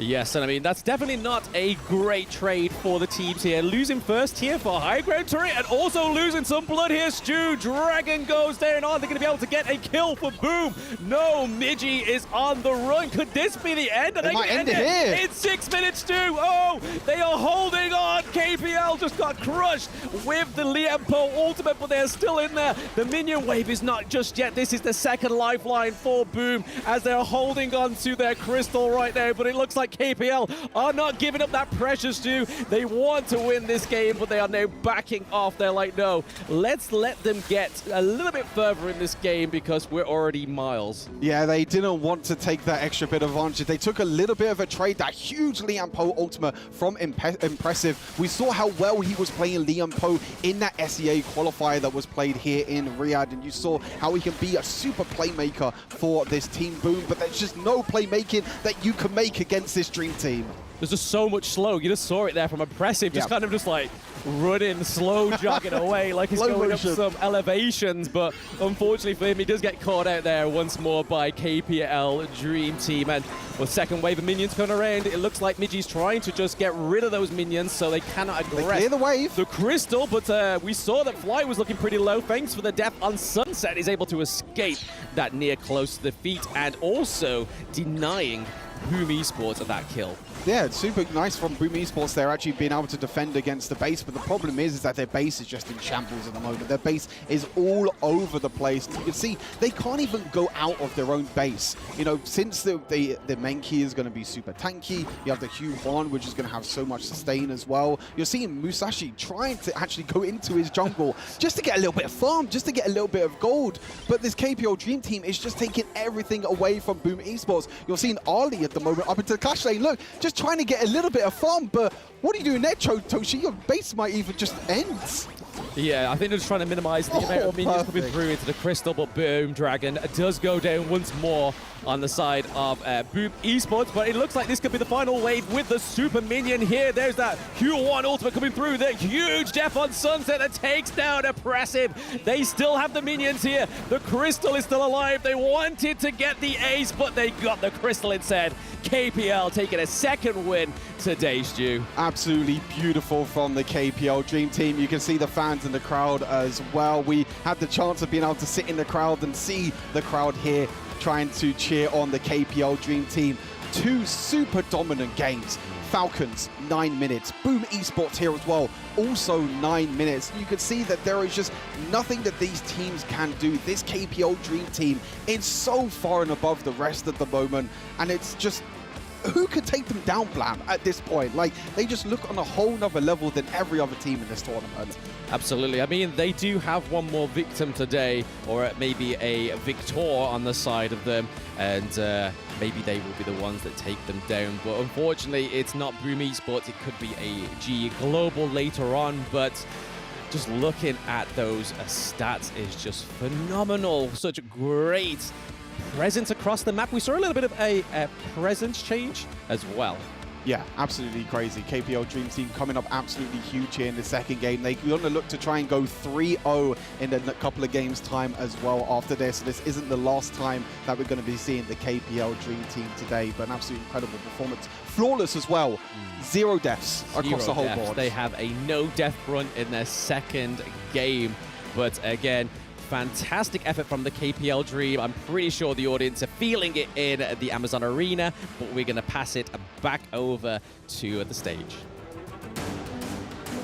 Another glorious, victorious moment, but before that, seeing the crowd of KPL Dream Team, make some noise, everybody! 听听你们声音好吗？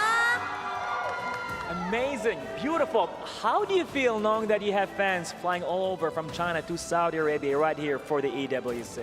首先呢，恭喜5位选手获得这局比赛的胜利。那同时呢，看到我们现场有这么多很热情的粉丝追随你们来到利雅得，有什么话想要跟他们说的吗？就今天的场子和来到现场的观众一样热情，对，特别的热情。I think the whole atmosphere at the arena is super high and as high as the passion that our supporters are giving us. Thank you so much. Amazing. Let's go more into the technical stuff here. Of course. It's a long way to 2024 EWC, so what's the internal goal for KPL Dream Team? 其实呢，在 EWC 的比赛呢，还会有接下来比较多的时间。那整体来说 ，KPL 梦之队的一个大目标和方向是什么呢？最大的目标就是夺冠嘛，然后小目标就是稳住每一把，然后把自己的心态啊调整好，就是稳扎稳打，对。So the biggest goal for us is finally, of course, the final glory, the final champion, and like tiny little details and goals is for us trying to maintain a very good mentality, stable health and stable conditions, and keep fighting for every single matchup in the future.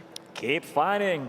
You know, the previous match we have Impunity saying that they look forward to go against you. What do you have to say about that? 我们上场比赛呢 ，Impunity 的阿星选手其实说他们很想和你们交手，你有什么想回应的吗？对，我们也特别期待和他们的交手，因为私下有交流嘛，所以说很希望在赛场上能和他们交手。对。Okay, we look forward to that match in particular as well because we have so many deep communication with Impunity as well when we're doing streams. So yeah, looking forward to that matchup. Looking forward indeed, and I guess it's time to go back to the studio. Congratulations to the KPL Dream Team taking one more victory. a lot of people wanted Boom Esports to demonstrate what they could do against the KPL Dream Team. And I'm gonna tell you the truth, I do not think that they just looked bad. They looked actually pretty well. True. We can just, scrutinize the strategy when they play against KPL Dream Team is that they focus a lot on taking flight down. Yes. See, they just give it all out and trying to take that island down around the riverside. And secondly is that they did the blue buff invasion instead of KPL team did, right? Exactly, like you can see in that moment that they actually had the confidence to come over here and just really try their very best against a giant. Like we need to be realistic. Before the game, we most likely already knew what was going to be the result. But the Boom Esports, they came in with the spirit of really coming in and trying to learn, trying to experience this. You can start seeing it from the first movements, right? Like you can see this one right over here. This is amazing. They come in and they want to take fly on the 1v1, knowing that this might be my last chance to really play against the man. That was really close, to be honest, to seeing Fly be put into that position. But you can see he's playing very aggressively. This and one also, over here as well. Yeah, down the map. It was a really nice mechanics show by Arlie. Of course, like you can, I just love the way as Blam and Stuart were commenting on the fact that the KPL Dream Team just rotates and they roam around in a completely different way. It's just very different to all the other teams just to understand their rotations. Their understanding of the times of the game is completely different to the rest. So it's very upsetting to not understanding the rhythm, right? Yeah, definitely. I feel like Boom tried to buy more time for this game. I feel like they're a little bit hasty this game, and they should have went a little bit slower. Because if you give a lot of chances, KPL Dream Team, they're gonna get at you. They're gonna get at every single moment they can. So I feel like what they need to do next time is to slow down the pace. Dude, but you gotta agree with me on the fact that this was an entertaining match. Yes. I believe that if they would have just like kind of camped over there and they just waited and just kind of stall and tried to buy time, it is true. Maybe they would have made it to the 9 minutes, to the 10 minutes mark. But would that have been like the spirit that we actually want?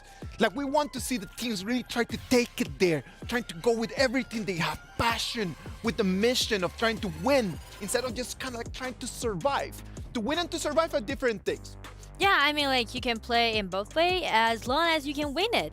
Yeah. And I would say, like, for KPL's Dream Team, one thing really amazed me is that although they did the rotation, but the coordination still stayed tight. Oh, that was amazing. Who was the MVP for this game? I would love to know. It needs to be high. It's going to be high in that monkey. What high is going to be in charge of that? 505, the KDA. Yes, Hai. He did the rotation, being the jungler, and Hai was representing Team China back in the 19th Asian Games. And speaking to the KPL League, Hai has claimed the championship for 7 times with the millionaire Rong, and they are actually from the same club back in China.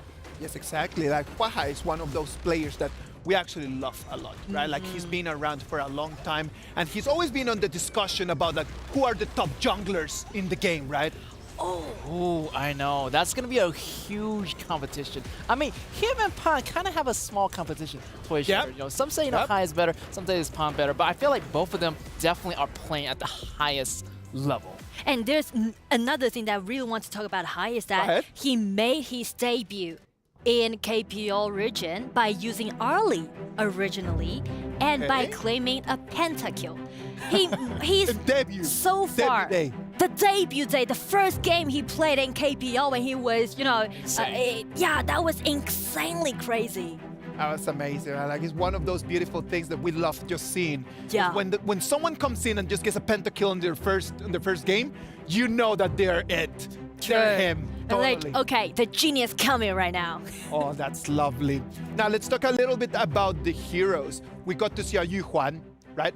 the Yuhuan pick in here was a completely different one to the one that we have started seeing in the Season 2 Invitationals. Sure. Like, what is the difference in between the Yuhuan that right now was played by KPL and the one that we have seen before, Gegen? Yeah, this KPO build is going to be mid Yuhuan. I mean, this hero is going to be full of flexibility. You can pick it as a jungler.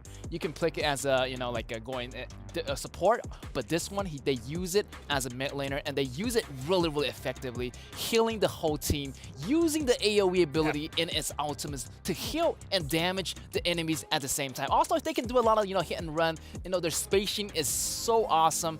And yeah, really, really great strategy here by the KPO team. It is one of the beautiful things about Honor of Kings, right? Like, you have a very big variety of different heroes, of different ways how to play. And one other hero that is right out there is Komin. Remember to get ready to elevate your gameplay with the brand new Komin skin, Yin and Yang. From August 3rd to August 9th, you can snag this stunning skin at the limited time discount price of just 1,350 tokens, down from the original price of 1,688 tokens. Grab the Komin Yin and Yang skin now and show off your style in the battlefield. Komin, do you think that Komin is going to be out there? For this matchup, I guess that's possible because I know that one of the junglers is pretty good at playing Komin. As a jungler, I mean. But I do like the idea how you're putting this, that the best thing about playing HoK is that you don't really need to put heroes in a fixed position. Wherever you want to use it, for example, Monkey as a jungler, as a top laner, both okay, both fine. And also for Komin, same. Let's wait and see what is going to happen about that. Are we going to see Komin, yes or no? We're going to look more about that as we come back from the break.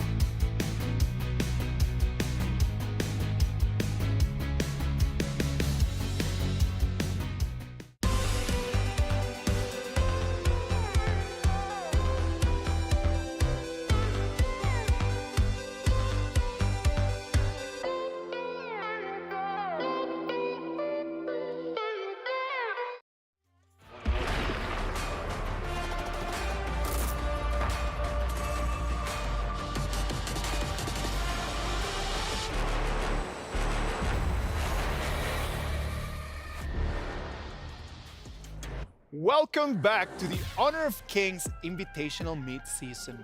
We are live from Riyadh, Saudi Arabia. We have had amazing games. And right now we're gonna move to the next one.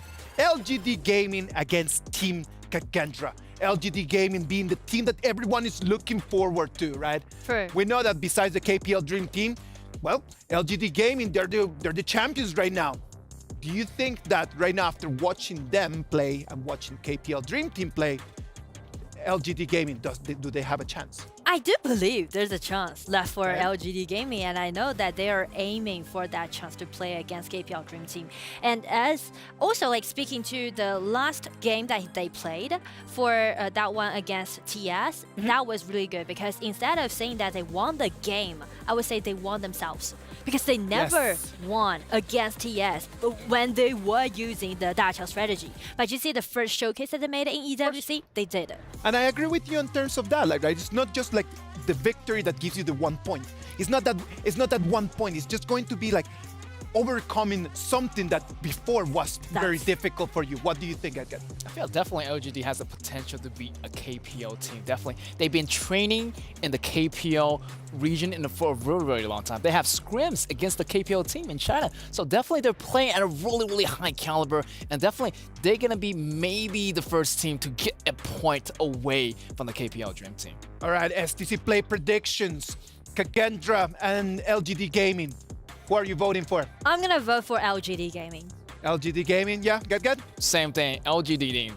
You know what? I'm gonna go Team Kagendra, and I'm just gonna go with it just because of I like when tournaments are really leveled. I love to see that, and I hope that Team Kagendra is going to bring it on.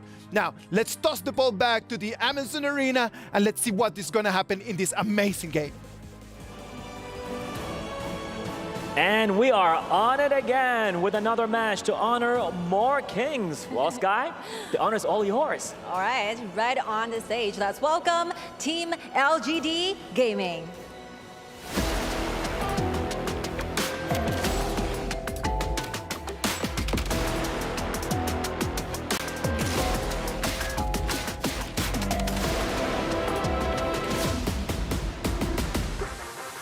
We're looking forward to see their impressive moves in the game. Just hope their opponent is ready for that aggression. Oh, they are absolutely ready, hailing all the way from Indonesia. Let's go with Kagendra.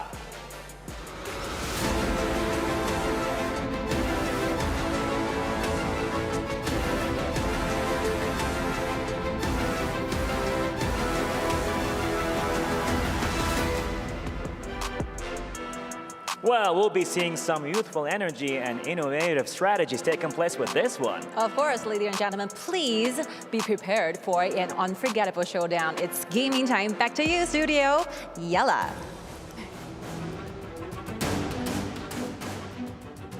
Oh, hello everyone, welcome back to the Honor of Kings Invitational Mid-Season.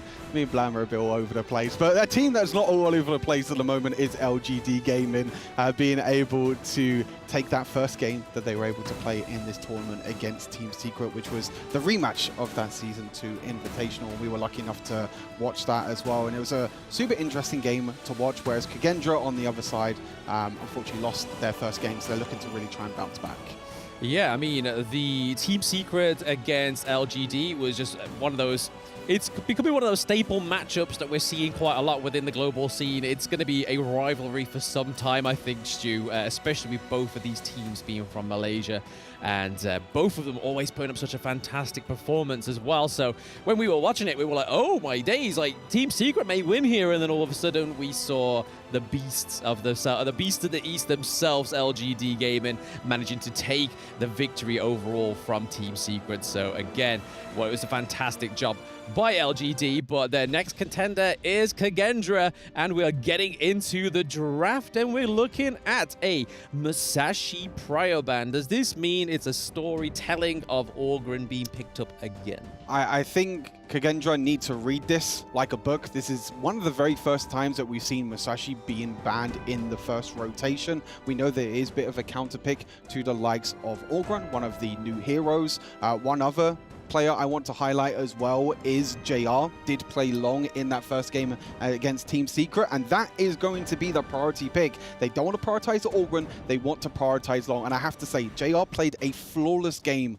on long. We saw double kills, we saw triple kills flying all over the place, and we know, and I know as well from playing this hero as well, that this hero has a lot of burst damage, but it is going to be responded on the other side by the Ogryn and Dolia combo. Yeah, what a great combo we have there with the Dolia and the Ogryn. Again, Dolia with her Celestial Blessing giving over those 2 ultimates. But like we said at that banning phase, that the banning of the Masashi, and we honestly thought that LGD were either going to take the Ogryn or they were baiting the Ogryn over to Kagendra, because again, if you pick Ogryn too early, all you need to do is get a little bit of CC on your team on the side of LGD, and they're going for the Princess Frost and the Dune pick as well, which was a big pick within Season 2. A great jungle, very tanky, has a fantastic engage, and he could just soak up a lot of damage whilst your backline just absolutely have their way with your enemy team. For sure. I definitely feel like LGD were maybe kind of trying to predict Kagendra, trying to maybe predict that they were the ones that were going to ban long in the end. Yes. They probably weren't expecting both of them to be open. And to be honest, I think this actually favors Kagendra more than anything, because with LGD being on the left side, it means that they only get 1 prio pick. Yes. Whereas on Kagendra, they get the double prio pick, which is the Ogryn and the Dolia. We know both of these have been high priorities. And with the Dolia being picked, you're seeing the Sun being banned and the Shang Fei being banned as well. So the support pool at the moment being whittled down by Kagendra, where we see Hu Yi and Haino being banned on the side of LGD. I'd be very surprised if we don't see the Lian Po again come through, because it has been a fantastic counter to the Ogryn we've seen so far within the mid-season Invitational as well. So again, Zhangfei, Sun Bin, all being taken out there. Zhangfei, as we know, has been such a prevalent pick within the support lane throughout all these tournaments so far within the global scene. And then we see the Hu Yi and the Haino getting banned as well. So Haino is another great flex pick, which we normally see in the mid lane, but in Season 2 had a big priority in that jungle. 100%, and we can see that a couple of other picks has come through. The Renji being the next option normally is the prio pick when the likes of Ali are off the board, the likes of Long are off the board, they go back to the Renji. Pretty decent in the early stages, especially with that Dolia being able to get the double stun with the ultimate, if you can chain that correctly. Mosey on the other side as well, so they're really going for a lot of crowd control. You have the crowd control from the Mayin, the stun from the Mosey, the Princess Frost with the stun as well. So all this CC that they're trying to do against this Ogryn, because we know this Ogryn has so much mobility. He can go over walls. He's just super annoying when he stands really, really close and he gets in the face of the enemy.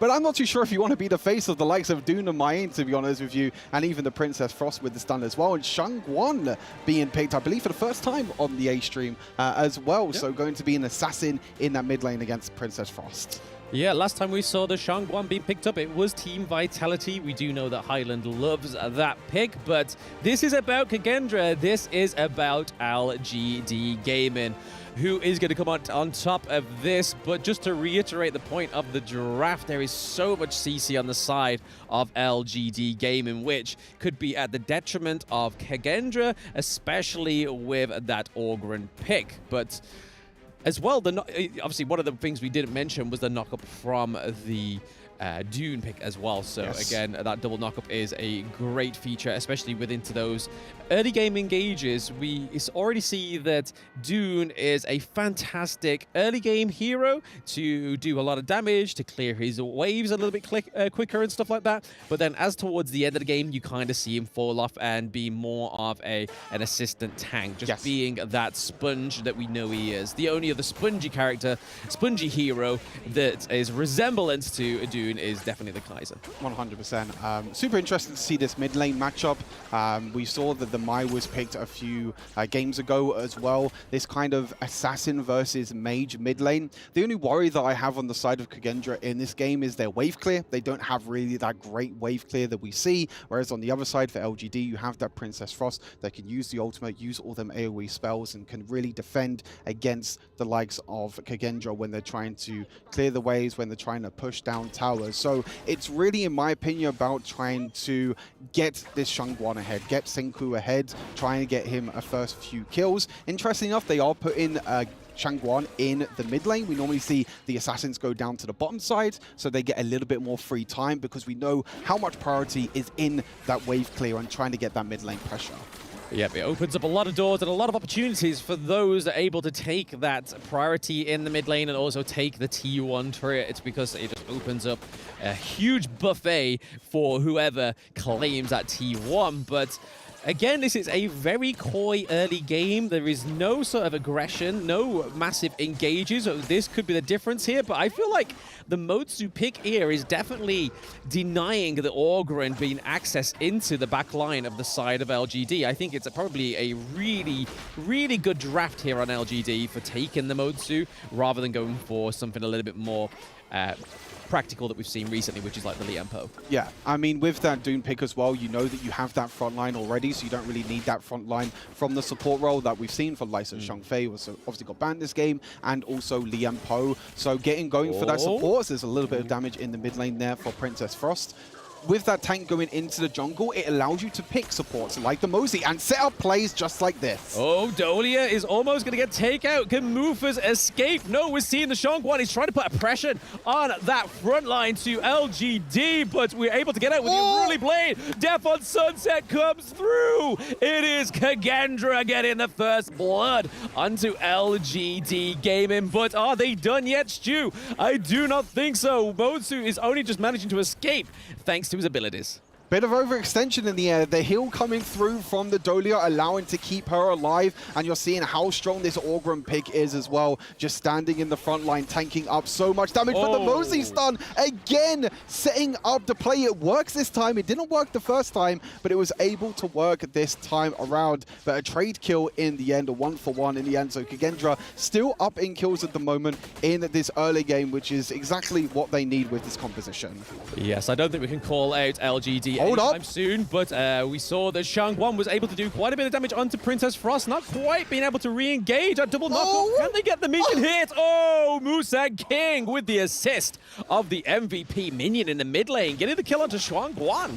Really, really nice play from Musang King. The finals MVP, remember, from that Season 2 Invitational. A player that loves to play these aggressive sort of junglers. You know, at the start of the Season 2 Invitational, he was playing the likes of Pei, the likes of Jing, but he's really adapted his playstyle to help his team more. Picking the likes of the Dune jungle, the Kaiser jungle, picking that tank so he can allow the rest of his team, especially someone like JR, to kind of pop off in these fights. But, I mean, speaking of JR, not really a lot of action has happened in this bot side at the moment. It's been just a lot of farming, which is what we expect from both of these down in the bottom side of the map. But I definitely favor Long in the late game for the scaling. Yeah, try and just get some priority in the farm lane, it seems, so they can get that Tyrant. They do secure the first Tyrant of the game. So going over to LGD is Tyrant number 1. So now giving over that increased damage and obviously the lightning effect, which really helps get to that backline, as we can already see that Derenji is trying to get out there. Dolia comes through with the heals. We have the dragon in the sky. Kill gets taken from Kagendra, which is going to be Mayin, and they're not quite done yet. They're trying to take the T1, trying to get that double kill, and they secure it. Mufas goes down. Beautiful play there from LGD, but they did lose their mid laner, though, in the mid lane. But it seems that Musang King is trying to trade back, not going to be able to in the end. But JR, perfect engage there. He was actually the one that took the tower aggro at the start. Then he used his ultimate to juggle the tower aggro. He made sure he didn't take any more damage, and it allowed the likes of Zhe and also the Xiang, sorry, to be able, on the Mayin, to be able to tower dive underneath for 0-0, taking down that Derenji in the end. So perfect tower dive, well executed there from LGD. Yeah, even though they got a victim of the first blood, we are able to see a cross-the-map trade in terms of those T1 turrets. One up into the clash lane, one down into the farm lane. So Kagendra really put in LGD's early game through their paces. They are not taking this lying down, but they are going down again. Orgren going in. Goes down. Senko as well. So that's 2 high damages coming through from Kagendra that they don't have anymore. door. And speaking of not having, that is a 3-0 trade for LGD right now, and Long is not quite done. JR, fantastic play. That is a 4-0. Stu, LGD, they let them get their foot in the door, and it was like, no, let's slam that door shut and let's get a 4-0 trade. And you're seeing what we were talking about in the draft. There's just so much crowd control on the side of LGD that Riyadh is having a really, really bad struggle here on the Augur, not really being able to do too much in these fights. The Shangwon as well also struggling because Shangwon wants to combo all of her abilities to be able to get her ultimate in the end as well, to jump up, become untargetable, and do all this damage. But the setup play at the moment from this LGD squad has been so perfect. There was one little hiccup that we saw that they overextended a little bit, but other than that little hiccup at the moment, LGD are looking incredibly strong in this game. Yeah, and here's a few of the stats and itemizations coming through. So AXA Tournament coming onto the Mayin, but a little bit less about that. We're seeing a bit more of a aggressive engage here from Kagendra. They are not quite done. They want to bring the fun to LGD. They don't want to be waiting to be the victim or be the one that's going to be cut out. But there we go. Hans takes down Princess Frost, and Mutsu in the back is getting assassinated by Hans as well. That is a double kill for the Clash lane on the side of Kagendra. JR goes down. Oh, what a trade. 3-1 for Kagendra, answering back pretty nicely. I said that there was one hiccup from LGD. That's the second hiccup right there. You're seeing the LGD having a few moments in this game where they're kind of struggling a little bit. They have maybe too much setup play in the end, that they're following every single engage that they're looking for. You can see the Mosey with that long-range stun and the setup, but they need to be extremely careful because the side of Kagendra can also counter-engage really well with the likes of the Augur and the Shangwon. As we're going to see here, there's just so much AoE damage at the moment from the Augur and also from the Elaine as well in the Clash lane. And even though JR was trying his best to do enough damage, he goes back in aggressive, but he's so low on HP that he's not able to do enough burst damage in the end. It does mean that Kagendra get that little bit of gold back that they really needed. Yes, they definitely needed that in the stride. They are still behind, and this is classical LGD. Even though they may seem like at the face of it, they're struggling sometimes within these team fights, they're always ahead with these small minor details like the gold lead, like the minion priorities in the side lanes as well. But I just want to go back to what that replay was showing there. Princess Frost winter is coming. It's as if they knew they were in Saudi. It was like, there's no winter here, baby. It's not going to stop the side of Kagendra for getting that 3-1 trade. So it was really well played there by Kagendra. Again, like you said, second hiccup, Stu, but that could be another hiccup here. The first of potentially many here for Kagendra. That T2 going down in the farm lane, and we're already seeing a massive aggression. Even though there's a Vanguard on the side of Kagendra, we could see the T3, the higher ground turret, going down 9 minutes in. And you can see that this is exactly what I was mentioning with this Kagendra lineup. There is no wave clear at all on the side of Kagendra. There is nothing that they can do to try and defend these towers. You can see the Shangwon was trying her best to walk up, try and clear these waves, try and get enough damage towards the minions. But there was not enough damage there at all to be able to clear the wave. And that meant that LGD can get that high ground tower in the bottom side of the match, which is going to allow them to get that pressure, which is going to be huge for when the 10-minute mark comes up, because they can take that Shadow Overlord and they can use that Shadow Vanguard to try and take even more high ground towers in the end. Yeah, the only thing we can really hope for on the side of Kagendra here is seeing that Direnji being activated, because again, we know that this is such a great late game hero. Once he's got all his little pieces of equipment coming through and all those itemizations being finalized, he can do a lot of damage. And obviously he has the splash effect with his passive as well. And if you do give him a Tyrant, he's got the lightning rods and whatnot going on for him. So a lot could be had still here for Kagendra, but it looks like LGD want to take that second Tyrant of the game, and it is the Shadow Tyrant, so it is going to be enhanced now. So we are getting into that 10-minute mark, Stu. This is pretty much considered, for those that have not watched any Honor of Kings, this is getting into the late game for these two teams. And this is definitely not a KPL Dream Team game because it would have been over a minute ago. But none of that. We don't want to undershine the LGD right now as they're looking to try and take their second higher ground turret from Kagendra. There is plenty of effort from the backline here trying to deny and take down that minion wave. But going in. Still going for it. Death on Sunset comes through. We see that all grain is already gone down. And then another Death on Sunset just trying to push away the LGD. But Musang King takes down Hans. He's like, I'm sick of the Death on Sunset. Just give it a rest.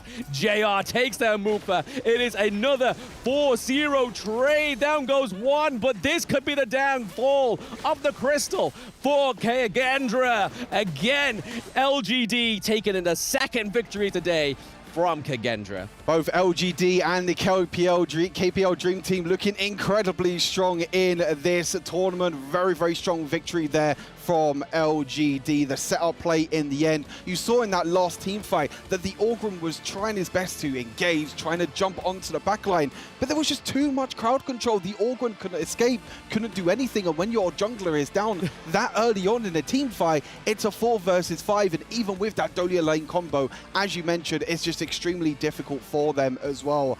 Really, really difficult in the end to be able to do that, but incredible performance again from LGD. 2-0 at the moment in this tournament so far in the group stage, and what are the first 2 games we've had? We've still got 2 more left to go today. We've still got some bangers left. Still 2 more. I mean, the KPL fans at Riyadh will be happy that it's going to be AG Global going next against KPL. But back over to the studio now.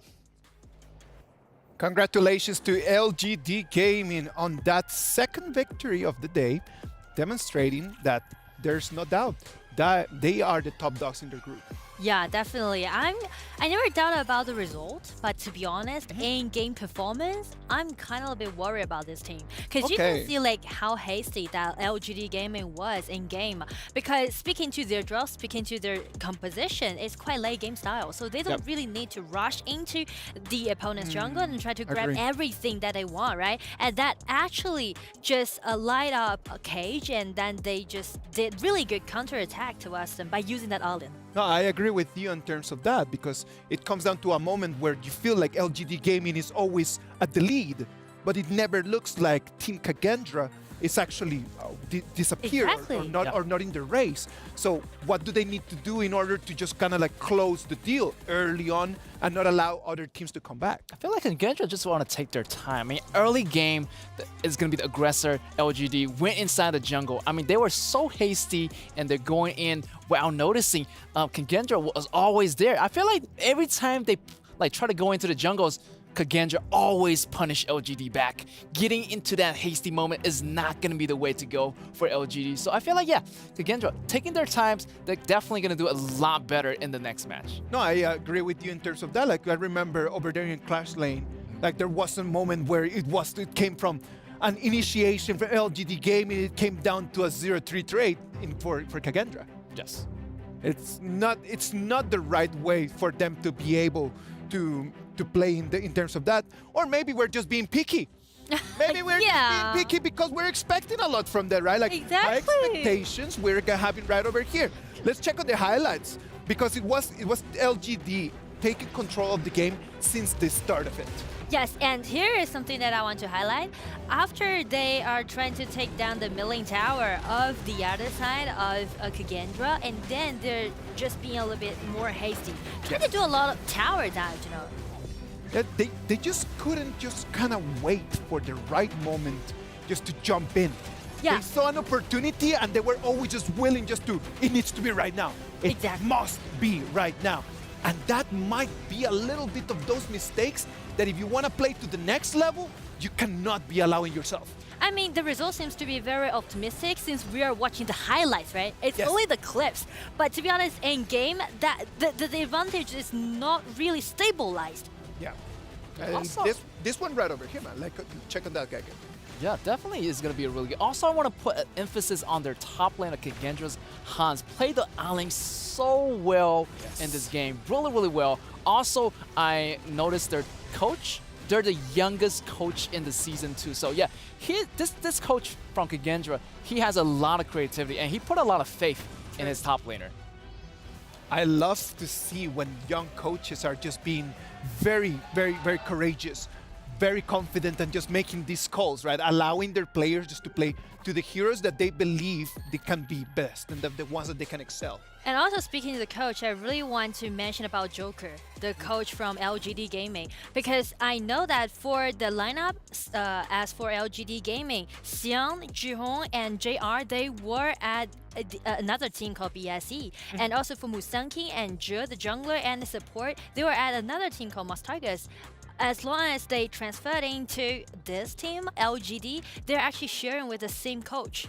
Okay. So Joker, he built up 3 different teams and all had great achievements. And right now he's leading this LGD, putting all of those best men he has and trying to aiming for this game. Trying to aim for this game, they were able to take the victory, but it's a team of 5.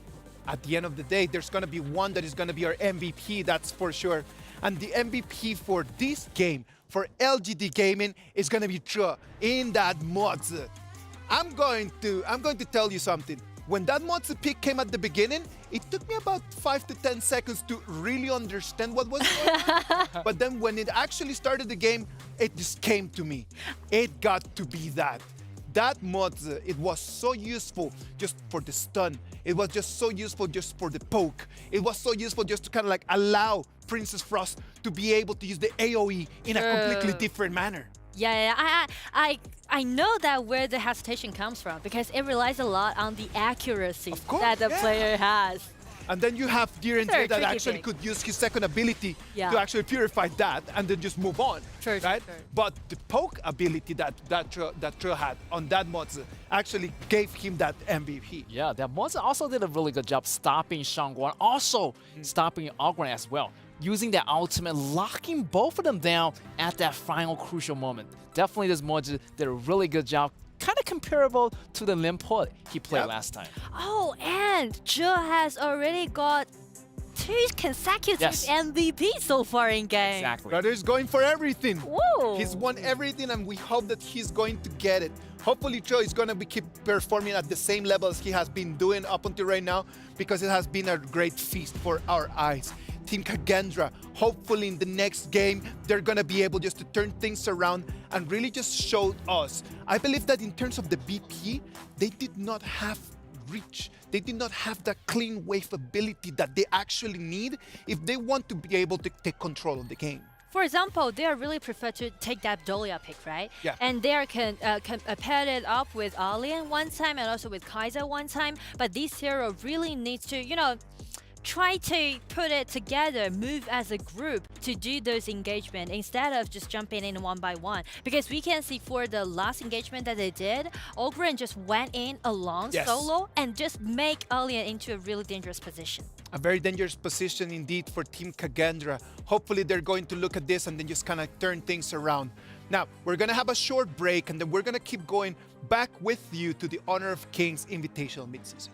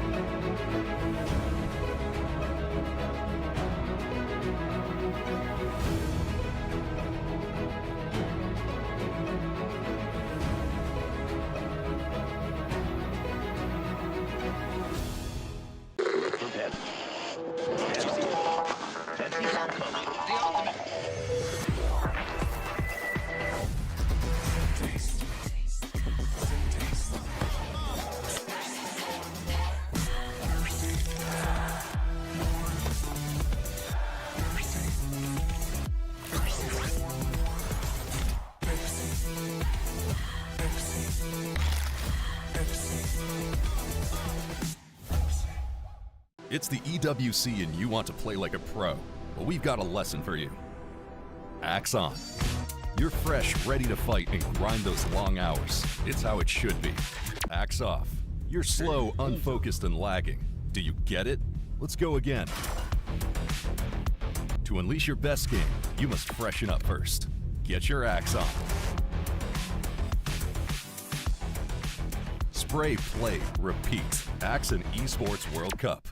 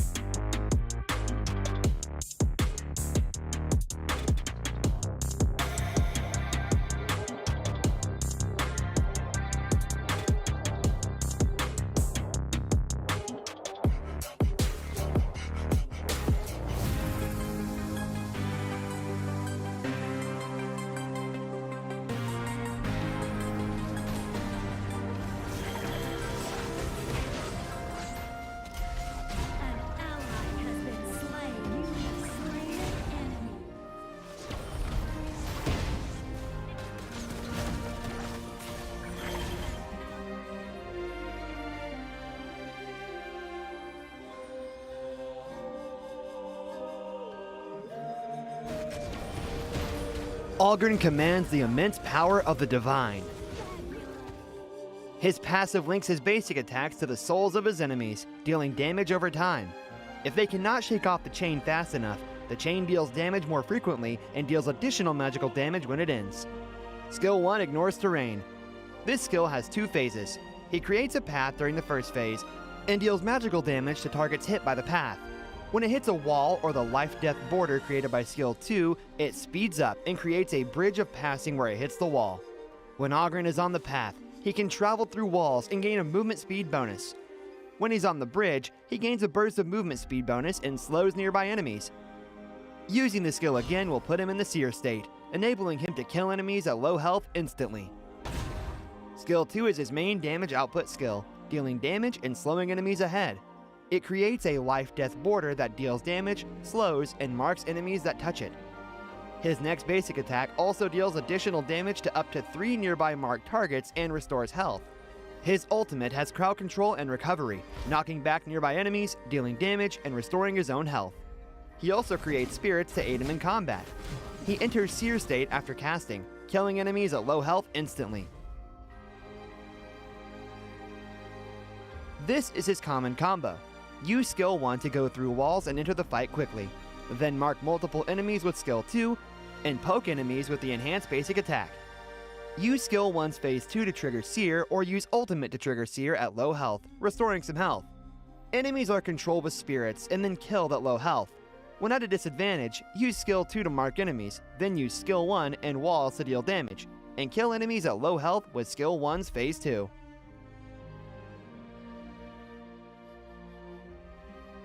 Learn Skill 2 at level 1, because using that during jungling will attack 2 monsters at once. After level 2, increase jungling speed with Skill 1's Terrain Ignore and Grievous effect on monsters. After unlocking the ultimate at level 4, his survivability and cleaning up prowess are increased, so he can use Skill 1 to support teammates and invade the enemy jungle.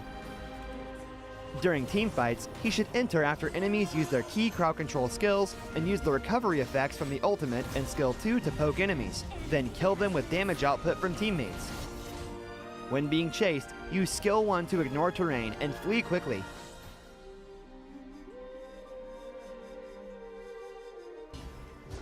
He should focus on farming during early game and support teammates occasionally by going through walls.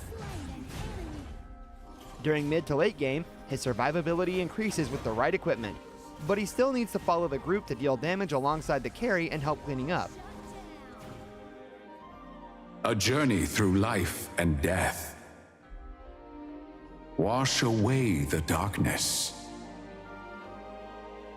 Life is but a journey, and death but a return.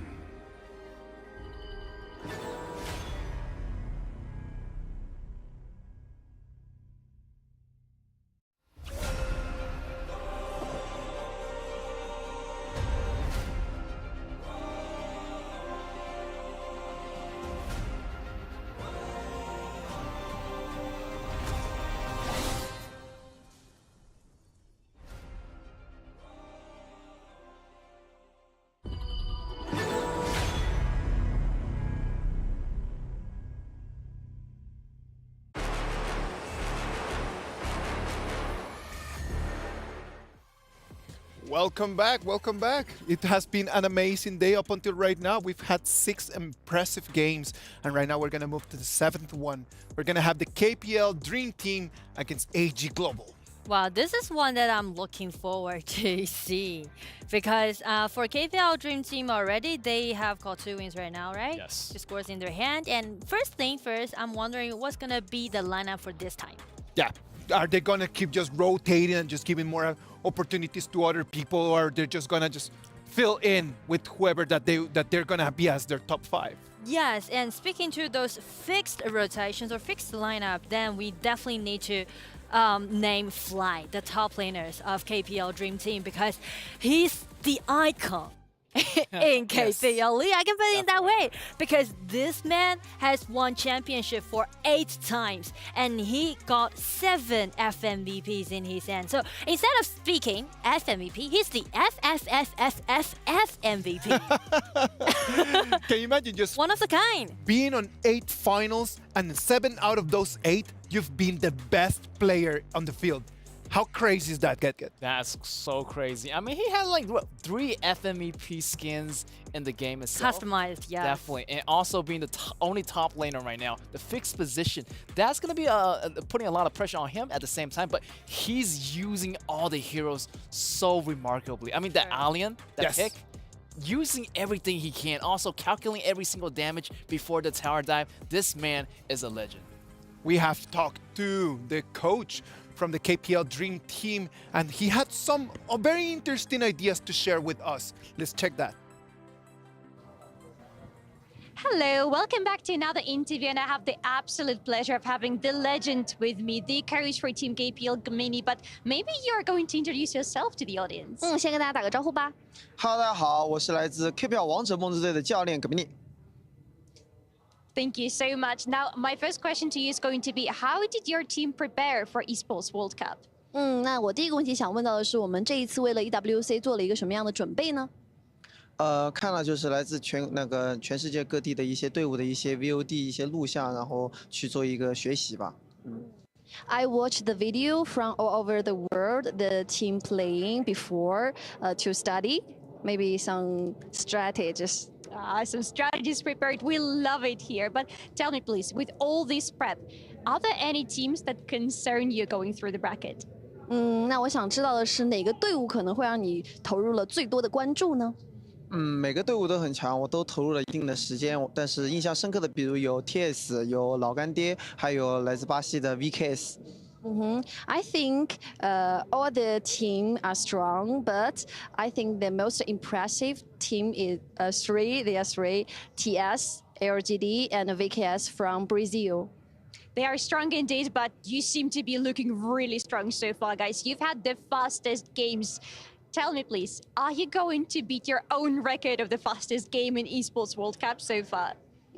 他刚刚想说到的是，其实能感觉到我们这次打的还是非常不错的，很有信心的嘛，而且也创造了这个最快的单局时长的记录。你觉得我们会成为这个记录的保持者吗？每个队伍都很强，都有机会打破这个记录吧。但对于我们自己而言的话，我们只要能够最终拿下比赛的胜利就已经很不错了。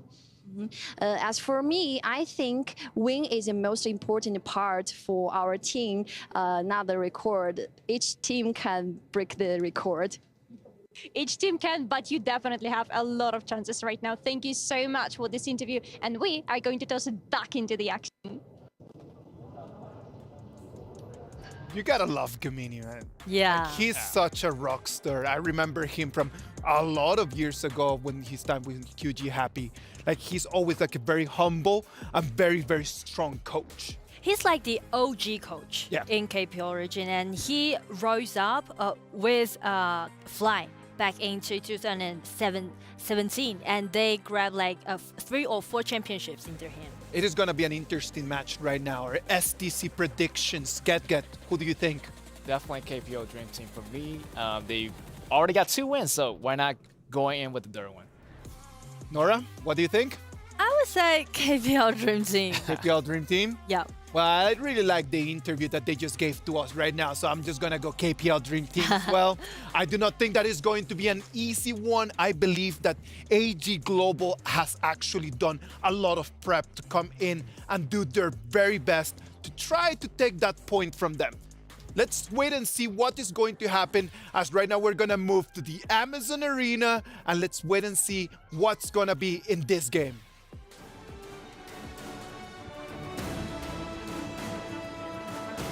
And we're back to reality. Oh, there goes the gravity for this coming battle. Let's go with the next clash. Come on, Sky. All right, one more time, the one and only KPL Dream Team. Let's hear it one more time for the crowd.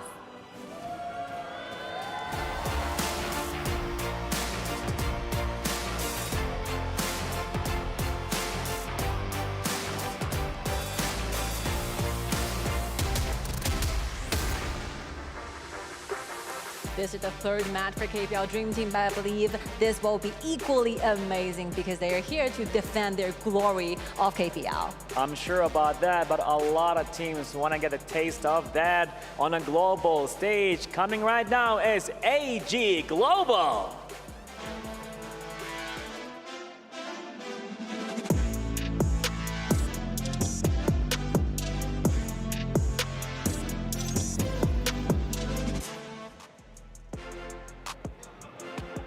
Hailing from Hong Kong, China, and they are right here in Saudi Arabia to make sure that pretty much their name will be remembered. We are ready. Of course, let's waste no time. Let the epic clash begin. I think it's about to happen. To give it to the studios. 3, 2, 1.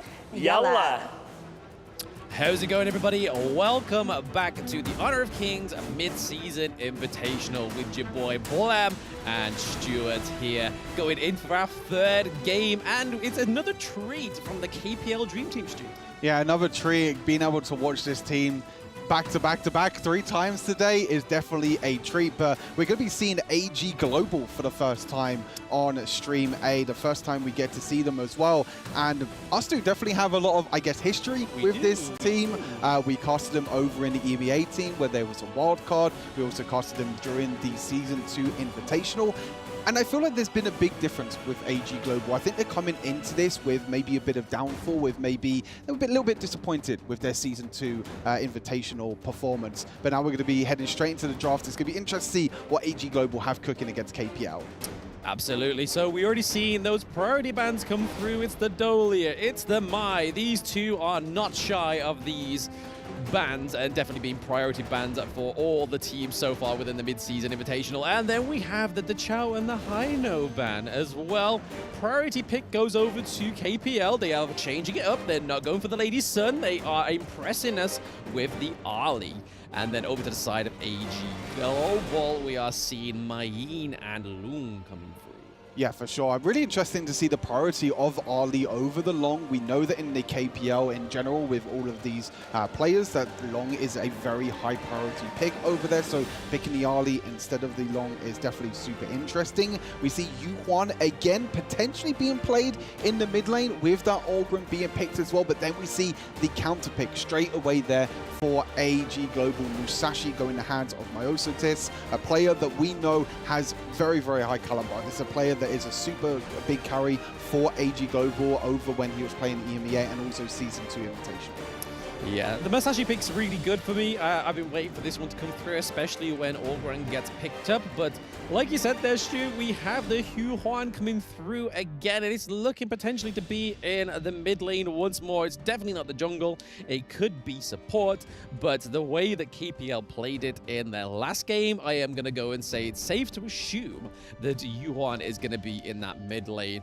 But we know what's going to happen with that Orgrim pick. We know that there is a potential level 1 invade coming through, Stu. Yeah, especially with Pang coming back in as well. We can see both Pang and Yunyo coming back into it. So it seems like the KPL are rotating their jungle and also their farm lane, because they brought 2 players over from China, 2 junglers and 2 farm laners. So Pang, second game on Orgren. We saw how well he was performing in game number 1 against Falcons, going for the crazy level 1 invades. And it's a hero that can do that, because with his first ability, as we saw in the intro, you know, during the break, with the strategy with Orgren, you want to use that first ability to go over terrain, to ignore terrain. But now we have a Menki as well. Now that confuses me slightly. For the French people in the audience, qu'est-ce que c'est? We have the Yuhuan. We have Orgren that should have been in the jungle, but Menki is there now. I mean, this is really stumped me here, Stu. Is that Monkey going to be up into the... Is he going to be in the jungle? Is Orgren going to be in the Clash lane? Or are we going to see Monkey... so many possibilities, right? Literally, the flex on this, it's like... a flex in the gym. Yeah, exactly. I think there's so many possibilities. I feel like, you know, we can maybe see that possibility of Orgren going up into the Clash lane. We can also see like Liampo going up in the Clash lane. Orgren goes to, not Orgren, sorry, Yuhuan going support. But there's so much flexibility, as you mentioned, for the KPL. And you can see AG Global rounding out their composition with the Angela and also the Mosey down in the support role as well. So we'll have to wait and see until we get into game plan to see where these heroes are going to be played, but it just shows you how much flexibility this KPL Dream Team has with how the scene works over in China. So many different picks, so many different possibilities. We'll have to wait until we get into game. I'm pretty sure you're going to be seeing all the global teams just sat there, either on the stage or in the player lounge within Riyadh with their notebooks, just dropping it and be like, mind blown. Where is this Orgren going now that we have Monkey on the field? But I'm pretty sure we are now finding out, and it's in the Clash lane. So we were a little bit right there. We was pretending as if we knew where that was going, Stu. But now we definitely know where we know it's going, and we can completely pass that one off as like, yep, we knew that it was going into the Clash lane. Yeah, this is one of the first times I've seen it. I've done my research as well over in the KPL, and I don't remember ever seeing Fly ever play Orgren up in that Clash lane, and I don't think we've ever seen it at all in the KPL. So this is something that maybe they've been cooking up, something that is completely new. I mean, Orgren is a hero that can definitely push the waves super, super quickly thanks to his second ability, and you can see already that Mayin is going to be pretty much under tower the whole game. That kind of range versus melee matchup in that Clash lane is going to be a big struggle, I feel like, for Mayin overall. But we know that Snow is a very, very strong player, another strong player for the side of AG Global, who we haven't had an update just yet, but they did actually lose their first game of the group stage off stream against Weibo Gaming, so they're looking to try and come back in this series. Yeah, I mean, I have to note that it wasn't just a stomp from Weibo. It was actually a very close game. When we tuned into the stream, it looked like AG Global were going to win, but then there was just a little bit of an upset around the Tyrant, I believe it was. But yes, this is showing that AG are definitely trying to claim at least one of the top 4 spots within their respective teams, but KPL, no fear on this Zhongfei is pretty much what it's saying on the tin. There is no fear when it comes to this player. He is constantly engaging. It doesn't matter that AG Global have the Mutsu or the knockback from Lung. So again, we are seeing another cooking of the KPL Dream Team. Pang was just taking that Angela ultimate just face on. He was just not even he just didn't care the amount of damage that he was actually being bear witness to there, Stu. Yeah, for sure. We're definitely seeing a different side of KPL here again. You know, 3 games have definitely been 3 different styles of game. This game as well, they definitely looks like they're playing a little bit more passive. I feel like AG Global are actually doing really well at defending their own jungle. You can see every single time Liam Po leaves the lane, you can see both the Mosey and the Long leaving the lane trying to defend that invade from happening, which Menki at the moment, a jungler doesn't normally invade, you know, wants to scale up, can scale up and get that extra HP, can get the extra damage over time. So definitely a hero that wants to kind of upgrade as time goes on. Not really anything crazy happening in this clash lane either. You know, both of these just trading back and forth. No real fights. This might be the slowest game we've seen from KPL so far. No kills in 3 minutes. What's this? Yep, this is definitely a little bit more of a tamed KPL, but I feel like this is just fizzing up. This is going to be the pre-pop-off moment at any time, and with the Tyrant and the Overlord already coming up to a 50-second cooldown timer, I feel like this is where it's all going to start to make sense, is if we get a clear priority in that farm lane from KPL, then we'll see them absolutely aggress the Tyrant to obviously give more damage over to the Ali, give it over to the Orgrin as well. But I think the thing that really threw the spanner in the works was knowing that the Mustache was still open in that draft, and that's probably maybe why Orgrin goes up into the Clash lane, but we see that KPL is pretty much low on the side. The Ali is pretty low, sorry.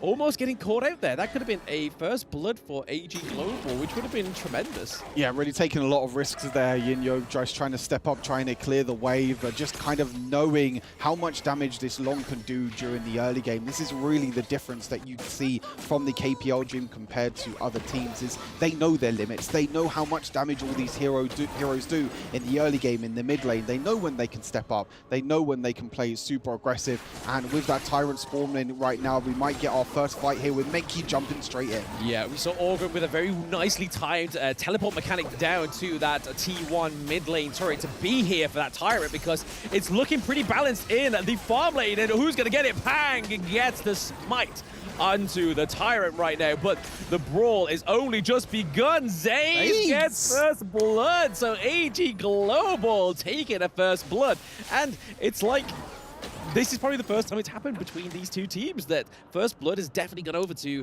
the opponent of KPL Dream Team. This is shaky.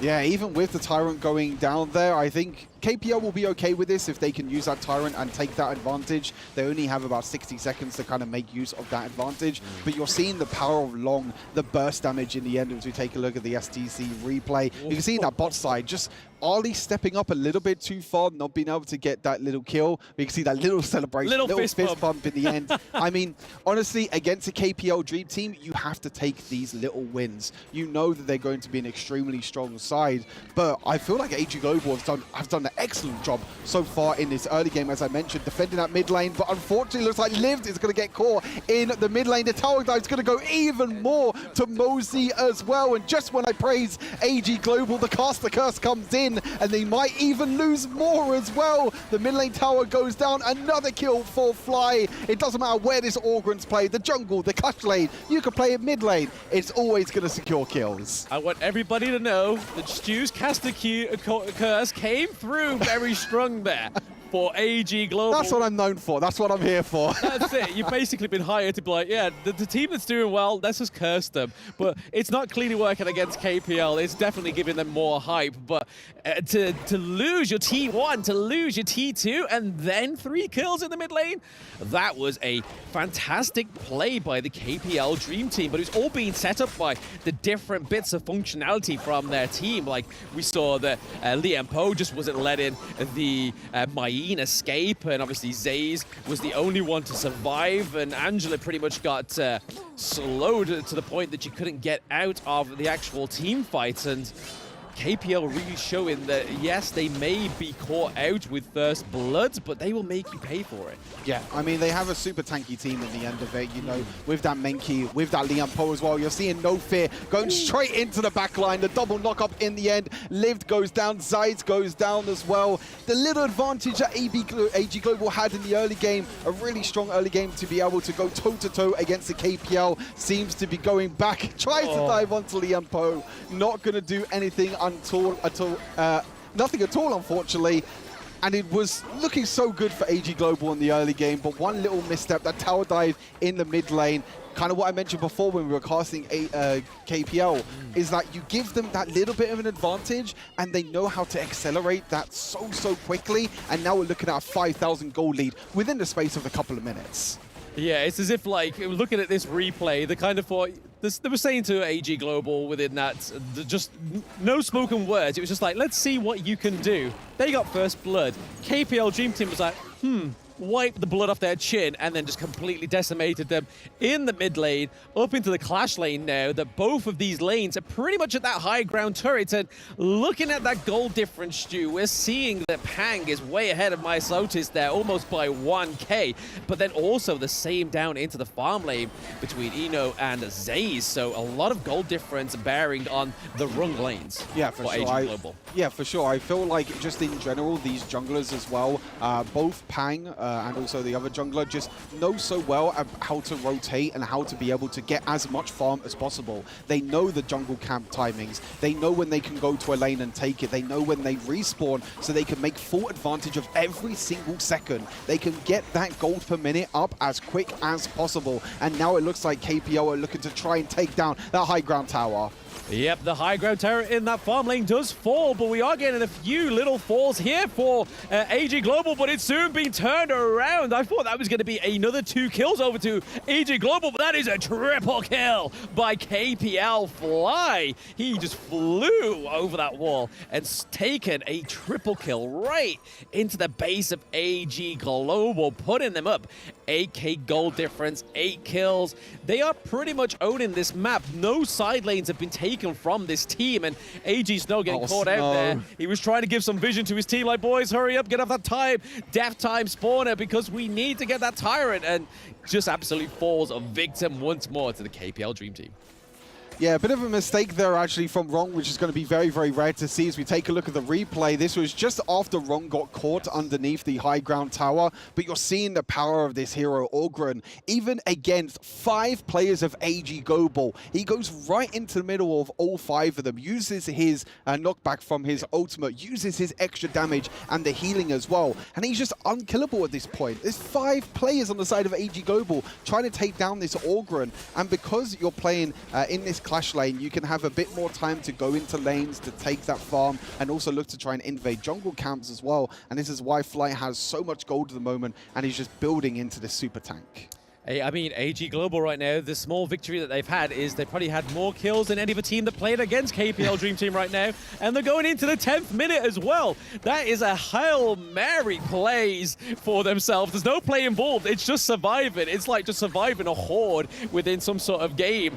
But there we go. KPL Dream Team do take the Shadow Vanguard, as that is the pretty much the signal to be like, right, guys, let's stop playing with our food. Let's not let it get any further away from us. We know for the 9-minute games. Let's clean it up now. We see so much minions in all 3 lanes, so there's a lot to defend here on the side of AG Global. And already we have Liam Poe going in with a fantastic engage. We have the Seismic Smash coming through, and we already have lived down, and it looks like Mysotis is the next victim. And then after that is the Crystal, looking like it's going to be a pre-11-minute game match for KPL. Not quite that 9 minutes we're known for, Stu, but still, we get a short game once more from the KPL Dream Team. 3-0 to start the group stage for KPL, looking incredibly powerful. They came up with a new strategy, some new picks this time around. I say new picks. It's actually Ogre going in the clash lane for one of the first times I've ever seen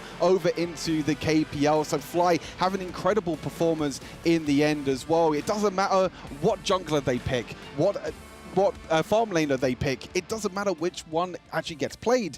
They're going to be able to do an incredible job, but props to AG Global during that early game. That first 5 minutes, I feel like they performed incredibly well. They were defending off against the end phase. They were doing incredibly well. But in the end, KPL Dream Team just a level above the rest.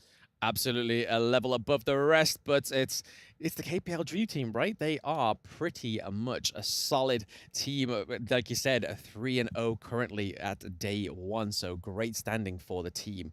And AG Global managed to get 2 kills and survive in the 9 minutes.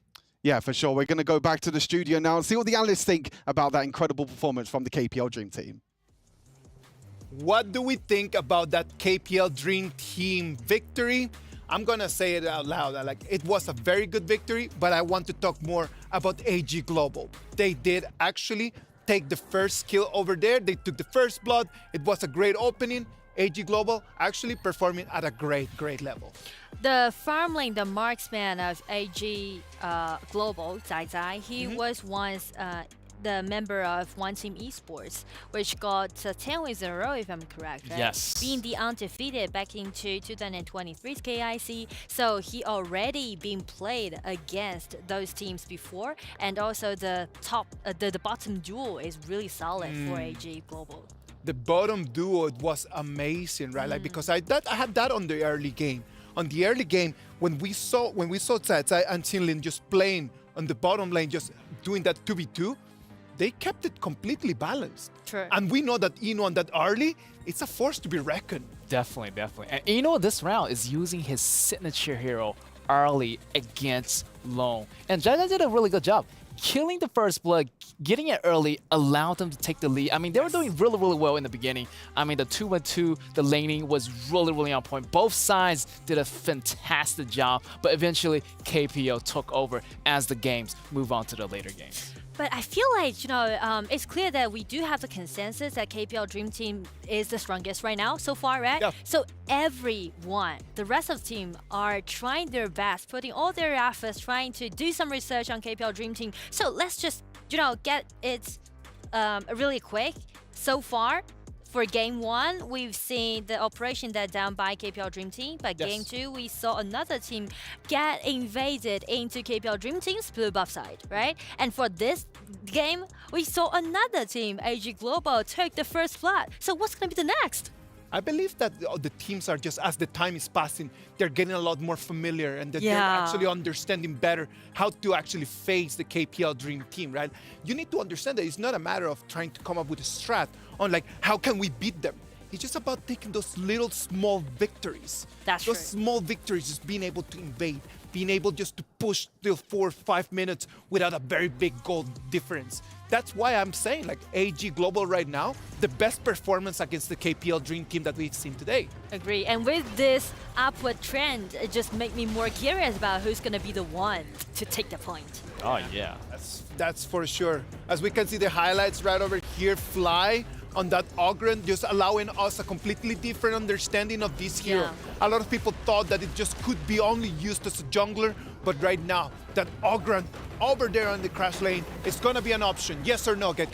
Definitely it's gonna be a great option. This hero has so many flex picks. You can play as a top laner. Definitely is gonna be a really tough opponent to take down. I mean, Mai could be a little bit formidable in the beginning, but once Fly, get that hero, get that HP to a really high standing point. Later on in the late games, there's nobody can contest to this Ogren. Such a high HP hero, great offense, at the same time, great defense. It was just so difficult for Mayin because we started in the first 2 minutes and we could see that Mayin had no opportunity to clean the wave. It was just Ogren's ability just to be able to clean wave so quickly that put Mayin in a situation that we normally don't see that much, which is just like waiting and camping under the turret. And I do believe that Ogren actually was a trap made by Gamini in the draft because they showed it out first. So that's the reason why AG Global was taking out Musashi, remember? Yep. You mentioned about the ulti that Musashi has can just count that recovery that Ogren can have. But the problem is that at the end of the draft, they just taken out Monkey to be played as a jungler, and Monkey is the best counterattack towards Musashi. Yes, so exactly. it's totally turned over at the end, at the last second about the draft. That's the most fantastic part I want to say about Gamini's draft. And that is one of the beautiful things about the game, right? It's not only about the mechanics, it's not only about the heroes, but the BP can always just give you the upper hand in that game. True. A great victory by the KPL Dream Team. Let's see who's going to be the MVP. Who are you guys going to pick? I would say Fly. Also, I would say. I believe he's playing the I mean, netball. 3-0-10 KDA. And I remember this guy, like, he has this flash every single time, and he uses it to get an engagement going on. Every single time he flash into the back row, starting the engagement and starting it off right. Always taking down one of their centers like Yuhuan or taking out their backlaners so fast and no hesitation at all. This guy is really, really connected with the whole team. I am loving what I have seen today. In all these BO1s, I have seen a majority of the MVP picks to be the supports.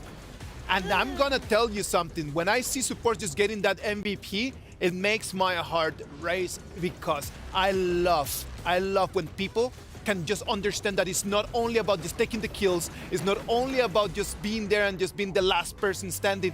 Sometimes it's about just sacrificing yourself for the team. Don't you think so? And usually the support, I would say they are the brains of the teams. To be the shot caller.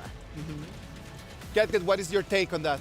Oh, definitely, man. That support, man. The crucial engagement on that last wave. Taking out Angela and ending the game just like that.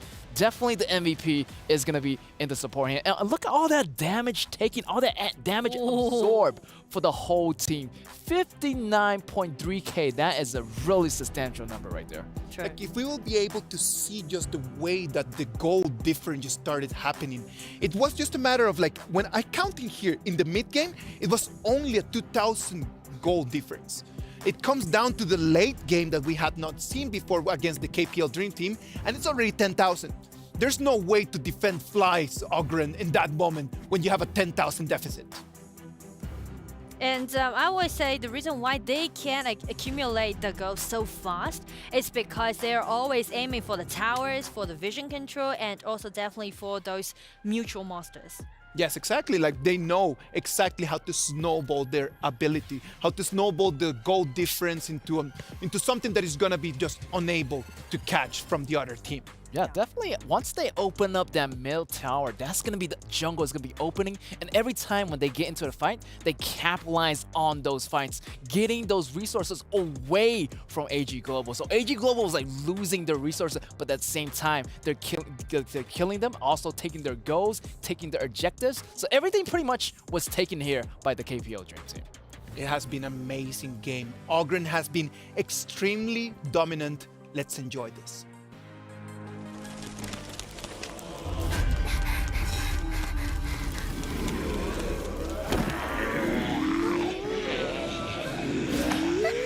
For second star, you brought the affliction.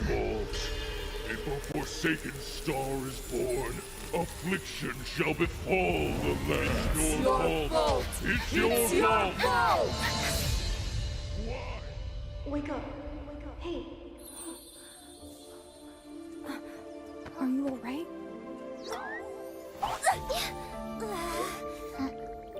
Your wounds haven't healed. Take it easy.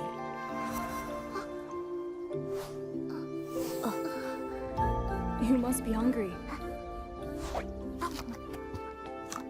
This forest is dangerous. I'll take you somewhere safe.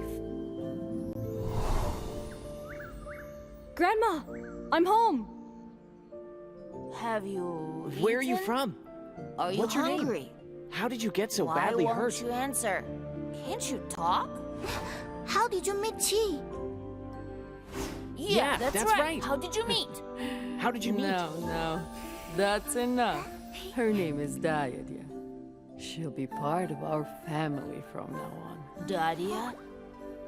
Pretty strange name for a kid. Don't make fun of her. Grandma said that it's fate that brought us together. Food's ready! Yeah, time to eat!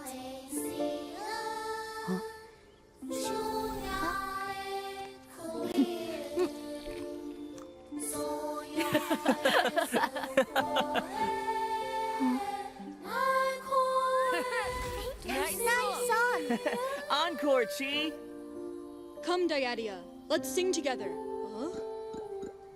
It's a paddle shower. Huh.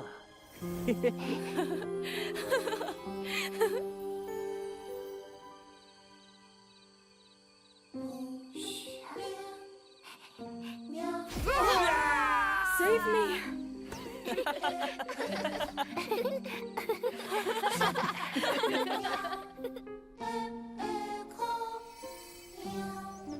Diadia, hurry! Coming! Quick! The amulet needs to be in place before the ceremony starts. I'm here. All right, let's set out. Ah! Huh? Something strange about the forest today. The animals are all running away. Over there. Huh? What's that? No, don't get close. It's the affliction. Everybody run! Run! The affliction is here! Run! Run! Lila, are you all right? Forsaken star, you brought the affliction.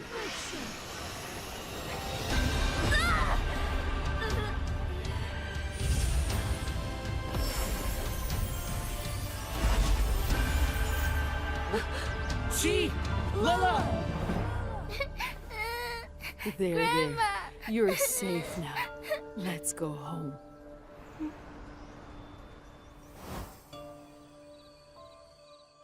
Chi, you are so brave. Thank you, Chi. I won't cause you trouble anymore. It was nothing. Diadia was brave too. If not for her, we wouldn't have outrun the affliction. All of you were very brave. Protecting one another is what a family does. Grandma, who were the people who saved us? They are the Order of the Seers, protectors of this forest. It is thanks to them that we can live here without worry. I'm going to be a seer when I grow up. Me too! Me too! Huh?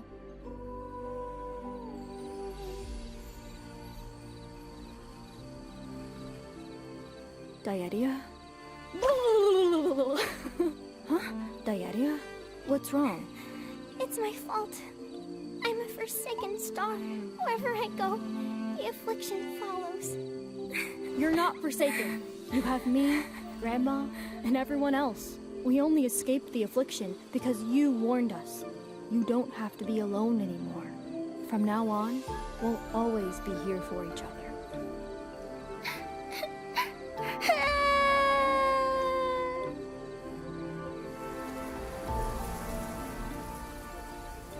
When I grow up, I'm going to become a seer. I won't allow the affliction to come again. Me too. I'll be with you all the way. Please take this amulet. I carved it myself. Let it be a symbol of our promise. Pinky swear, we will always protect each other. Huh? What if we have to part ways? We'll say a proper goodbye. That way, we'll be sure to meet again. Yes. When we part, we have to say goodbye.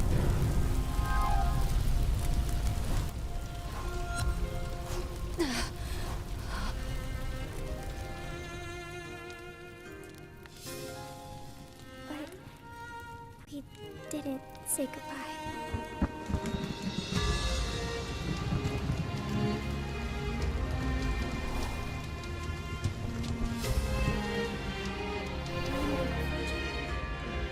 Sure she's accurate. Read mine too.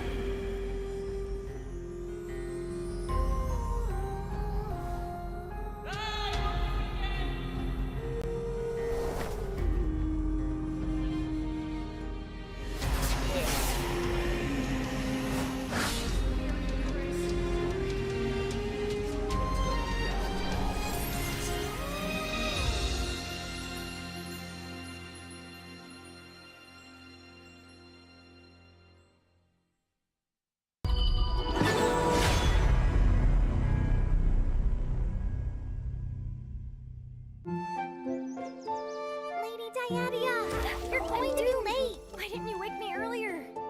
Lady Dadia, remember your persona.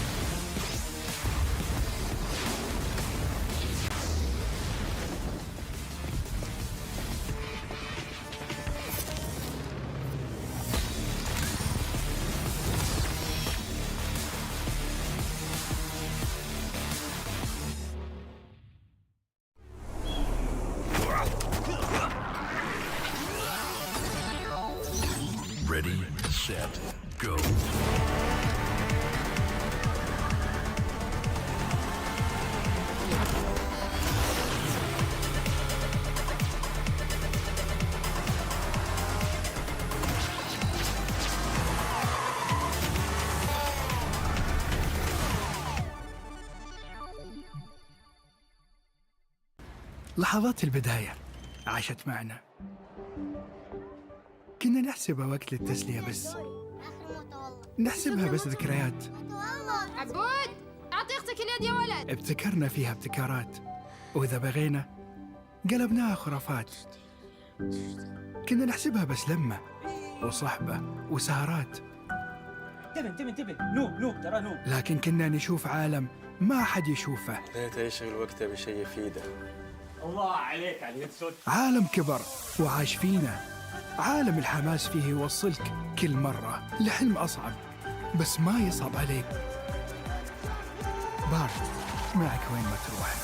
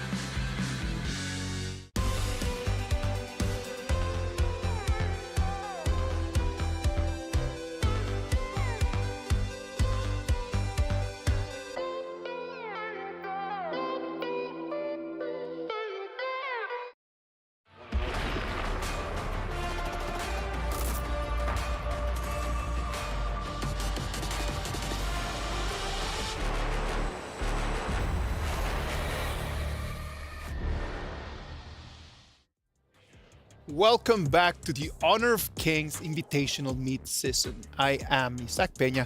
With me, Get and Nora. We've been watching so many beautiful games, 7 of them already gone, and we have only our last one for today. We're gonna have Boom Esports and Weibo Gaming. Yes, and for Boom, I mean, I feel like they have the momentum going, but they got stopped in the track by Loop. So definitely, I feel like they have a chance to come back here versus in Weibo. I don't know about Weibo, but Boom, I feel like they are ready for this. They just have to be a little bit more patient on the last game. A little bit hasty, but this time I feel like they already got warmed up in the first battle, so they're going to be able to do a lot better in the second round against Weibo.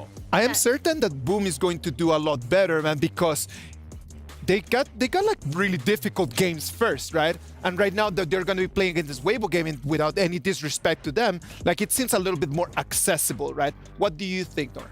For Weibo Gaming, they actually got their spot by the showdown, and they got 4 wins in a row, which made all of them as a 2-0.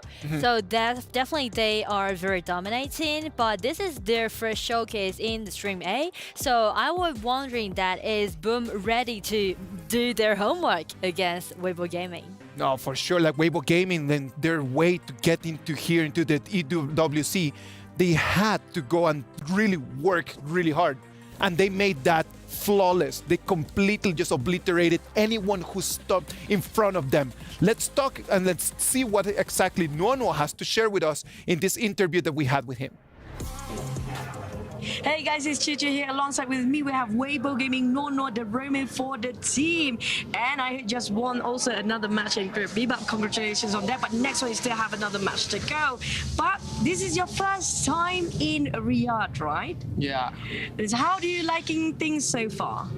I would like to say the people here is very friendly and very helpful. When I found difficulties, the person here keep on help me. Oh wow, this is the first time I listen to it. I like it. And do you like the food at least? Yeah. Definitely, I like it. Do you still want to go back, or you want to stay?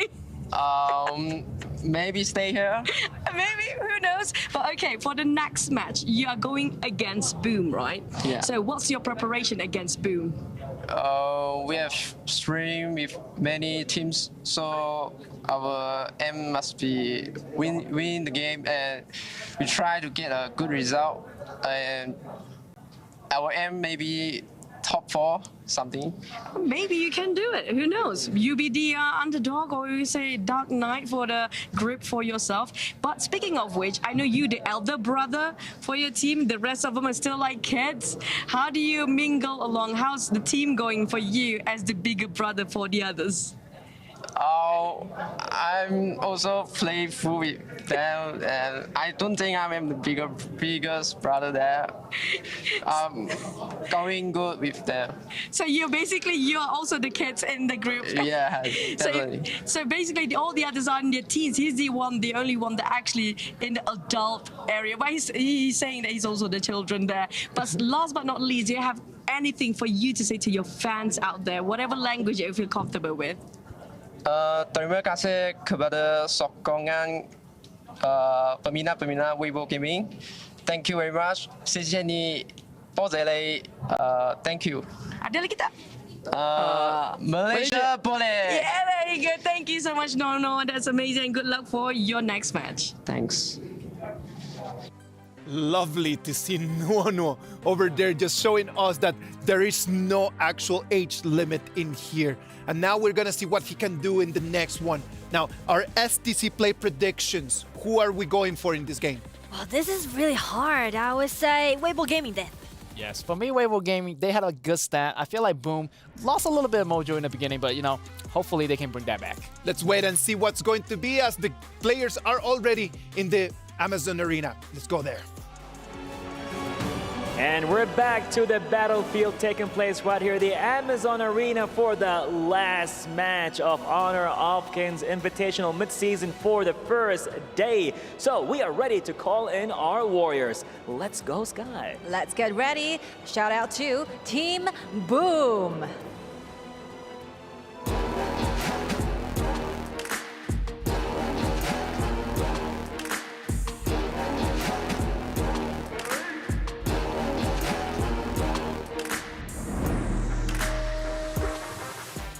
Coming out their ways from the Philippines, and I believe they have everything it takes to hit up the entire gorge.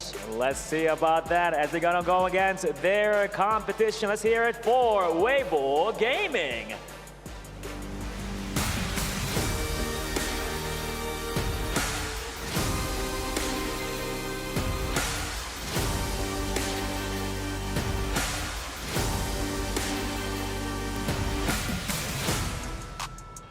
Well, they got the mechanical skills combined with their in-depth knowledge of the game. They're here to dominate, but we'll be seeing about that in a few moments in the match. Once again, ladies and gentlemen, please be prepared to be amazed by their amazing performances in the real game. With no time any longer, let's get our time back to the studios. Yalla. Let's go.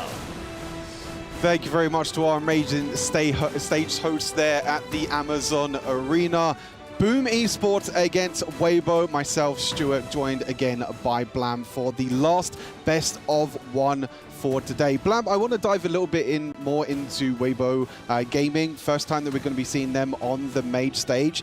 They've had a really strong day, though. 2 games on the B stream, and they won both of them already. And we've had the luxury of being able to talk to some of these teams, you know, backstage. And they're saying that Weibo Gaming are looking incredibly strong in scrims. Absolutely. I mean, I've been very excited for this team ever since they took a 4-0 in the last chance qualifier. So they've had not an easy road, but a phenomenal road so far to get into Riyadh. And so far, in day 1, they're already up 2-0, already beating Loops. So Loops was, before this game, they were top of the leaderboard 2-0. Now Weibo are now 2-0, potentially at the top of the leaderboard.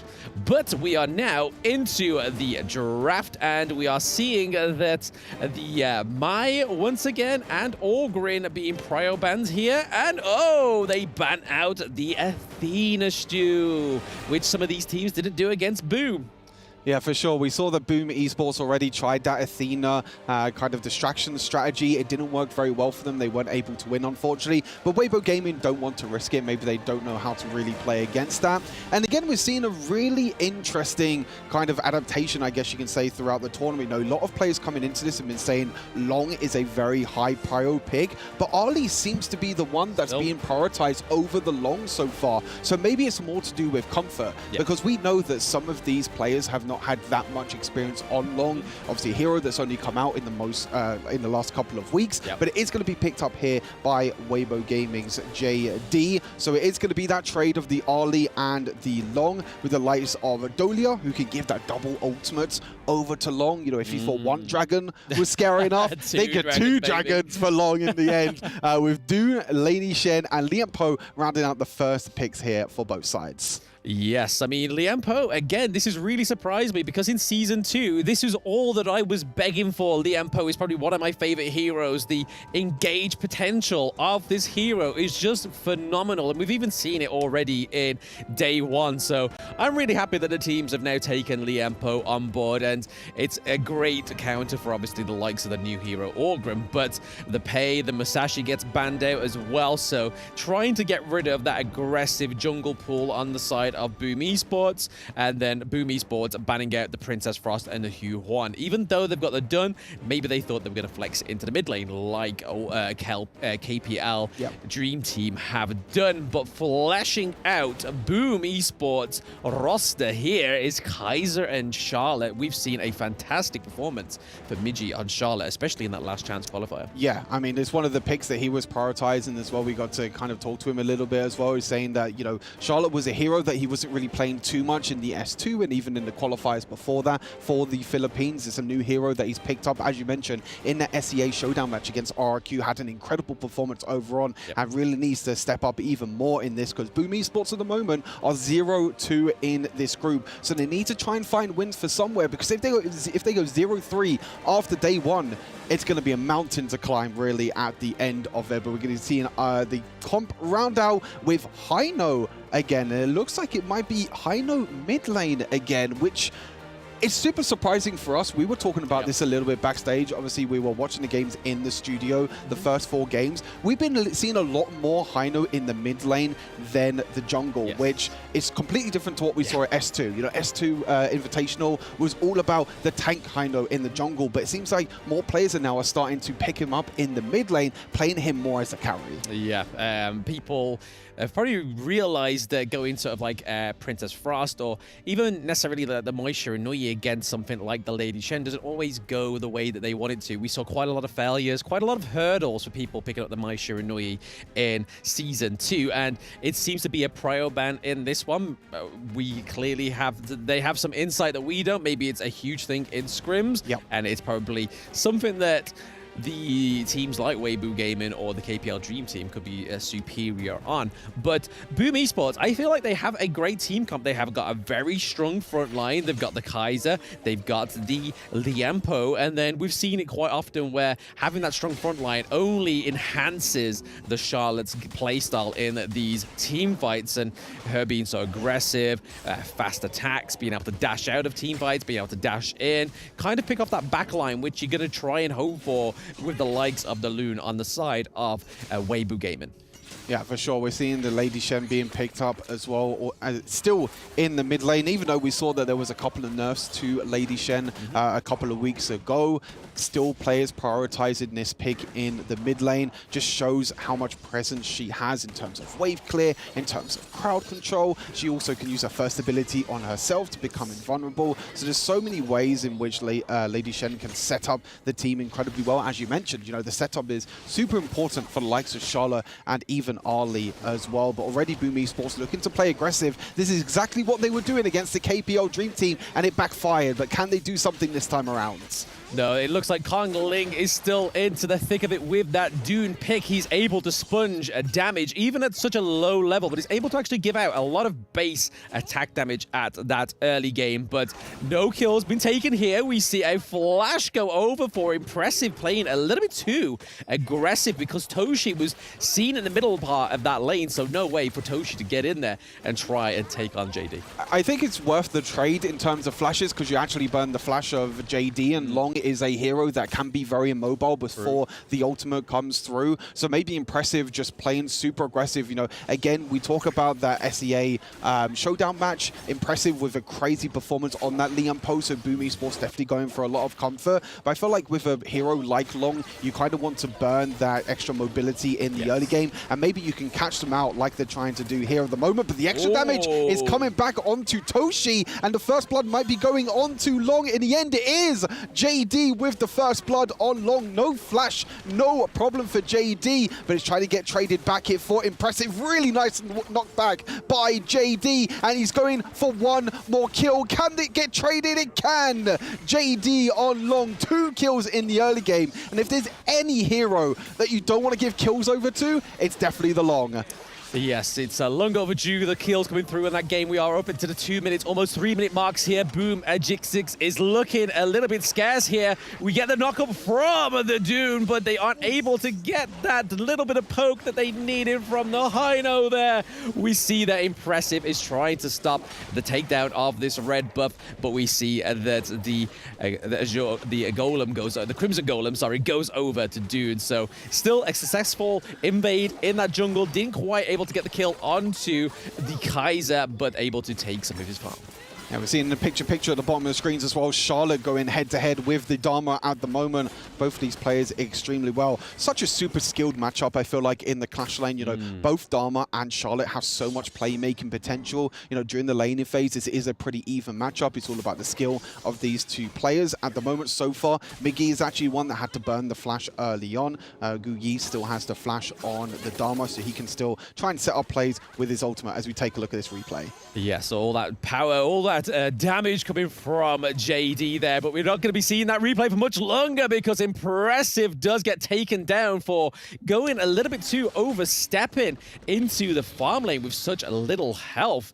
Midgie also obviously fell in the Clash lane as well, so again, we are seeing 3 kills up to 0 on the side of Boom Esports. First Tyrant going over to Weibo Gaming. They are not messing around, Stu. We are getting into the 4th minute. Tyrant taken, 3 kills up, and almost that 2.4k gold difference. And it looks like they're not stopping here. For sure. I mean, this is a team that is also from Malaysia. We have 3 Malaysian teams here in the Invitational mid-season. And this is just showing how strong the country is and the region is in general, right? We know the power of LGD. We know the power of Team Secret. Weibo was the big question mark that we had coming into this. They did play that last chance qualifier against the teams the likes of Tribe Gaming and Virtus Pro, and they were able to wash out every single team there. But we were kind of questioning ourselves coming into this, like, have they actually had the testing? Have they had the right scrims to come into a bigger competition like the Esports World Cup? And it seems like they are doing incredibly well as the engage coming through from Liam Po. Yep, impressive engage there from Liam Po. We getting the kill onto Dragon as well. That's currently a 1-1 trade. We see that Hino is able to take down Lee and Po, so it is still all to play for. There we go. There is so much damage. 3-1 trade, sorry, onto the side of Weibo Gaming, looking to freeze this Vanguard from trying to take any minions in that mid lane, and this could mean that JD's able to take this T1 now that the armor plating's taken off as well. Not quite as Boom, Ejix, and Toshi gets through though. I mean, watching someone play Dharma as well as Gu Yi's playing it at the moment, like, incredible. You can see the flashy plays that Dharma can create. You can see the setup that Dharma has as well with the ultimate, being able to knock players into the wall. When you see a good Dharma, when I see a good Dharma, I'm just like, wow, this is like the perfect way to play Honor of Kings. The invade might have been going a little bit too far here for Dune. Just getting knocked up a little bit there from Liam Po. You're seeing the crowd control there, so a little bit of a mistake there from Kong Ling in the jungle. But as I mentioned, Dharma, haven't really seen too much of him being played today. He's been a lot of the Byron, a lot of the Elaine as well. But Dharma, again, even 2 versus 1 against the Yali, still going in.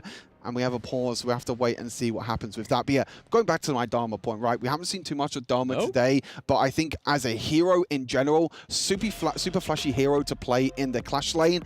It requires so much skill, but if you're able to perform super well, then you're able to make these crazy plays at the end. I mean, we say we haven't seen Dharma so much, but the last team that we saw play Dharma was Team Vitality. We know how that went for them against VKS, so it's clearly something that some of these teams have been practicing the Dharma. It's a pick that we like to see come through, especially on those players that can make the flashy playstyle of Dharma really shine through, like you were saying, Stu, being able to link his ultimate, bashing people into walls, getting the CC, and then just either allowing Dharma to get the kills or allowing somebody like JD on the lung just to kind of clean up and get some more gold into its pocket. But yes, currently on the pause there. Right now, it's looking like Weibo are playing very aggressive in this game. Yeah, for sure. I mean, they're definitely bringing out the aggression. They definitely feel like they've had the practice. You know, if we go back to the draft as well, in terms of the bans, in terms of the picks as well, you know, realizing that they're playing against Boom Esports, they don't want to give the likes of Athena away, and going into the game as well, Weibo Gaming at the moment playing incredibly well. Long, again, we know how strong this hero is. You know, me and you were watching the games from the KPL, and, you know, likes of KPL players playing Long because it's been out in China for such a long time. And we thought to ourselves, you know, how are these players going to adapt to these new heroes that they maybe haven't played for so long? But you're seeing the even with the little practice time that they have on these heroes, they can still perform incredibly well. You know, you can see the KDAs on the screen as well. You know, 203 at the moment for JD on Long. And as I said, you know, you don't want to give Long early kills, you know, especially against an Ali, and we know how much burst damage this hero can do as well. Oh yeah, I mean, sometimes you think you escape, but thanks to his passive, just having that second hit within the range as well, you think you get out of there, but then that just comes around and just slaps you. But back onto the point about us thinking that Lung wasn't actually going to get picked up within the mid-season invitational, just kind of like Luara, because when that hero came through, we was hoping that the next tournament was going to see some Luara come through, and we was probably thinking, if it weren't for having the intel on the KPL teams, that maybe Lunga would have had that same treatment, because like you were saying, some people still prefer to go for the early stew, and again, it could be down to comfort or the fact that you know it's going to be not a guaranteed victory, but it's definitely going to aid you in the late game with the hero Harley. Yeah, 100%. I mean, you can see that also the Long being paired up with the Dolia. I think we're going to be seeing it a little bit later on in this game once the pause comes on through. But giving the ultimate over, you know, Dolia giving the double ultimates over. To be fair, there are so many to give over here. Likes of the Dharma, we just mentioned, being able to push people into the wall. Dune as well, being such a strong tank with that knock-up with the ultimate. But Long, I think, is one of the best heroes that you can give that double ultimate towards, because him turning into that dragon makes him untargetable, which is crazy strong if you think for someone like in the farm lane. Normally a farm lane hero, super squishy, can get caught out. Hey, if Long get caught out, you press one button on your phone and you're like, see you later. I'm off to space. I'm off to ride my dragon, and then can just jump back down. But the crazy thing is, he jumps back down. He gets him enhanced auto attacks as well, which makes him even stronger. So we've been seeing the kind of aggressive style used in Ultimate, but we've also seen the defensive style as well to be able to escape from this crazy crowd control that can come out. Yeah, because I mean, some players that may have, because with this game being such fast-paced, Honor of Kings, you can make mistakes in an instant. So if you go and lock on, say for example, if you dive in, you're a Kaiser or a Charlotte onto the Lung, and then you've like, totally forgot about his ultimate, and then he goes up in the air, and then that's basically burnt out that huge engage that would have been potentially on the likes of something like a DRNG or even an Arlie that's maybe a little bit more slippery but able to still climb around. But there's no way that Dune or Kaiser or Charlotte can fly up into the sky, so the Loon pick is definitely a better playstyle for within the farm lane. Just like you say, having that escapability, but being able to use it for an aggressive playstyle, but also a defensive playstyle is also a really good thing. No, 100%. I think it's super interesting to see. Hopefully we'll get back into the game very shortly. Thanks everyone for the patience. Yeah, hopefully we can get things sorted very quickly here. But yeah, Weibo Gaming, just to kind of recap with Weibo Gaming, 2-0 at the moment in this group. The first time we're seeing them on stream at the moment. Won 2 games off stream against AG Global and also Loops, whereas Bloom haven't had the best start to this group so far. You know, they're 0-2 at the moment. If they lose this game as well, they're going to be 0-3 going into tomorrow. So Boom need to find a way to come back into this game because they're a little bit down at the moment, but hopefully we'll get things sorted soon. Absolutely. We are going to be going into a break whilst we just figure out this technical difficulty, guys. So thanks again for bearing with us. We'll see you very soon.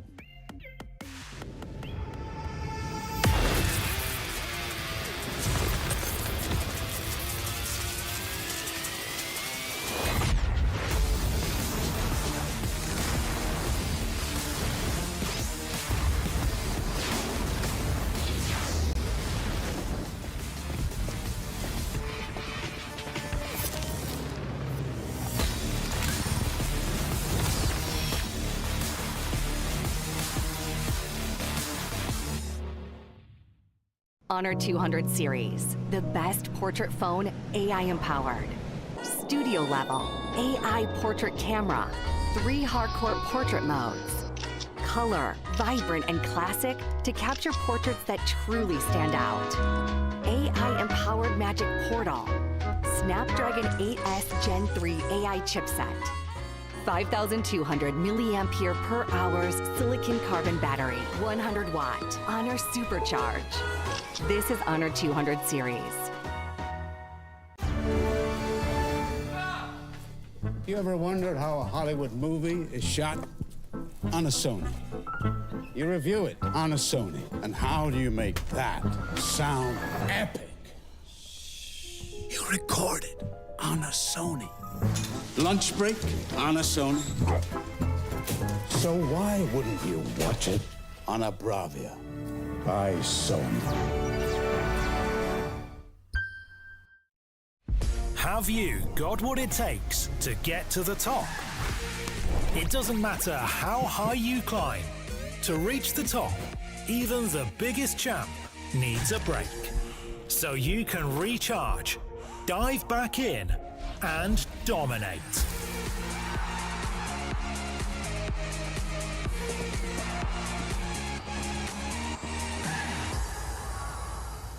Have a break. Have a Kit Kat.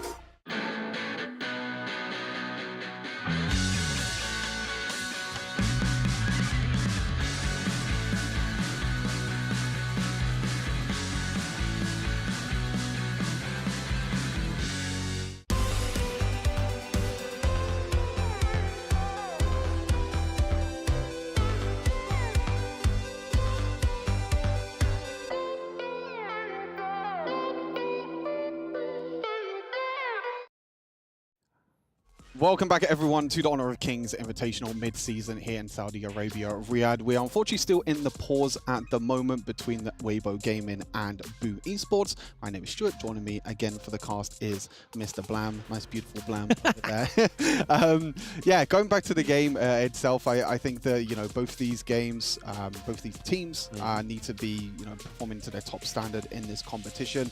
Obviously being in the same group as the KPL Dream Team as well. But we're going to be going into a quick video while we wait for the break, where we're going to learn from the pros himself on how to play Honor of Kings. You want to be strong? Learn from the pro now. When you choose a long-range marksman to take down enemies in the distance, only to find the enemies constantly staying at the edge of your attack range. When you enthusiastically pick a high-burst mage, planning to crush the opponents, but the enemies keep sneaking outside your vision. The professional players have long been using the small tricks in their settings for smooth operations. Let's take a look at how the pros set up their game. Change the setting from fixed camera to camera shifts with skill direction. Your vision will move with the direction of your skills, allowing for a broader vision range. This not only enables more accurate targeting, but also gives you the upper hand to anticipate incoming enemies in advance. Come and try this practical secret that professional players are using. Play like a pro to dominate the enemy team effortlessly. Learn from the pro. Learn more from Honor of Kings Global Esports. Well, there you go, learning from the pros itself, learning how to land them skill shots, but sometimes I can't do. That's for sure. Sometimes skill shots can be a little bit difficult to land in the end. I feel like, you know, the HoK ultimate, you know, as a farm laner myself, sometimes that HoK ultimate is just, you feel like it's just moving, even though it just goes in a direct straight line, so sometimes extremely difficult to pick. But what's your chances on hitting skill shots? So yeah, I know I'm convinced you're playing like this, Stu. Like, press the ultimate button. Let's go. Let's hope for the best.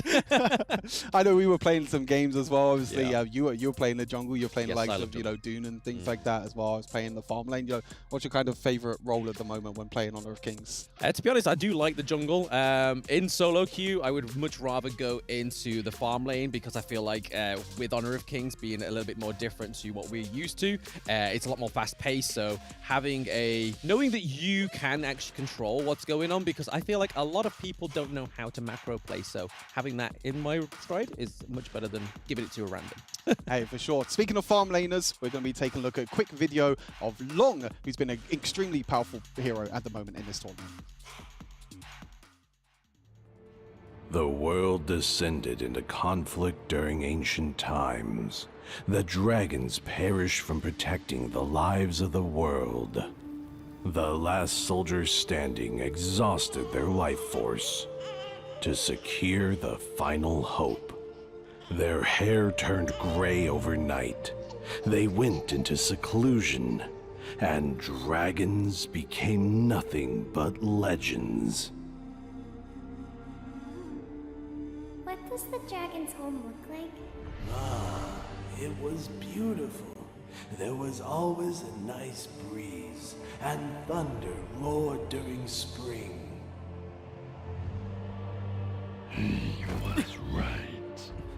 There still existed dragons. You're so weak. What can you do?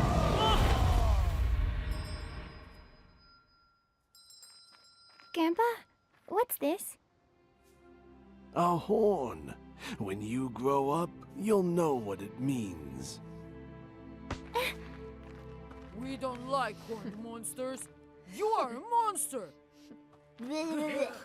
You're not welcome here.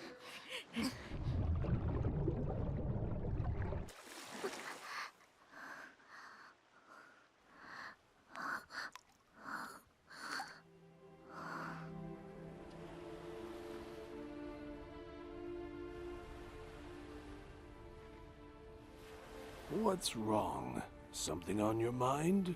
No, I just fell. I don't like the horns on my head anymore. Why am I different? You don't have to live the same life as they do. You have your own fate. Didn't we tell you not to come here? I'm not a monster!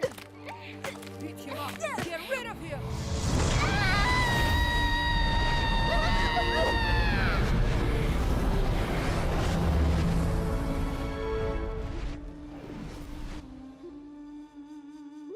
Why do you always play this song? This is a tune from our homeland. When we hear it, it reminds us of where we come from and who we are, so we don't become lost.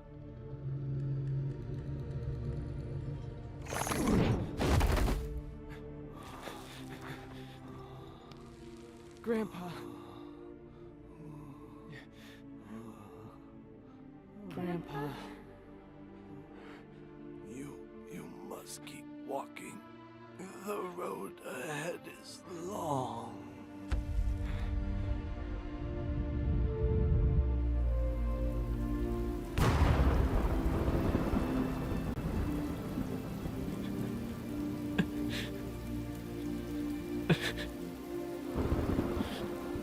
You hear that? Your ancestors are crying for you.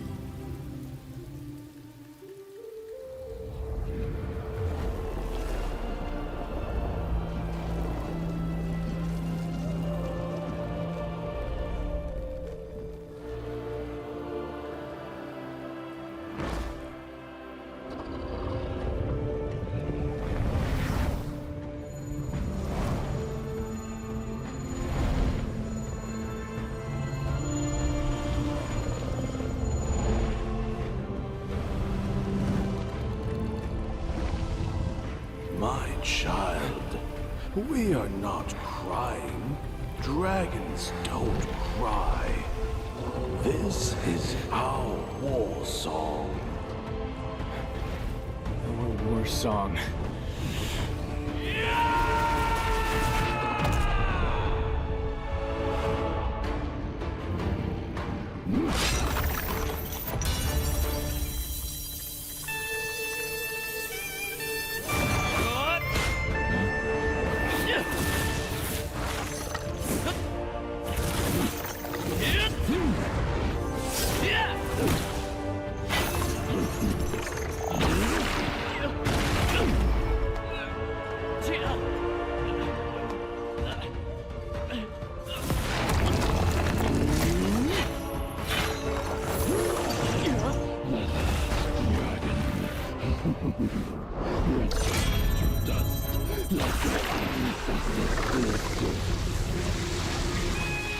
deep breathing.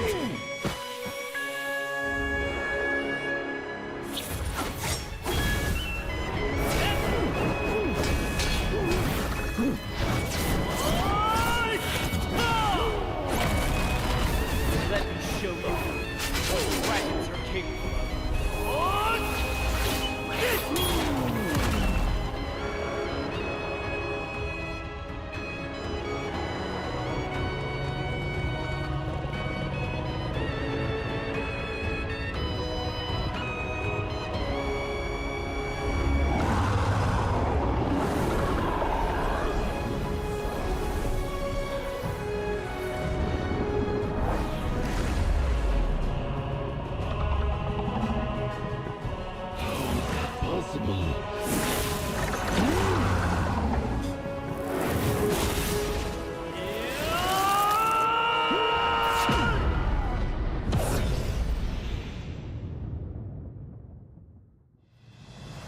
From this moment on, wherever I go, the dragon shall roar, for it will become their home.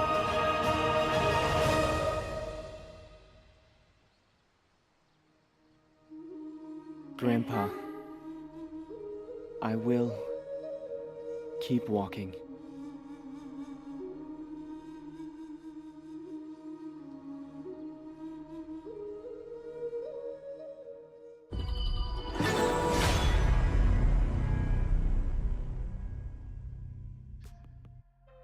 Welcome back to the Honor of Kings Invitational mid-season.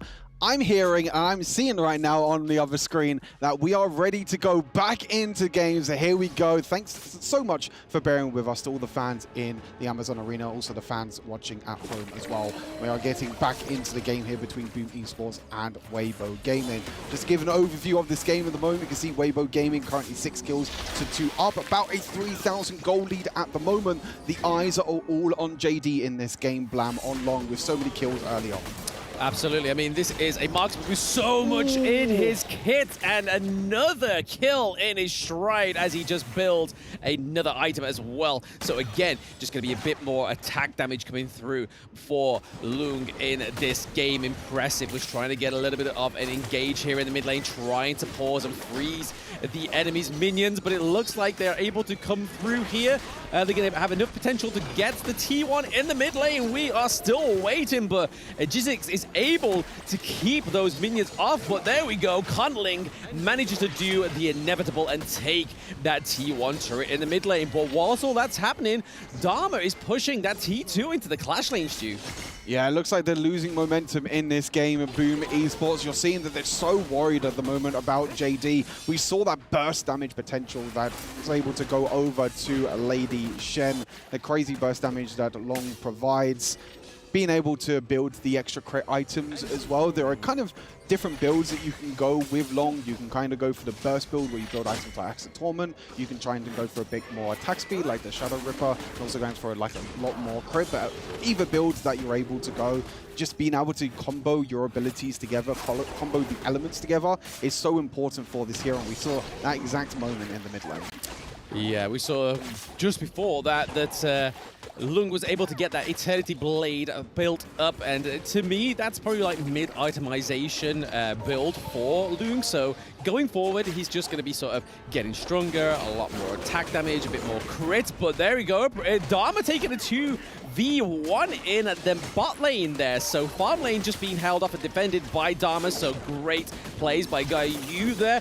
Kong Ling overstepped him, but if you're going to get anyone overstepping on the side of Weibo, it's going to be that Doom pick, because he's able to soak so much damage. But there we are. Lung is up in the sky. He's going to use it as a defensive use this time around, just to get back into that teammate safe territory. But their high ground turret in the clash lane, Stu, is looking mighty low. Yeah, it only needs a few more auto attacks for that Clash Lane tower to go down. Mid lane tier 2 getting taken down as well. I have to say, incredible work there from Dharma down in the bot side of the map, being able to defend 1 versus 2, which allowed the rest of Weibo Gaming to group up together 4 versus 3, try and take down their tower. And looks like they're trying to get even more kills as well. Doom being able to use that axe to be able to get away to safety in the end. We got a few more minutes, a few more seconds, I should say, until we get the Tyrants and the Overlords upgraded to their powerful versions, as we see the old Tyrant disappearing and the Shadow Tyrant appearing in about 20 seconds time.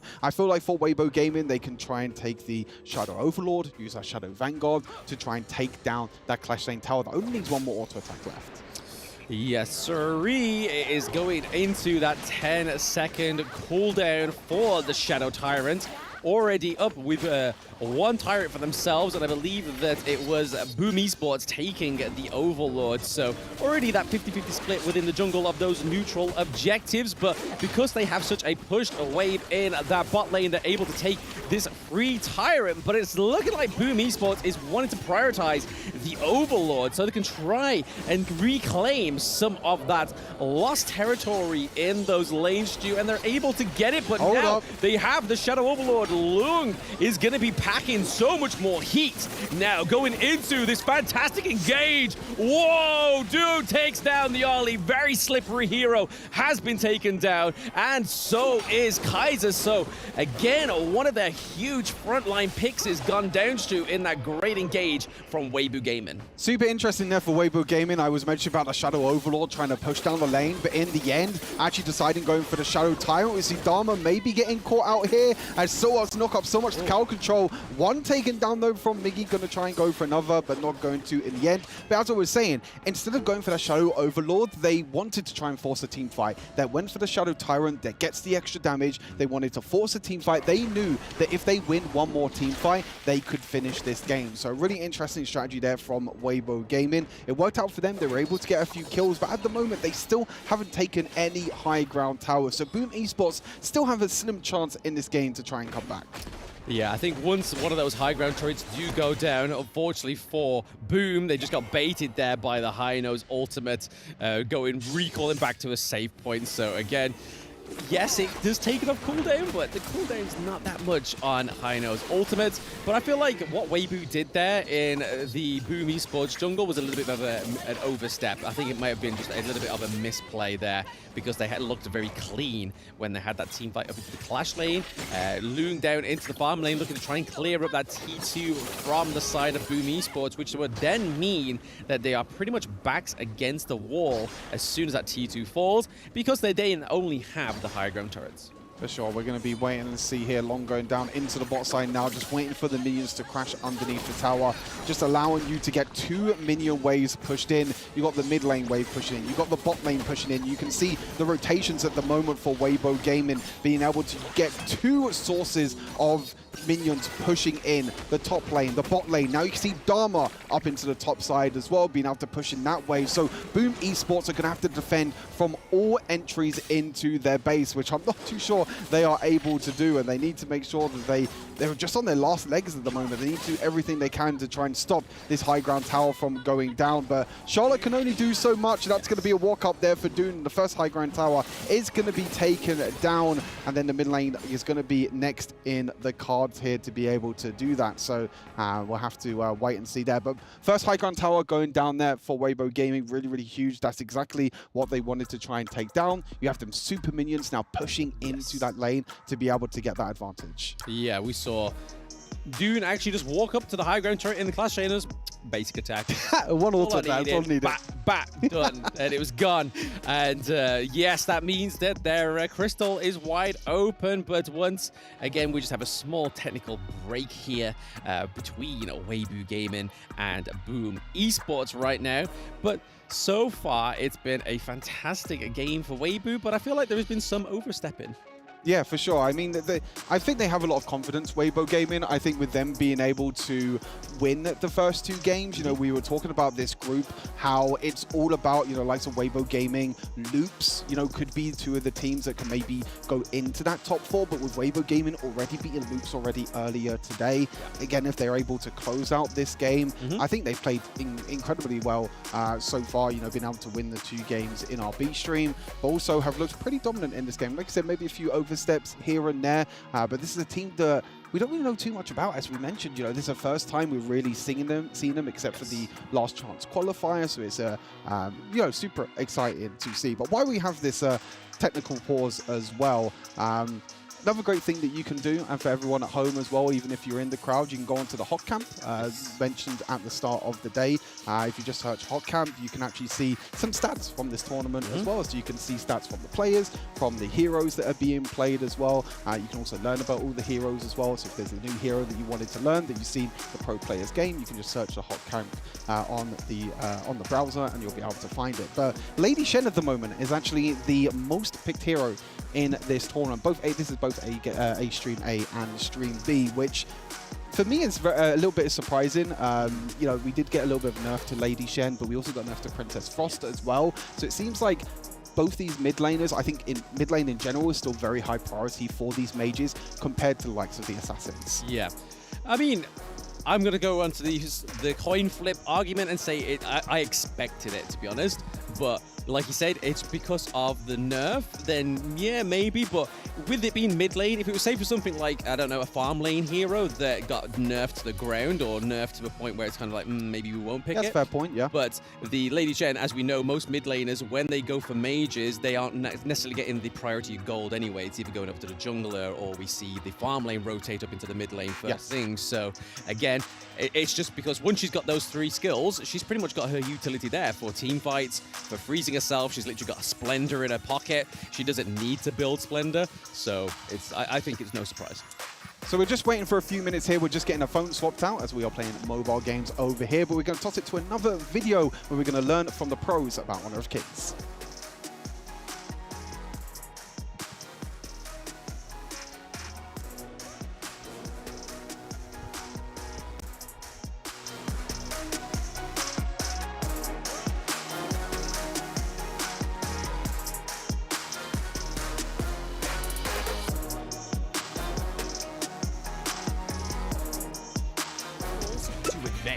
This activates extra basic attack buttons for minions and towers. Turn on Show Enemy Avatars to accurately select the enemy's avatar for the kill, and better assess vision exposure. Give it a try and play as smoothly as a pro, easily crushing the enemy faction. Learn from the pro. Learn more from Honor of Kings Global Esports.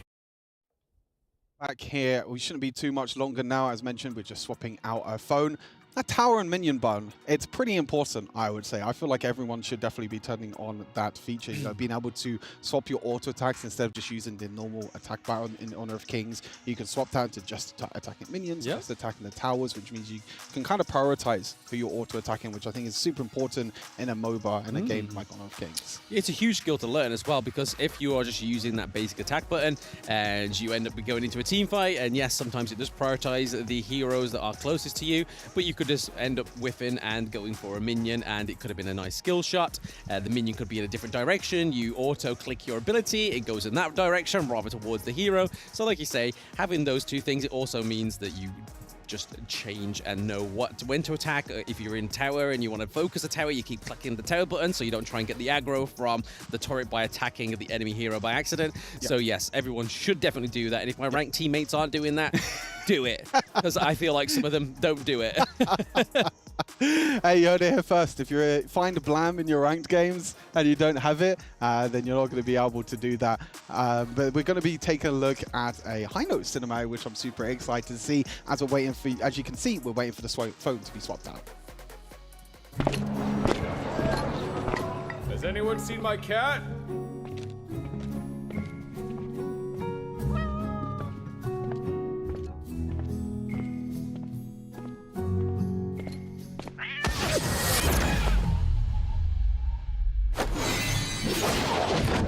Long time no see, hey no!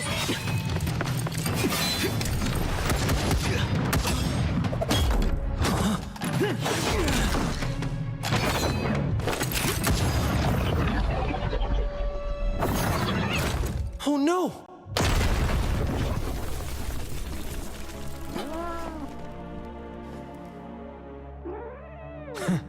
I don't like harming the innocent.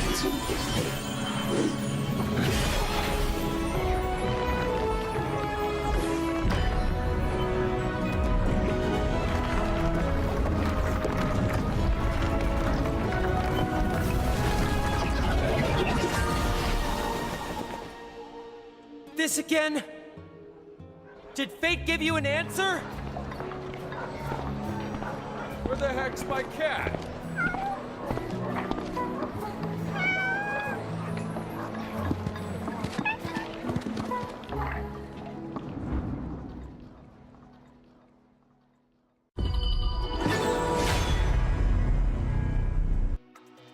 Welcome back here to the Honor of Kings Invitational mid-season. Stuart's still joined by Blam as we yap a little bit more whilst we're waiting for the technical pause to get sorted. But yeah, just swapping out phone, making sure that everything is all good. Of course, we want to make sure that these players have the devices that they require and have the everything that they have required. You don't want any sort of problems, any sort of lags or anything like that, because I've been in situations where in ranked games you get a sudden drop or something in any game, you know, then it can be a little bit difficult. So making sure that is the highest priority here for our players in this tournament. I mean, they're making it looking very, very legit that it's a phone issue, but I believe it's because we're British. I think we just cursed the cast here, Stu. But whilst we do that, we're going to look a little bit at the format of the tournament. So those that didn't quite catch it at the beginning of the stream, it is the group stages right now being played in a best-of-1 round robin. A top 4 per group stages, so A and B go to the knockout stage, which is where we start to see them playing those best-of-3s, up until the grand finals, where we see them play those best-of-5s. So again, best-of-3s, best-of-5s, completely different to those best-of-1s. Yeah, for sure. And you can see the pricing as well, you know, $3 million on the line here for all of these teams. The champions taking $1 million, all the way down as well to the 12th place, even so taking $100,000. So a lot on the line here. I think it's a super interesting format. It's a super interesting tournament in general. You know, being able to be able to play in 2 different groups, best-of-1s as well, which we haven't talked a little bit about. So that's why we're seeing some of these crazy strategies as well. But it seems like the phone has been swapped out. It seems like we're ready and raring to go back into the action here. Boom Esports against Weibo Gaming. We just saw Weibo Gaming taking down the high ground tower in the clash lane, and it doesn't look like the aggression is going to stop Blam. No, it's definitely not going to stop there. I mean, even though the technical difficulties may have stopped the actual flow of the motion of the show, but the motion of this game has definitely not been affected, because we see such great lane priority right now on the side of Weibo Gaming, and it's definitely a much better paced match. We've seen that Boom have struggled so far in day 1. They haven't quite yet taken a victory. So back onto your point previously before this game where we were on about that if Boom doesn't quite manage to win this one, it's going to be like the Mount Olympus of day 2 in the group stages for them. Yeah, exactly. It's going to be really, really hard for them as well. You know, they've already played the game yesterday. They were able to win the game a few days ago, against RRQs. You know, just being in this tournament in general and just winning that series against RRQ was super important for them, but they need to try and make that next step. You know, you can't just win the SEA showdown match and being able to get that victory there and go into the tournament. You need to try and perform even better. And you can see at the moment that it looks like Boom Esports were trying to steal away the Overlord there, but they were like, oh wait, we have to be careful. Our base is in shambles at the moment. You can see the flash away from Impressive as well. He's on solo health. Dune finishing off the kill in the end. Heino going for ultimate back in the base with a Dharma into the backline, the ultimate into the wall in the end, and this just might be it in the end. Weibo Gaming ending day number 1 here of the group stage, 3-0, taking Boom down in this incredible matchup in the end. Yep, Dharma was at their door. There was like, oh, we need Overlord. And Dharma was just like, no, I'm the bailiff. I need your crystal right now. And completely overthrew the motion that they were going for. They really wanted that Overlord, but Weibo was like, we're finishing the game here. We've had two technical difficulties. We're hungry. We want to finish. And that puts Weibo Gaming at 3-0 in day one, Stu. Yeah, incredible performance from Weibo Gaming, the team that, as we mentioned multiple times, a team that we didn't really know what to expect about. You know, we know coming into this tournament that the Malaysian teams were looking very strong. You know, the first seed and the second seed, LGD and Team Secret. But this is kind of like the third seed coming in from Malaysia. So we were like, are Malaysia just in general just the strongest like country and like most of the world at the moment? And they're coming in, you know, incredibly strong, doing really, really well against the likes of you know, Brazil, AG Global, for example, who are from Hong Kong, China, and now taking down Boom Esports from Philippines as well. Boom Esports, they're going to end the day 0-3. Unfortunately, it's going to be really difficult for them to try and come back. Yes, like we were saying just before that, technical difficulty came out of play, that it is going to be a really hard day for them tomorrow because they do have some solid matchups as well. It's not like it's just going to be an easy day. They may be able to take one from Falcon, they may be able to take one from AG, but we're not too sure. Yeah, for sure. We're going to be heading to the Amazon Arena now to have an interview with one of the winning players from Weibo Gaming after an incredible 3-0 day.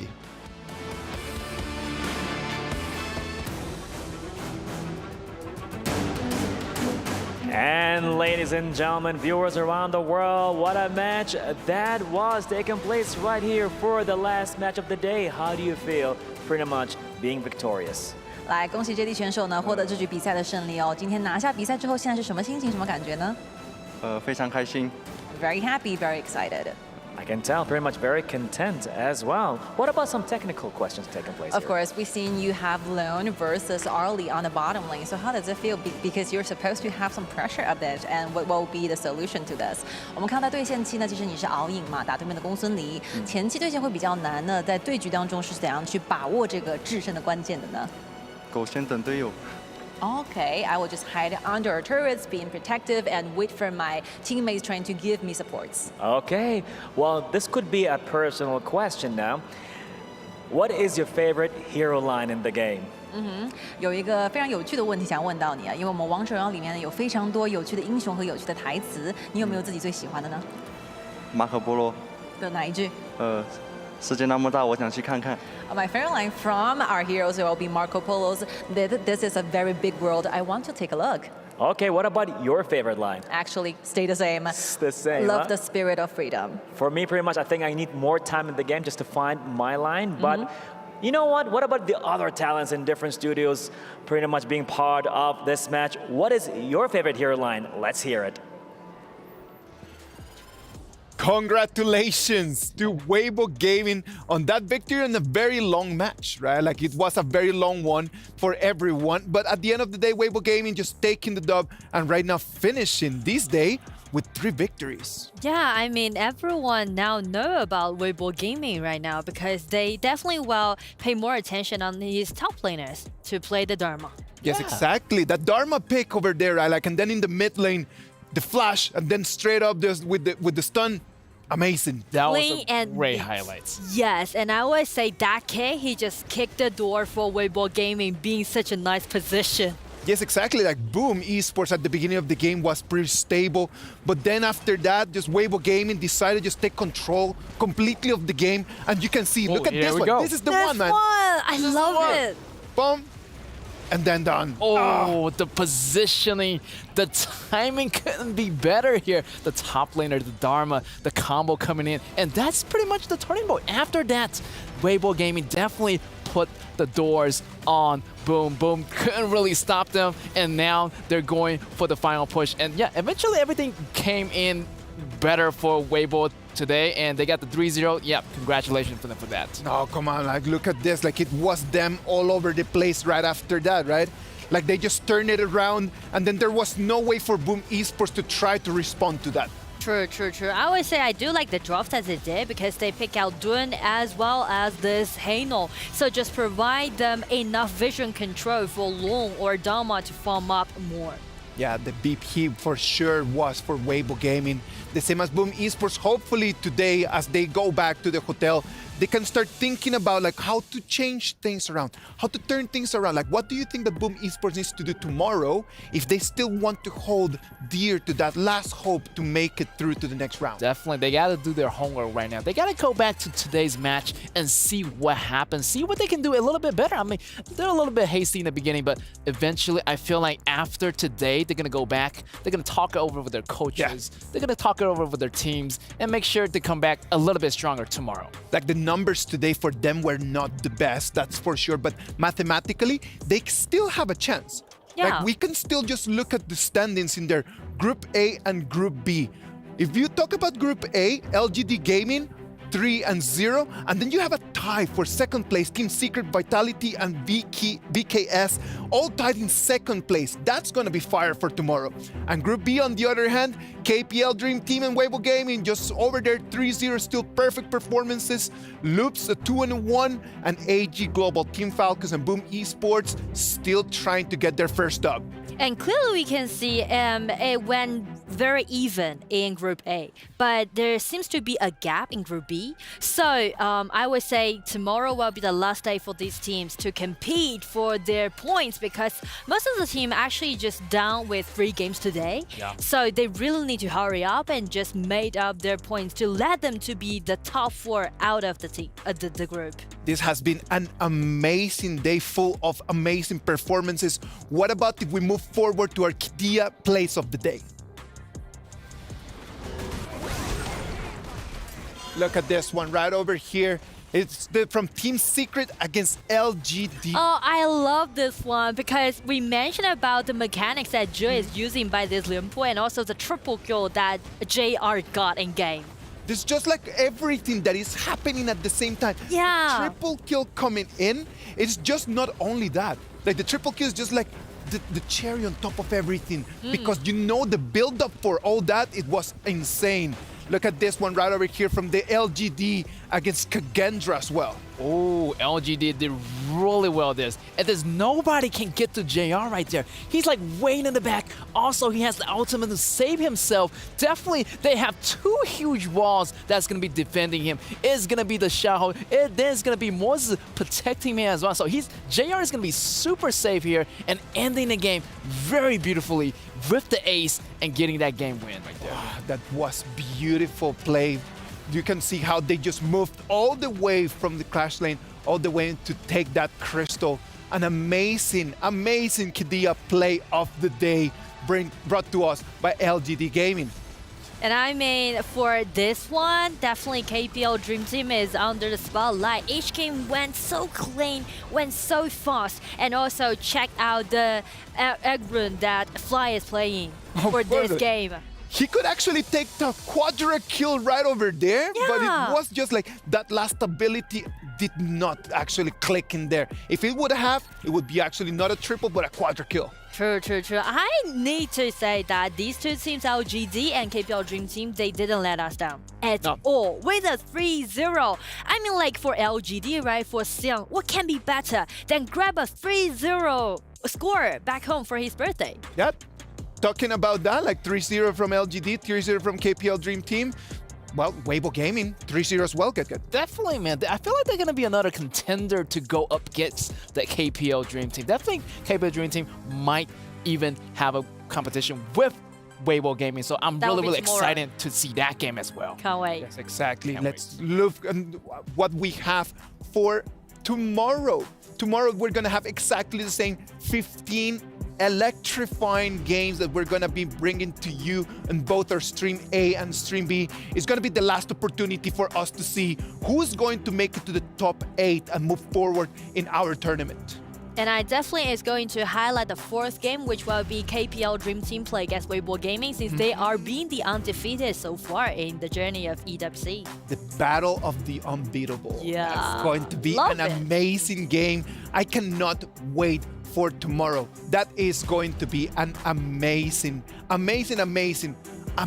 game. Now, ladies and gentlemen, remember that the championship in-game mode kicks off this Saturday evening at 8 o'clock. Join us to unlock the brand new Wuyan skin for free and immerse yourself in the battle for your region and claim the glory of a champion. The championship is coming in. I hope that everyone at home, it is really going to try their very best just to prove your skill. Yeah. Prove everything that you have been learning. Definitely. Well, it has been a lovely day. It has been a very long one, but it has been a great opening for this amazing tournament. I hope that tomorrow morning, everyone is going to wake up and is going to be looking forward to see us again right over here. Get, Nora, Isaac Peña here, and I hope to see you tomorrow for day 2. Thank you very much. See you guys tomorrow. See you guys.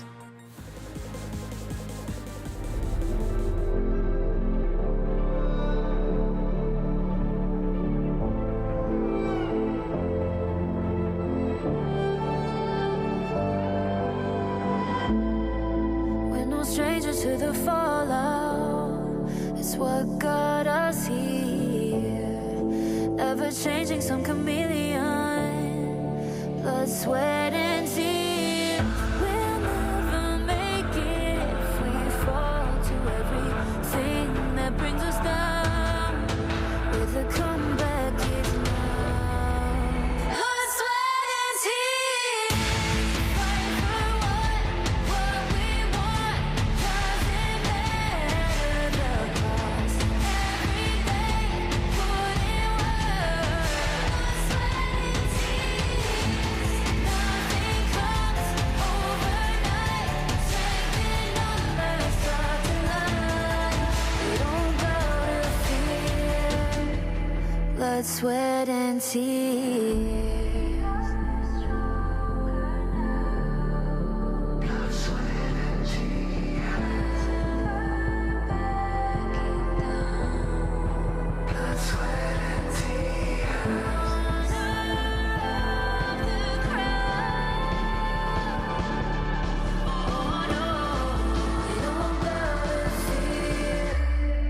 Blood, sweat, and tears.